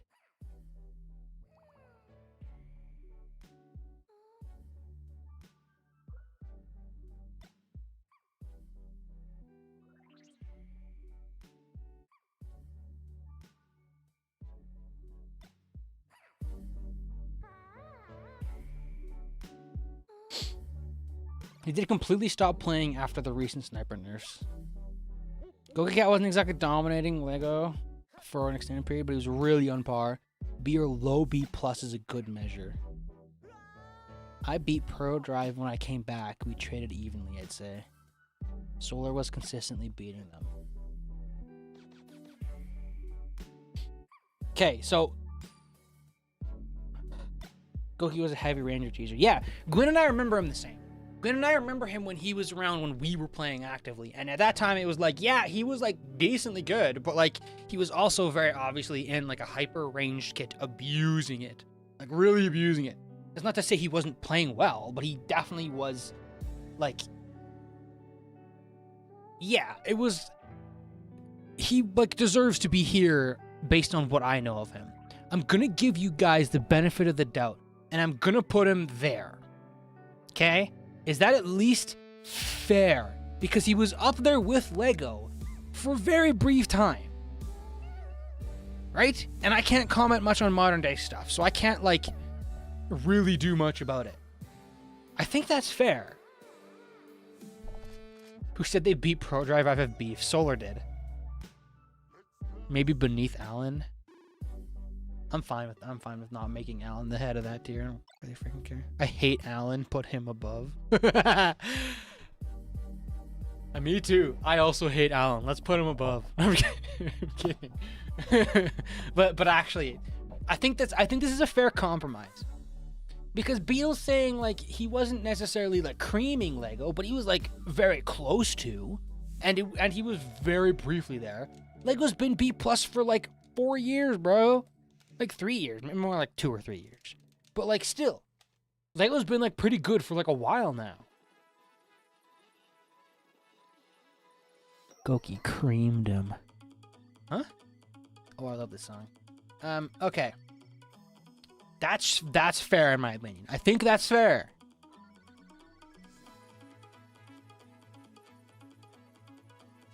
Ninja said he's comfortable there. Lobito beats you, Ninja? Halberdier. I'm sorry to bump Yo to the top 4 of this tier, Clued, but I think I have to give Halb some rep. I think Halb was like really good. He was really good for a brief period of time when he was so laggy. Don't really care where he is as long as it's above our show. Smile.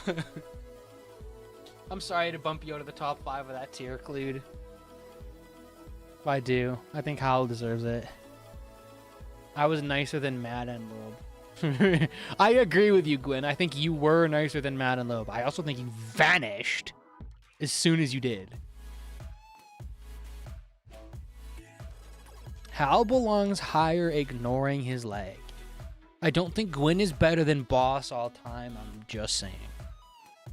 Or Lobita.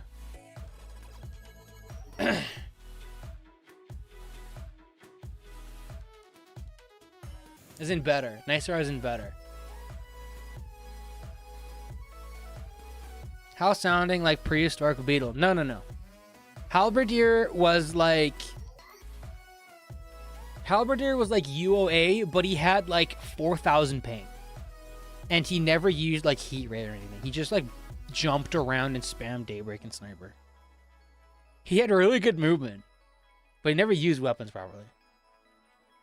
He had really good movement. Like, don't let me overstate that. Or like understate that. He had really, really good movement.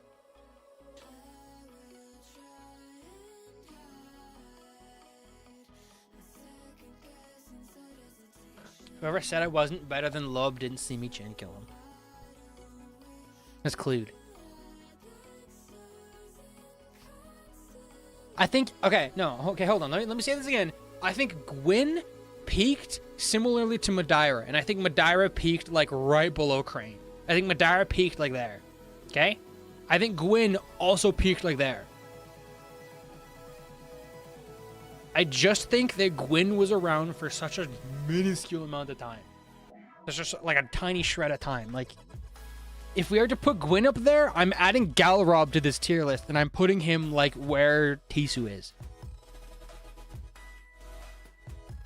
And that's also true. Lobita is still around, and Lobita is like better. Oh, get out of here, these stupid pop-ups.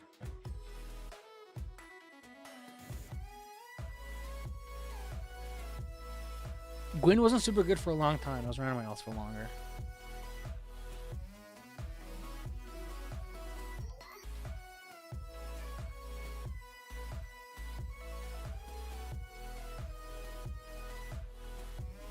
You can- I like how this is the most controversial part of this tier list. Is the like low end of this list. It's not like me being arguable top 5. It's not Solar or Keisho and Beetle being like fighting with each other. It's Madeira, Gwyn, and Labita. These nobodies, man. These nobodies. These absolute nobodies. What are you talking about, Fina? I was like, I don't want to put myself top 5, and then half the chat was like, do it. You're a GOAT. And I'm like, what? I don't want to. You're stupid, Fina. You're stupid. What's 9 plus 10? Right now, Fina. What's 9 plus 10?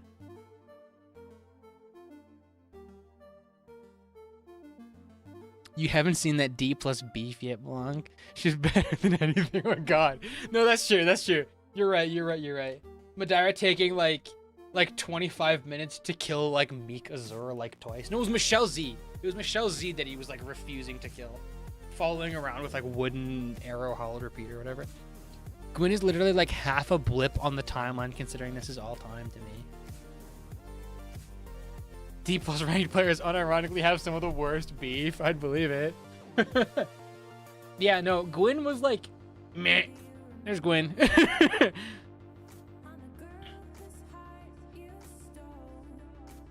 No, Gwyn was like meh. Like that. I need to move to YouTube chat to flame war this dude.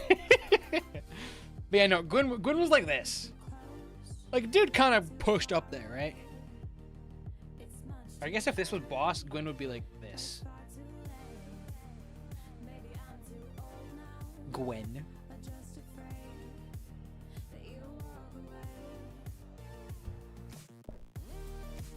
I'm comfortable doing this. This looks right to me. I don't know, dude. These 3 dudes right here, I could like toss and turn all day, and I would be happy with any of this. I'd be happy with that. I'd be happy with that. I'd be happy with that or that. Like, I don't know, dude. I feel like I'm gonna put Clued above Gwyn just because Gwyn's talking so much smack.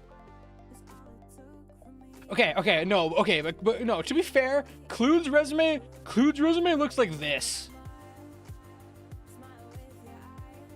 Clued's resume is like this. And then Gwyn's resume is like, eh.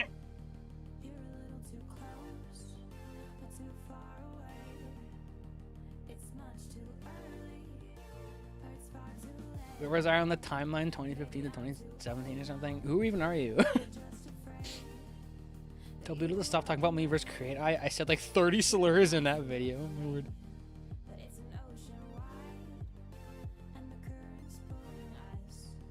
Did you see Madeira vs. Create a movie? I put a lot of effort in it. It was a pitiful ass tool. No, I didn't. Clue top 4. Ultima though, true. Goki Cat higher than Tisu. I'd plop Goki Cat maybe right in front of Tisu. That's what I did, isn't it? Yeah, that's what I did. Maybe right behind. Oh.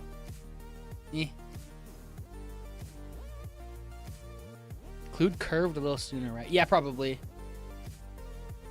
If Lobity is really better than good for him, he crushed Helly back on kiting. Yeah, that's true. Oh, it's Fester! How's it going, man? I haven't heard from you in forever. Didn't you play in 1.2, Fester? I seem to remember you being a 1.2 player. So that would have been like this. You did play in 1.3 a bit, didn't you? You and Astral Rogue. Rogue played a lot in early 1.3, but he was very much so a Vortex Armor Celebration spammer. Fester alive? Yeah, man. He comes in every now and then. Keisha's goofy narratives. Yeah, no. Clued was more like this. More like an inverse curve.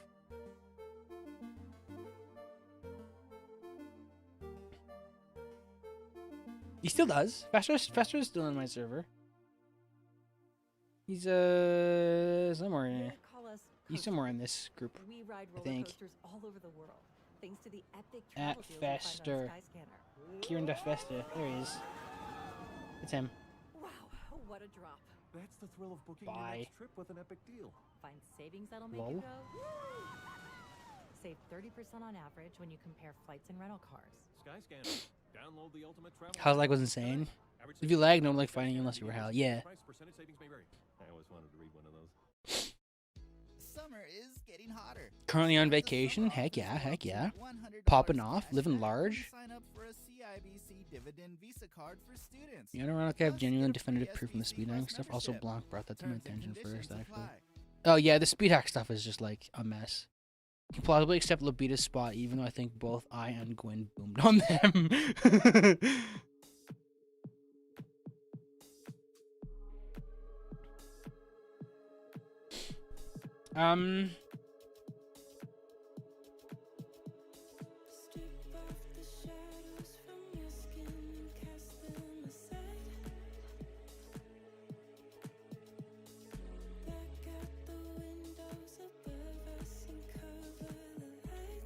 I'm comfortable with this, but I don't remember which one Verlook is. There's so many of these people that I get mixed up.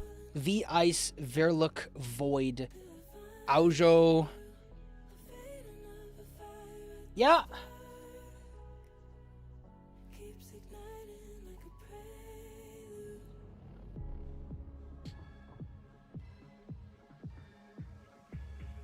Like, should I add S-Ice to, like, Verlook as aim view, I think?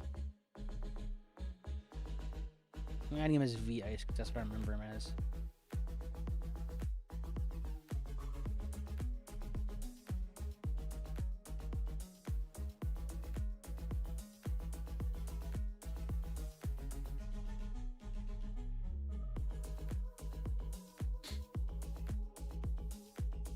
Yeah, I could probably move Desmond down, honestly.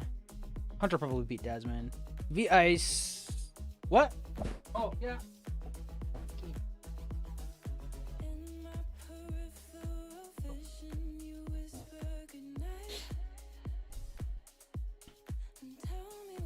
Here's my code for your life.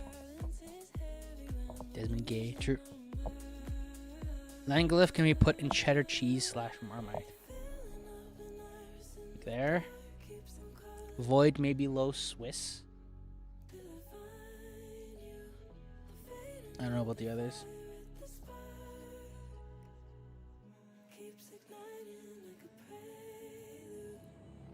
I saw. No, I saw.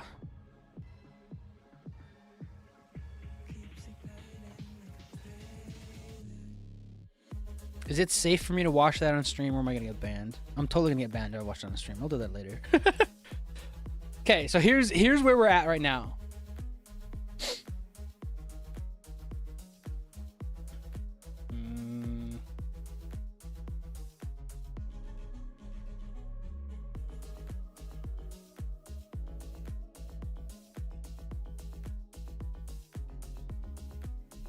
You think you're forgetting someone? True, I am for... Oops.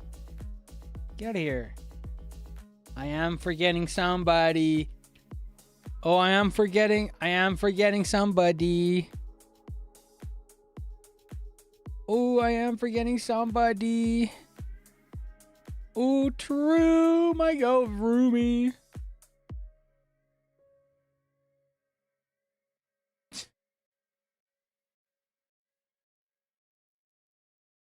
Where is Tyrion? Cursed. Does Dark Gaming server still have all the modified damage values instead of base game values? I remember hating PvP once that and most defense accessories got banned / nerfed.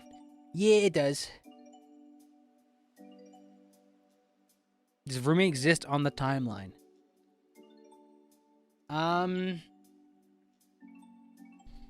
Rumi on the timeline is... he is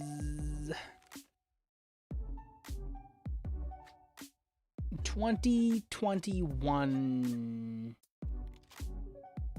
So he technically could exist on the timeline. He would be like way back here. Yes, no, he did. He did only PvP because of me. But Rumi was like not even B-, I don't think. He gets a dot. Yeah, it was like bleh. That's Rumi. No, probably my like bleh. There it is. It's Rumi. Psy not on the timeline. Bro, if Psy was on the timeline, it'd be like bam bam bam bam bam bam bam bam. Like Psy was like somehow terrible and also really good at the exact same time. And you could never know. It'd be like he'd coin flip and be like, okay, one day I will pop off. The next day I will take off all of my armor and only use sniper rifle. Yeah, Fina, you were also like meh. There's Rumi and Fina right there. Loot box consistency? Yeah, no, that was basically Psy. There's a lot of names I could add, but like I don't think it would be like relevant to add them. Like I could add Crab Bar, but like bleh. I could add Raffle, but like bleh. Lord Xylox.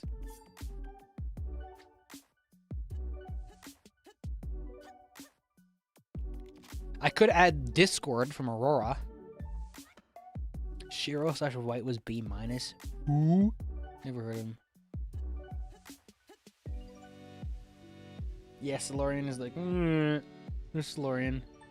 I don't know.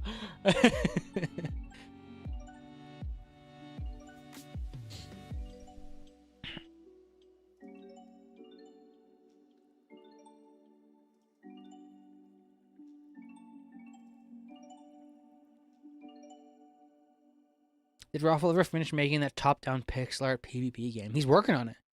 Still. I think I should be GOAT tier for getting my ban pardoned via you writing my appeal because you knew I couldn't be arsed to make one myself. That did happen. In fairness to me, I didn't literally just write it word for word. I kind of like made you write it, and then I kind of just like fixed it.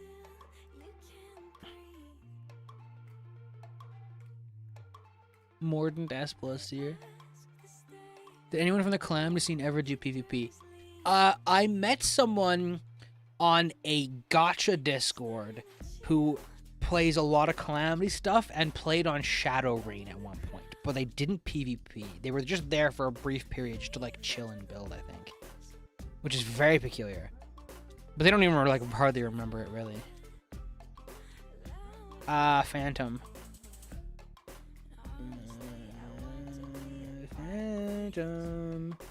Phantom. Where's Phantom? Phantom. This person. You're on the Calamity servers. Unlike modded stuff.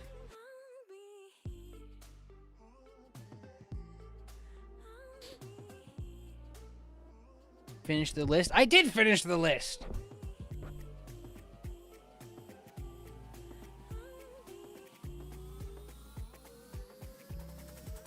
No.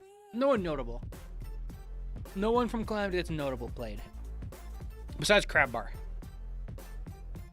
Who's this nerd? Who's this guy? You.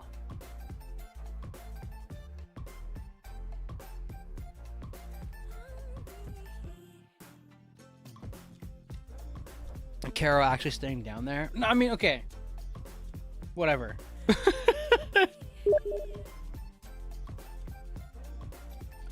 Rupee. Ooh, I can upload images.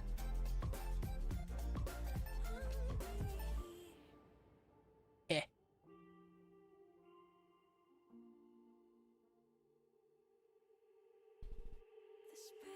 Like, I don't know. You could put Carol like there. You could put Carol like there, and it would be the same. I don't know.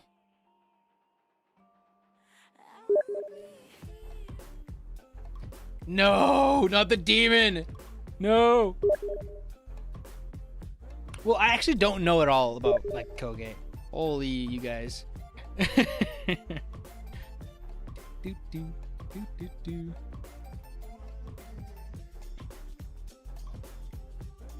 Ultimatum. Oh yeah, someone's commented on Ultimatum. Clue did, right?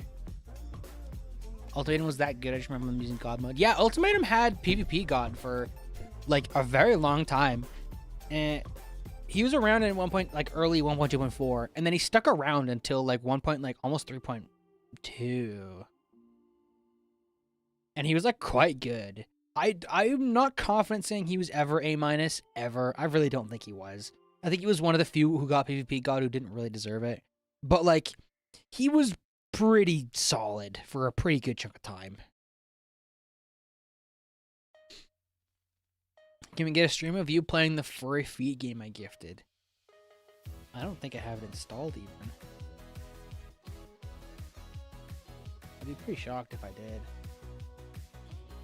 Yeah, no, I don't. I haven't even launched it. The Furry Feet game that you gifted me the DLC of, and then Fina gifted me, you mean? Excuse you. Get it right.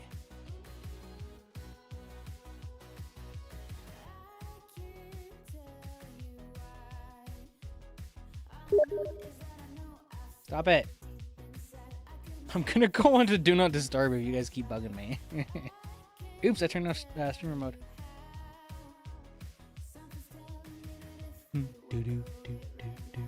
I didn't think this would take as long as it did. I knew I was gonna talk a lot, but like, I didn't think it would literally be 4 hours.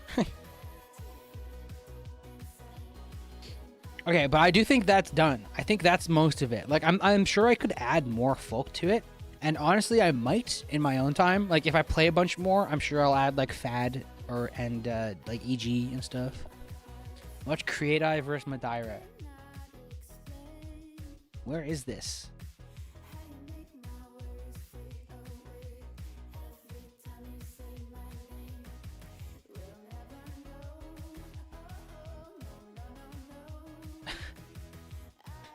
I don't even know where you guys posted this.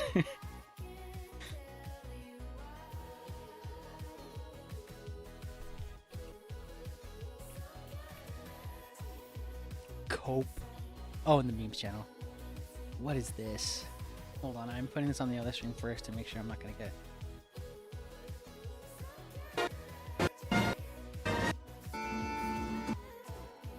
Somebody like to live. You deserve. Die. You're so. I'm not watching this on stream, you monkeys. I'm not watching it on stream. I know it's censored, but I'm not watching it on stream. No way. No, I'll keep that on my keep it on my second monitor and I'll watch it later. Nuh-uh, bruh.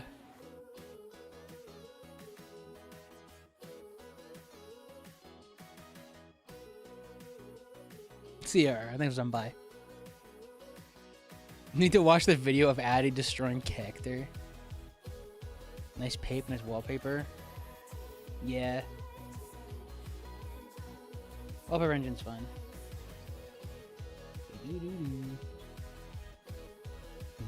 Magic Black, it's fine. Bruh! Oh, hell nah. I came back from not playing for 3 years for this Soul Duel. These are terrible. Okay, so now that this is over, it's time to make a tier list of every single armor in PvP. It's, bro, I'm not even black. It's not fine.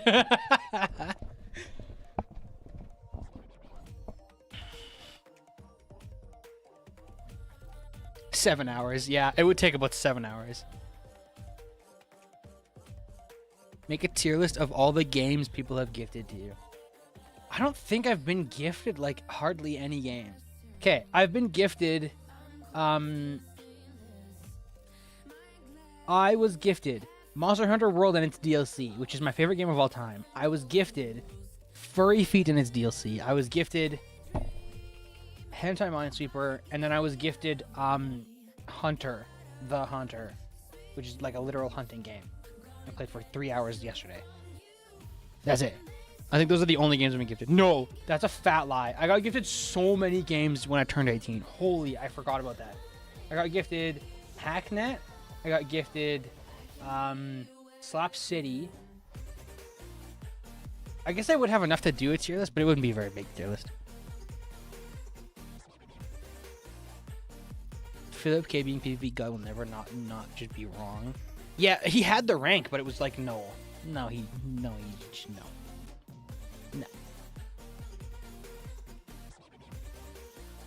I'm like 25%. Didn't I give you Monster Hunter World? Or was this one else? No, that was you, Fester. Fester gifted me Monster Hunter World. Sky gifted me Iceborne, the DLC. Shelly gifted me Slap City and Katana Zero. I don't know if she gifted me that, but I got gifted Katana Zero and Wizard of Legend and the other one, Hyper Light Drifter. Make a play style tier list. This needy toddler, bro. This needy toddler.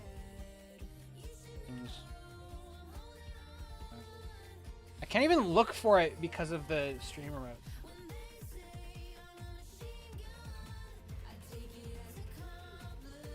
Where is it pinned? Not even pinned. Loser. Where is it? Rush.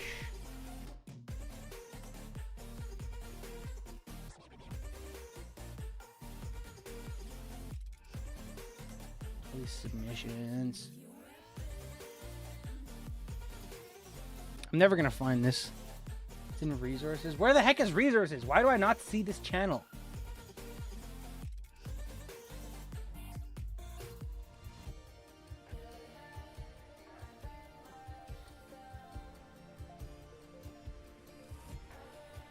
Server guide.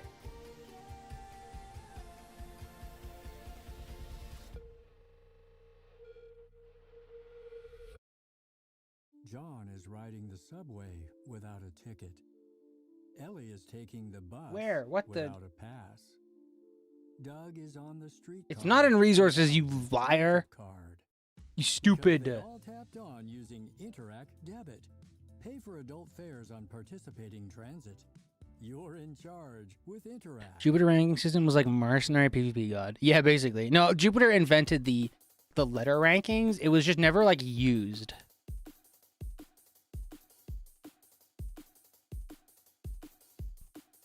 Just search swapist. True, that is not a word I've ever heard before in my life. Swapist.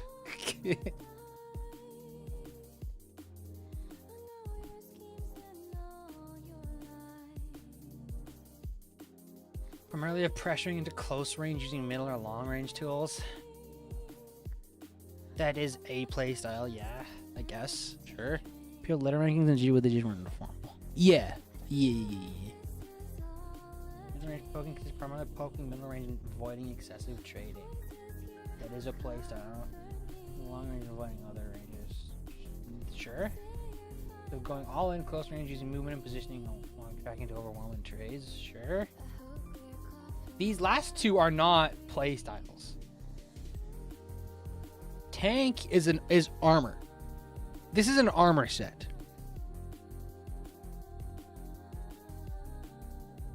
Swapist is not a play style. That is like how you play the game. Where's the link to make my own too? I'll post it. Actually, I guess I can just post it.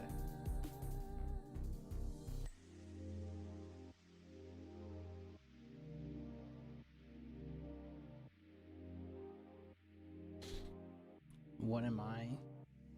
No, it's not like this is wrong. It's just it's just what RFA said before, where it's like I don't feel like people fall into one of these. And if they do, I feel like that means they're not a veteran. I feel like that means they're an apprentice to your player. Like I feel like when you are a veteran, like a B- or above to your player, you start doing more than just one of these. You probably still favor one of them. But like, I don't know. Like, yeah, I had good mid-range poking, but like the whole reason I would play well versus people is because I would do different stuff. Like the reason I beat Cairo is because I abused sniper and wrench and machete and a lot of stuff like that, like Betsy's and stuff. And I like really abused cover to avoid his heat ray. The whole reason I beat you a lot of the time, Beetle, is because I would play with really good melee kits and I would melee you to death. Because if you didn't melee trade me, I would beat you at long range because my long range beat yours. Like, yeah. And like, I did this. I've never been a movement player because I would always rather have better accuracy when hitting people. So like, I don't know.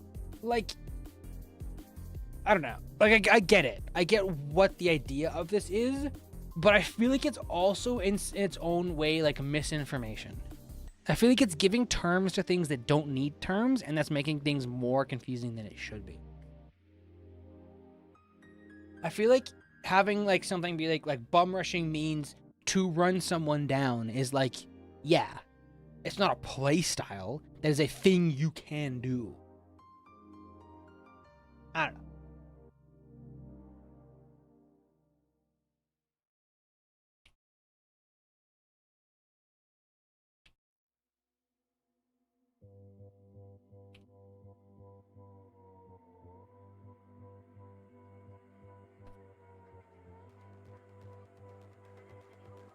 Mosquito is a playstyle. Marrow is a lifestyle. Yeah. Like saying someone spams Marrow is just as much a playstyle as saying someone is a bum rusher. Look at this. Look at this dude. Look at this dude. A little offended I'm not on your Terraria PvP gold list. This dude doesn't even like play Terraria. That's a lie. He does play Terraria, but he's not like a PvPer. Doesn't matter. We don't need people on the list. Yeah. But yeah, no. I'm happy with this list. I feel like this is relatively accurate for what I think.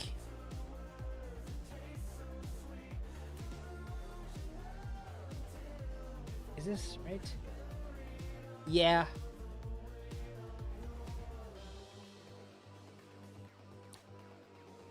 Yeah. Like, I think the things I'm the most unsure of is, like, remote. I could argue being, like, there.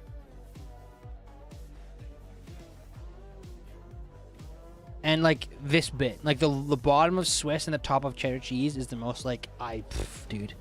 It's such a mess.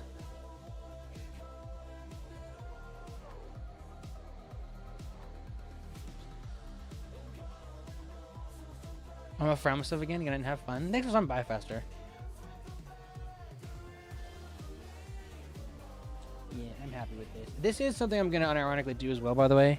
An armor tier list. But I'm not gonna do this on stream. It was more of a joke that I'm gonna do it on stream. I'm gonna do this mostly to be able to like better stare at what armor is not popping right now. I can see that I'm missing Chlorophyte chest plate and Greaves. How am I missing that? Because it's not in here. Hoggers. Hogger Woggers.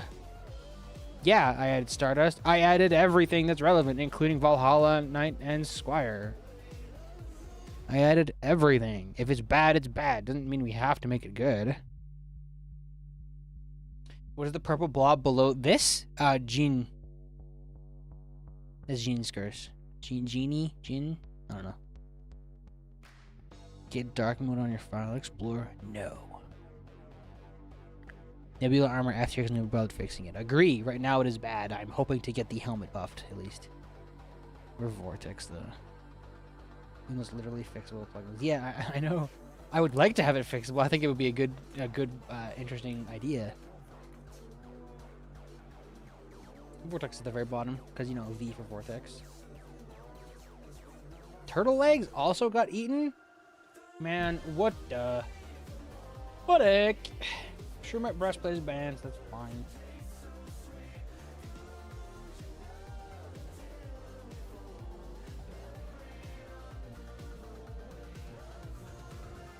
It's fine, Beetle. I just didn't want to think about it too much. I just tried to grab everything because it was easier.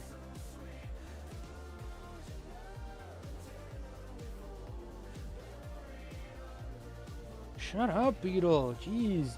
This dude is criticizing my every little thing. He's like, actually, Block, I don't know if you knew this, but Vortex helmet is banned.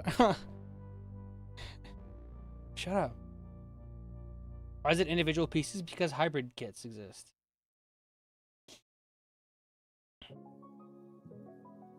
That's the whole point. That's the whole point, Johan, is because there's hybrid sets like this. So like a piece like Gi is an example, or like Crimson Helmet. Like the Crimson set is like solid right now, but the helmet is a little bit better because it has a few hybrid kits. Like solar armor right now sucks, but the solar legs are pretty decent. Come on, I just want to help. Make your own tier list, nerd. Jeez. Yeah, I'll do that later. That's for my own purposes. I was never into this part of PvP, not gonna lie. I'm a number person. I really like numbers, and I like thinking about RPG stuff. I like D&D. I like MapleStory. I like thinking and being like, I could use solar armor, but I could get 10 more melee damage if I used Hollowed Mask. Ooh. But I lose 20% damage reduction. Is that worth it? I don't know. And I like that it like kind of makes you think about how you play the game a little bit more.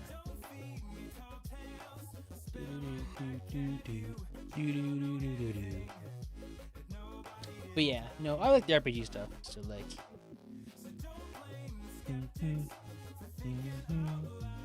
I like the song. The song is really good.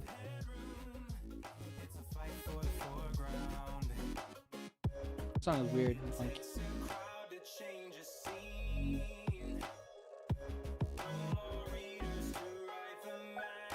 USA #1. Get out of here, OC talkers. Okay, what am I doing with my life now? Who's call? The boys. Proud of him. I don't know what he did.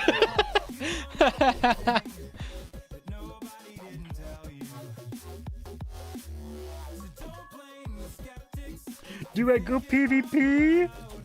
I don't remember who I checked the thing. Kuchiga. This one.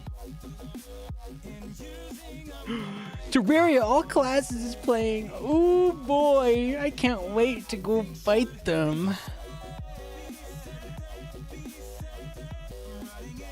Use resources, you cornball. Nope. No, I won't do it. You can't make me do it. Look at this. I'm interested in the idea to help people spot aimbot. Yeah. No. Let's see. Where's some like really mean thing that Keisho said? You do not want that to happen. You do not want to leave Lego alone. Whew. We can't share these takes, man. That's spicy, man. What if I started playing an anime game? Everybody would leave. Everybody would just leave if I put up sounds right now. Yeah, it's so real for that. That's true. I did. What did we say we were gonna test?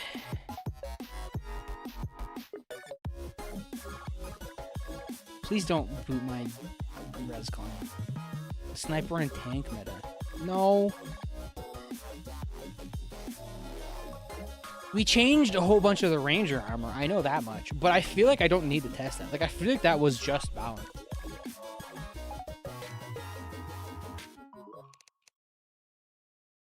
Hydrate. I have a Coca-Cola here.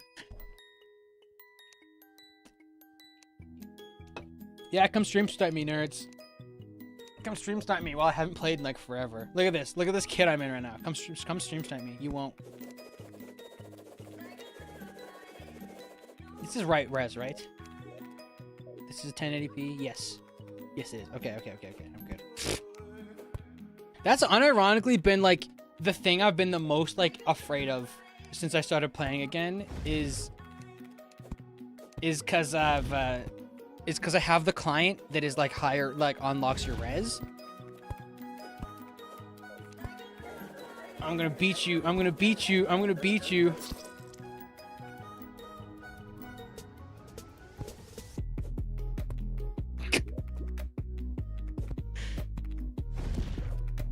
Why is that P-hammer so long? Because I'm in a melee speed kit. What do you mean, why?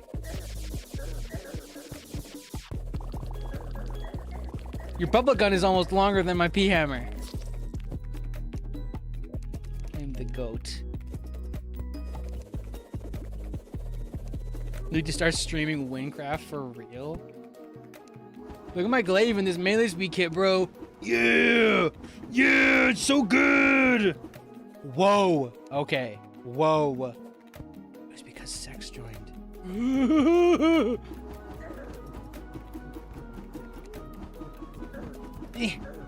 Whoa! Holy! The warping! Why do I keep warping? Johan hits me and it teleports me across the map. Ah! It actually is! What the heck? What? Holy! What is going on? Ah! Dead. You don't have a shield? Oh, it's because I don't have a shield. That's funny. The anti-block weapon. I have a very wide vocal range. Oh! Okay, that's actually so exploitable. No, I should stop talking. No, I stop. No, we're not doing that. Whip is still kind of like cuckoo fart. Look how much damage Whip does. It does like 40. And Lego's like, oh, you don't want Whip meta. Don't buff it. You don't want Whip meta. People will be so OP when it hits for 20 damage and it hits like 4 times a second. And I'm like, yeah, I'm sure it would, bro. You got me.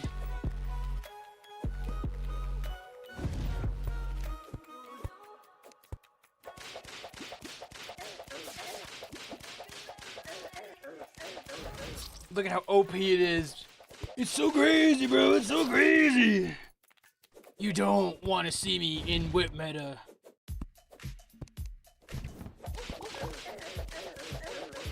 You don't want to see me in Stardust Axe meta. Ooh, he's gonna get me with it. No. No, brother, no.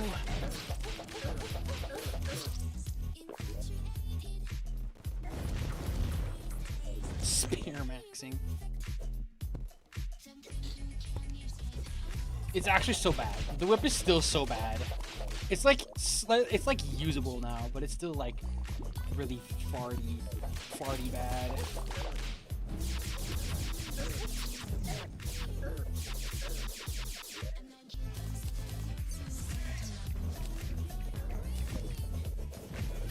It's way better hammer.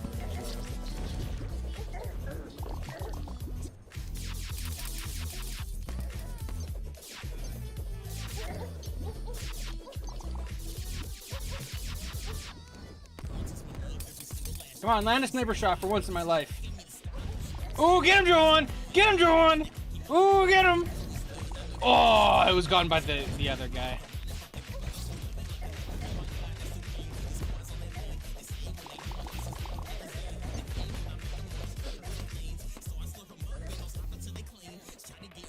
Oh, that wrench went so far, dude.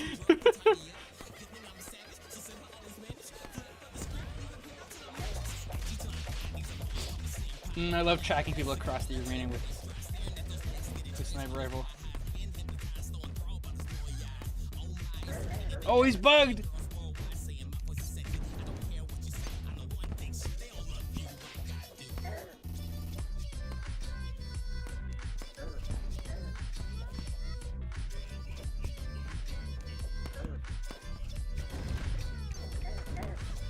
OMG, it's Vroomy? It's real Vroomy?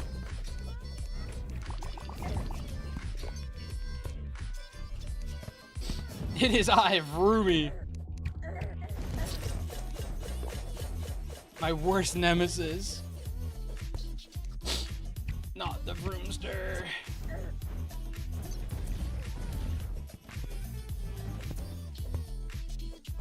You should play Osu. Yeah, that's a very Vroomy pose. Ah, I didn't dismount my mouse. Stop trying to yo-yo me, you nerd. Get away from me. Get away from me. Get away from me. I'll start bubble gunning. Don't test me. I'll start bubble gunning.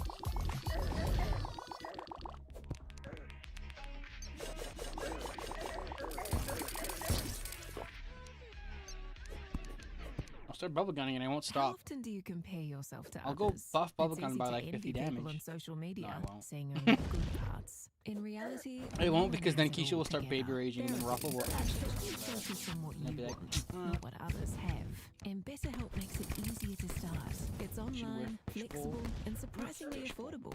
Connect with a credentialed therapist by phone, video, or online chat. Tap now or visit betterhelp.com/Spotify Music to save 10% on your first month. Loving your Spotify free experience so far? You can always discover new ways and more places to listen. Learn how to download music to play offline and turn shuffle mode off or on, depending on your mood. Johan, have you seen how hard Beetle and Keisha gutted Paladin Armor?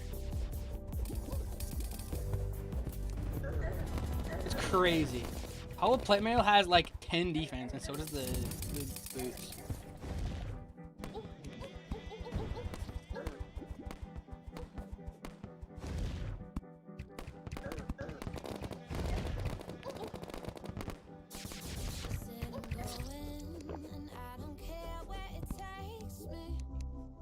Because I started abusing Holy Prot and they did not take it.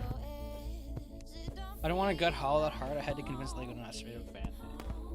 Yeah. I think it was a little. Hey! I was not paying attention. Oh, it was Joe. I thought it was Beetle, who just ran up to me and solar axed me in the face.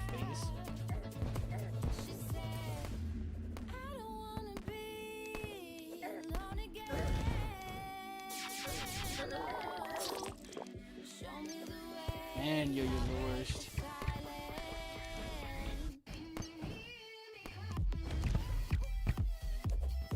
That's the wrong button. Wrong button. Can I snipe you?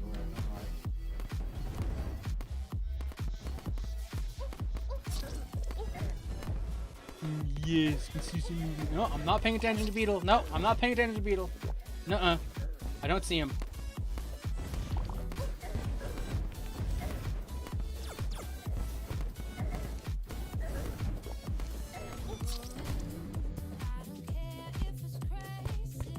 Woo! Look at John! Woo! Woo!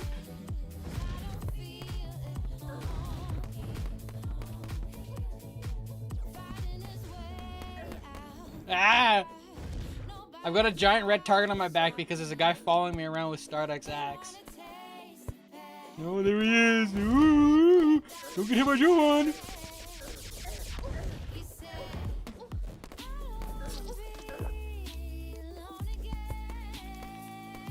Ooh, my brain! My brain muscles. Oh, I thought that hit you! Oh, I thought that hit you! Oh, I thought that hit you! Oh, I thought that was Johan getting you the kill. Stream sniper! Beetle stream sniping! Beetle stream sniping! Beetle stream sniping! How do I make an account?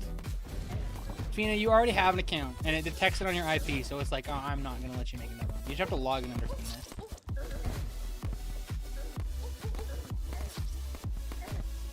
You nerd! You nerd! I'm getting starlighted because of you, Solar. Oh, I got vampire knifed.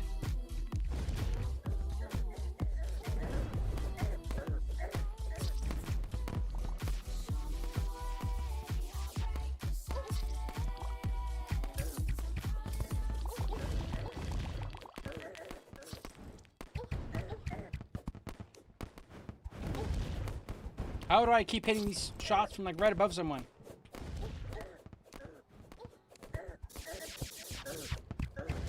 Wee! Wee! Oh, I got stuck! I'm not used to this area. I'm not used to this part of the arena.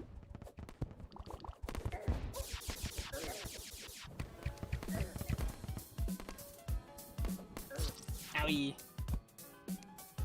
Bro, summoned the Blanc gang. To be fair, there was one person on before, now there's 9 people here.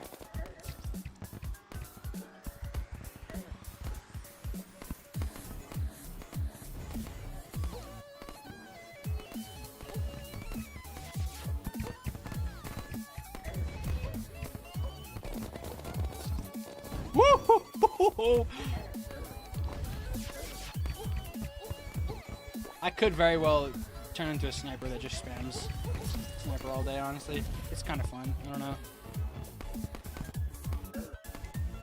I like Luminite bullets. I like that they're fast, but not like high velocity.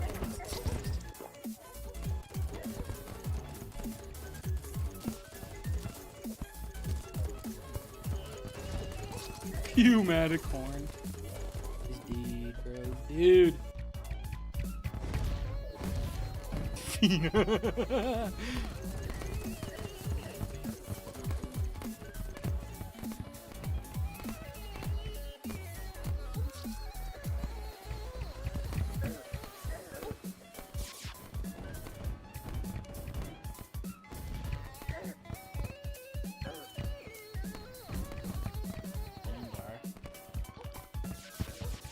There's Johan. There's the espresso. Hey, yay.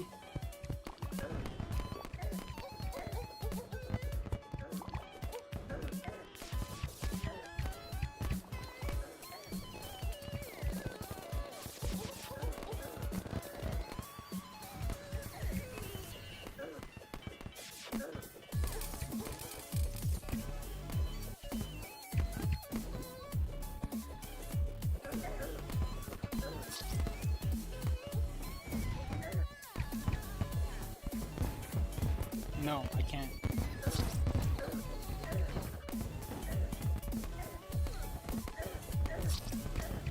The only person that can snipe consistently is Johan.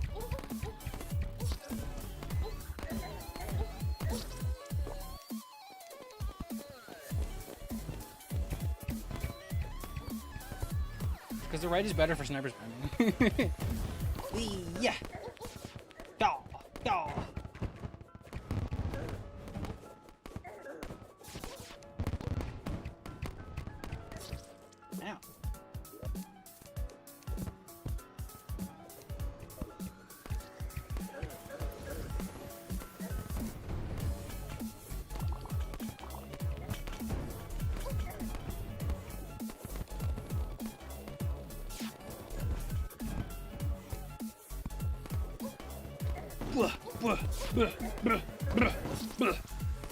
People's using like actual weapons, and we're just be like, sniper. Brr.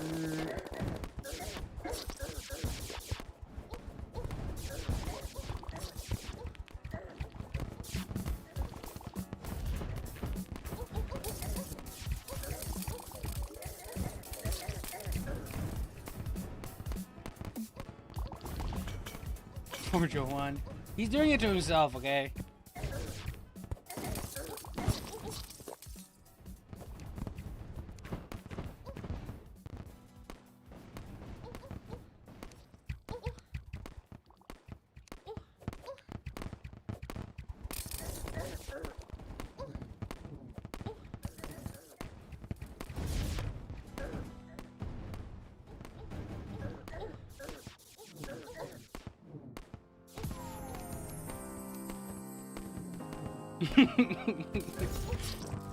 I killed the wrong person. And then Beetle comes in and kills everybody.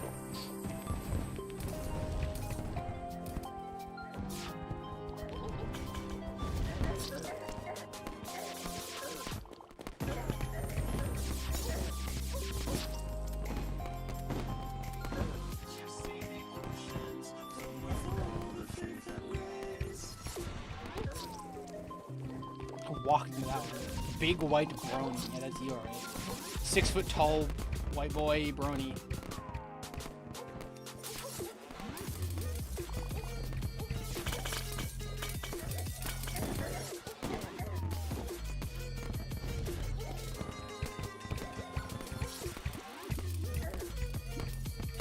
Surely he doesn't know.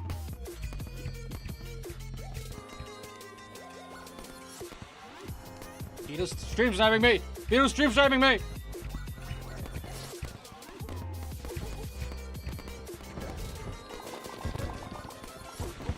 That's ice right there. Ah! Arcalis.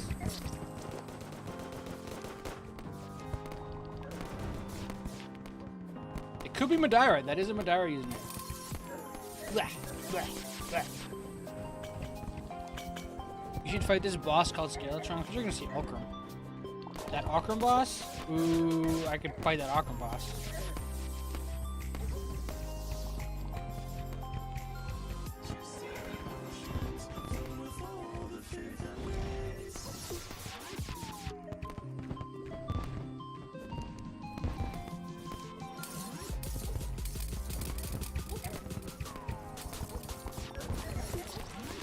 Johan, when did the ZZZ weeklies reset? Is it today?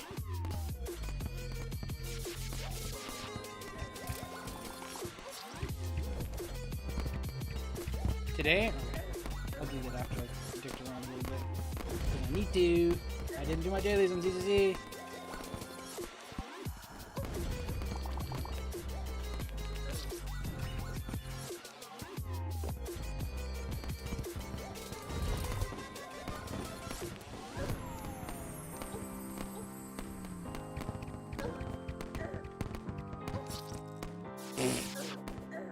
Hey.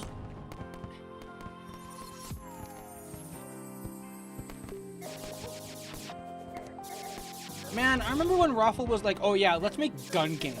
And I was so excited for that, man. I was like, oh yeah, I can totally plan out how to do gun game. So that when you get a kill with a weapon, you go up and use a different weapon. I was so ready to make that happen. And we had like a test arena and like the proper kits saved for it. And then it never happened. Nothing, bro. Nothing. I heard nothing from him. He never talked to me about that ever again. So cringe, man. You don't want to work on something, or it's like just not in your interest, like just say it. Like, come on. You just gotta leave me in the dark. It's just lame.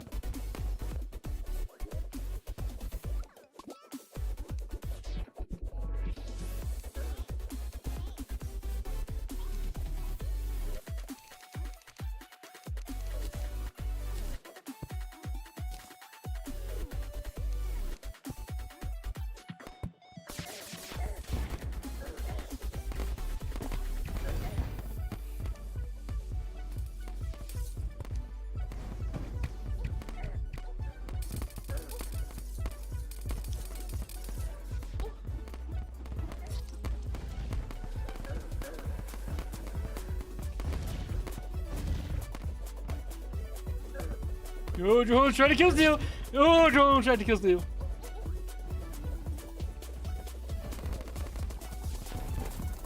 We tried. We tried. He'll get me eventually with it.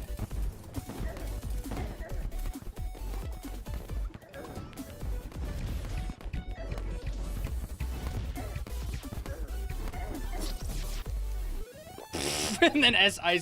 glaives me twice in the face. He didn't even intend to hit me, he just hit me with it on accident.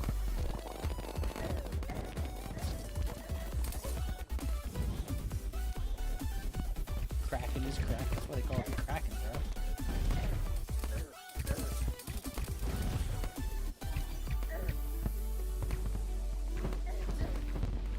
What was that? I just hit like 5 sniper shots in a row on Endar.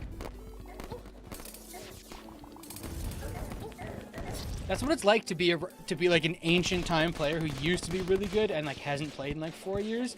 It's like you play and you're not really good anymore, but like every once in a blue moon you just do something and you're like, yeah, no, nobody who's like my play level can do that. Just at all. They just can't. It's really weird. You hit like 6 Luminite bullets, sniper shots in a row, and you're like, yeah, no, that's how it used to be, man.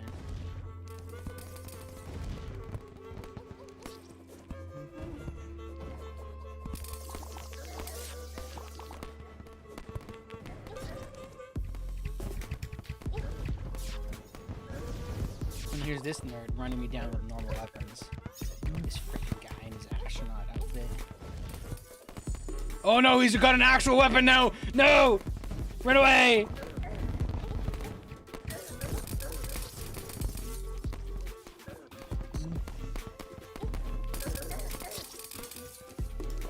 It does 40 damage. It did 97 to me!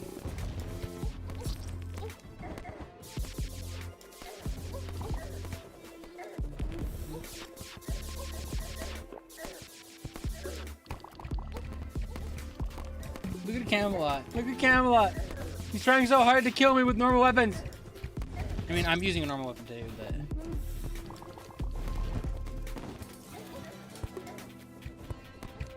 Try to get people with the axe, Joe. It does, like, kind of damage, but, like, it's really loud and scary.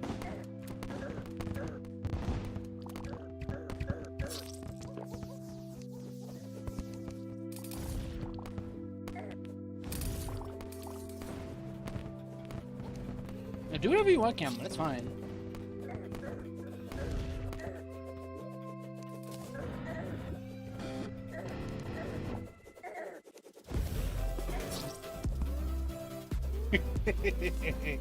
Just a little bit more damage.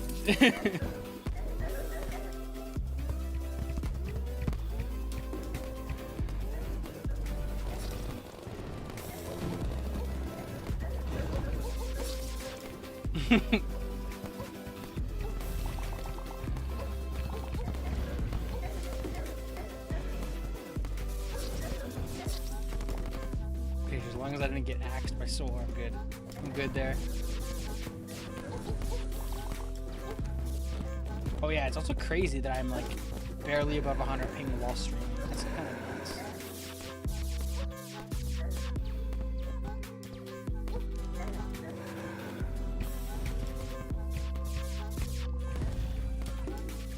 Get wrecked! Joe got him! Ooh!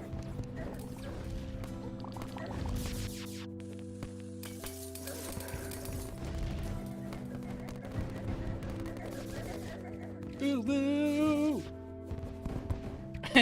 Redemption.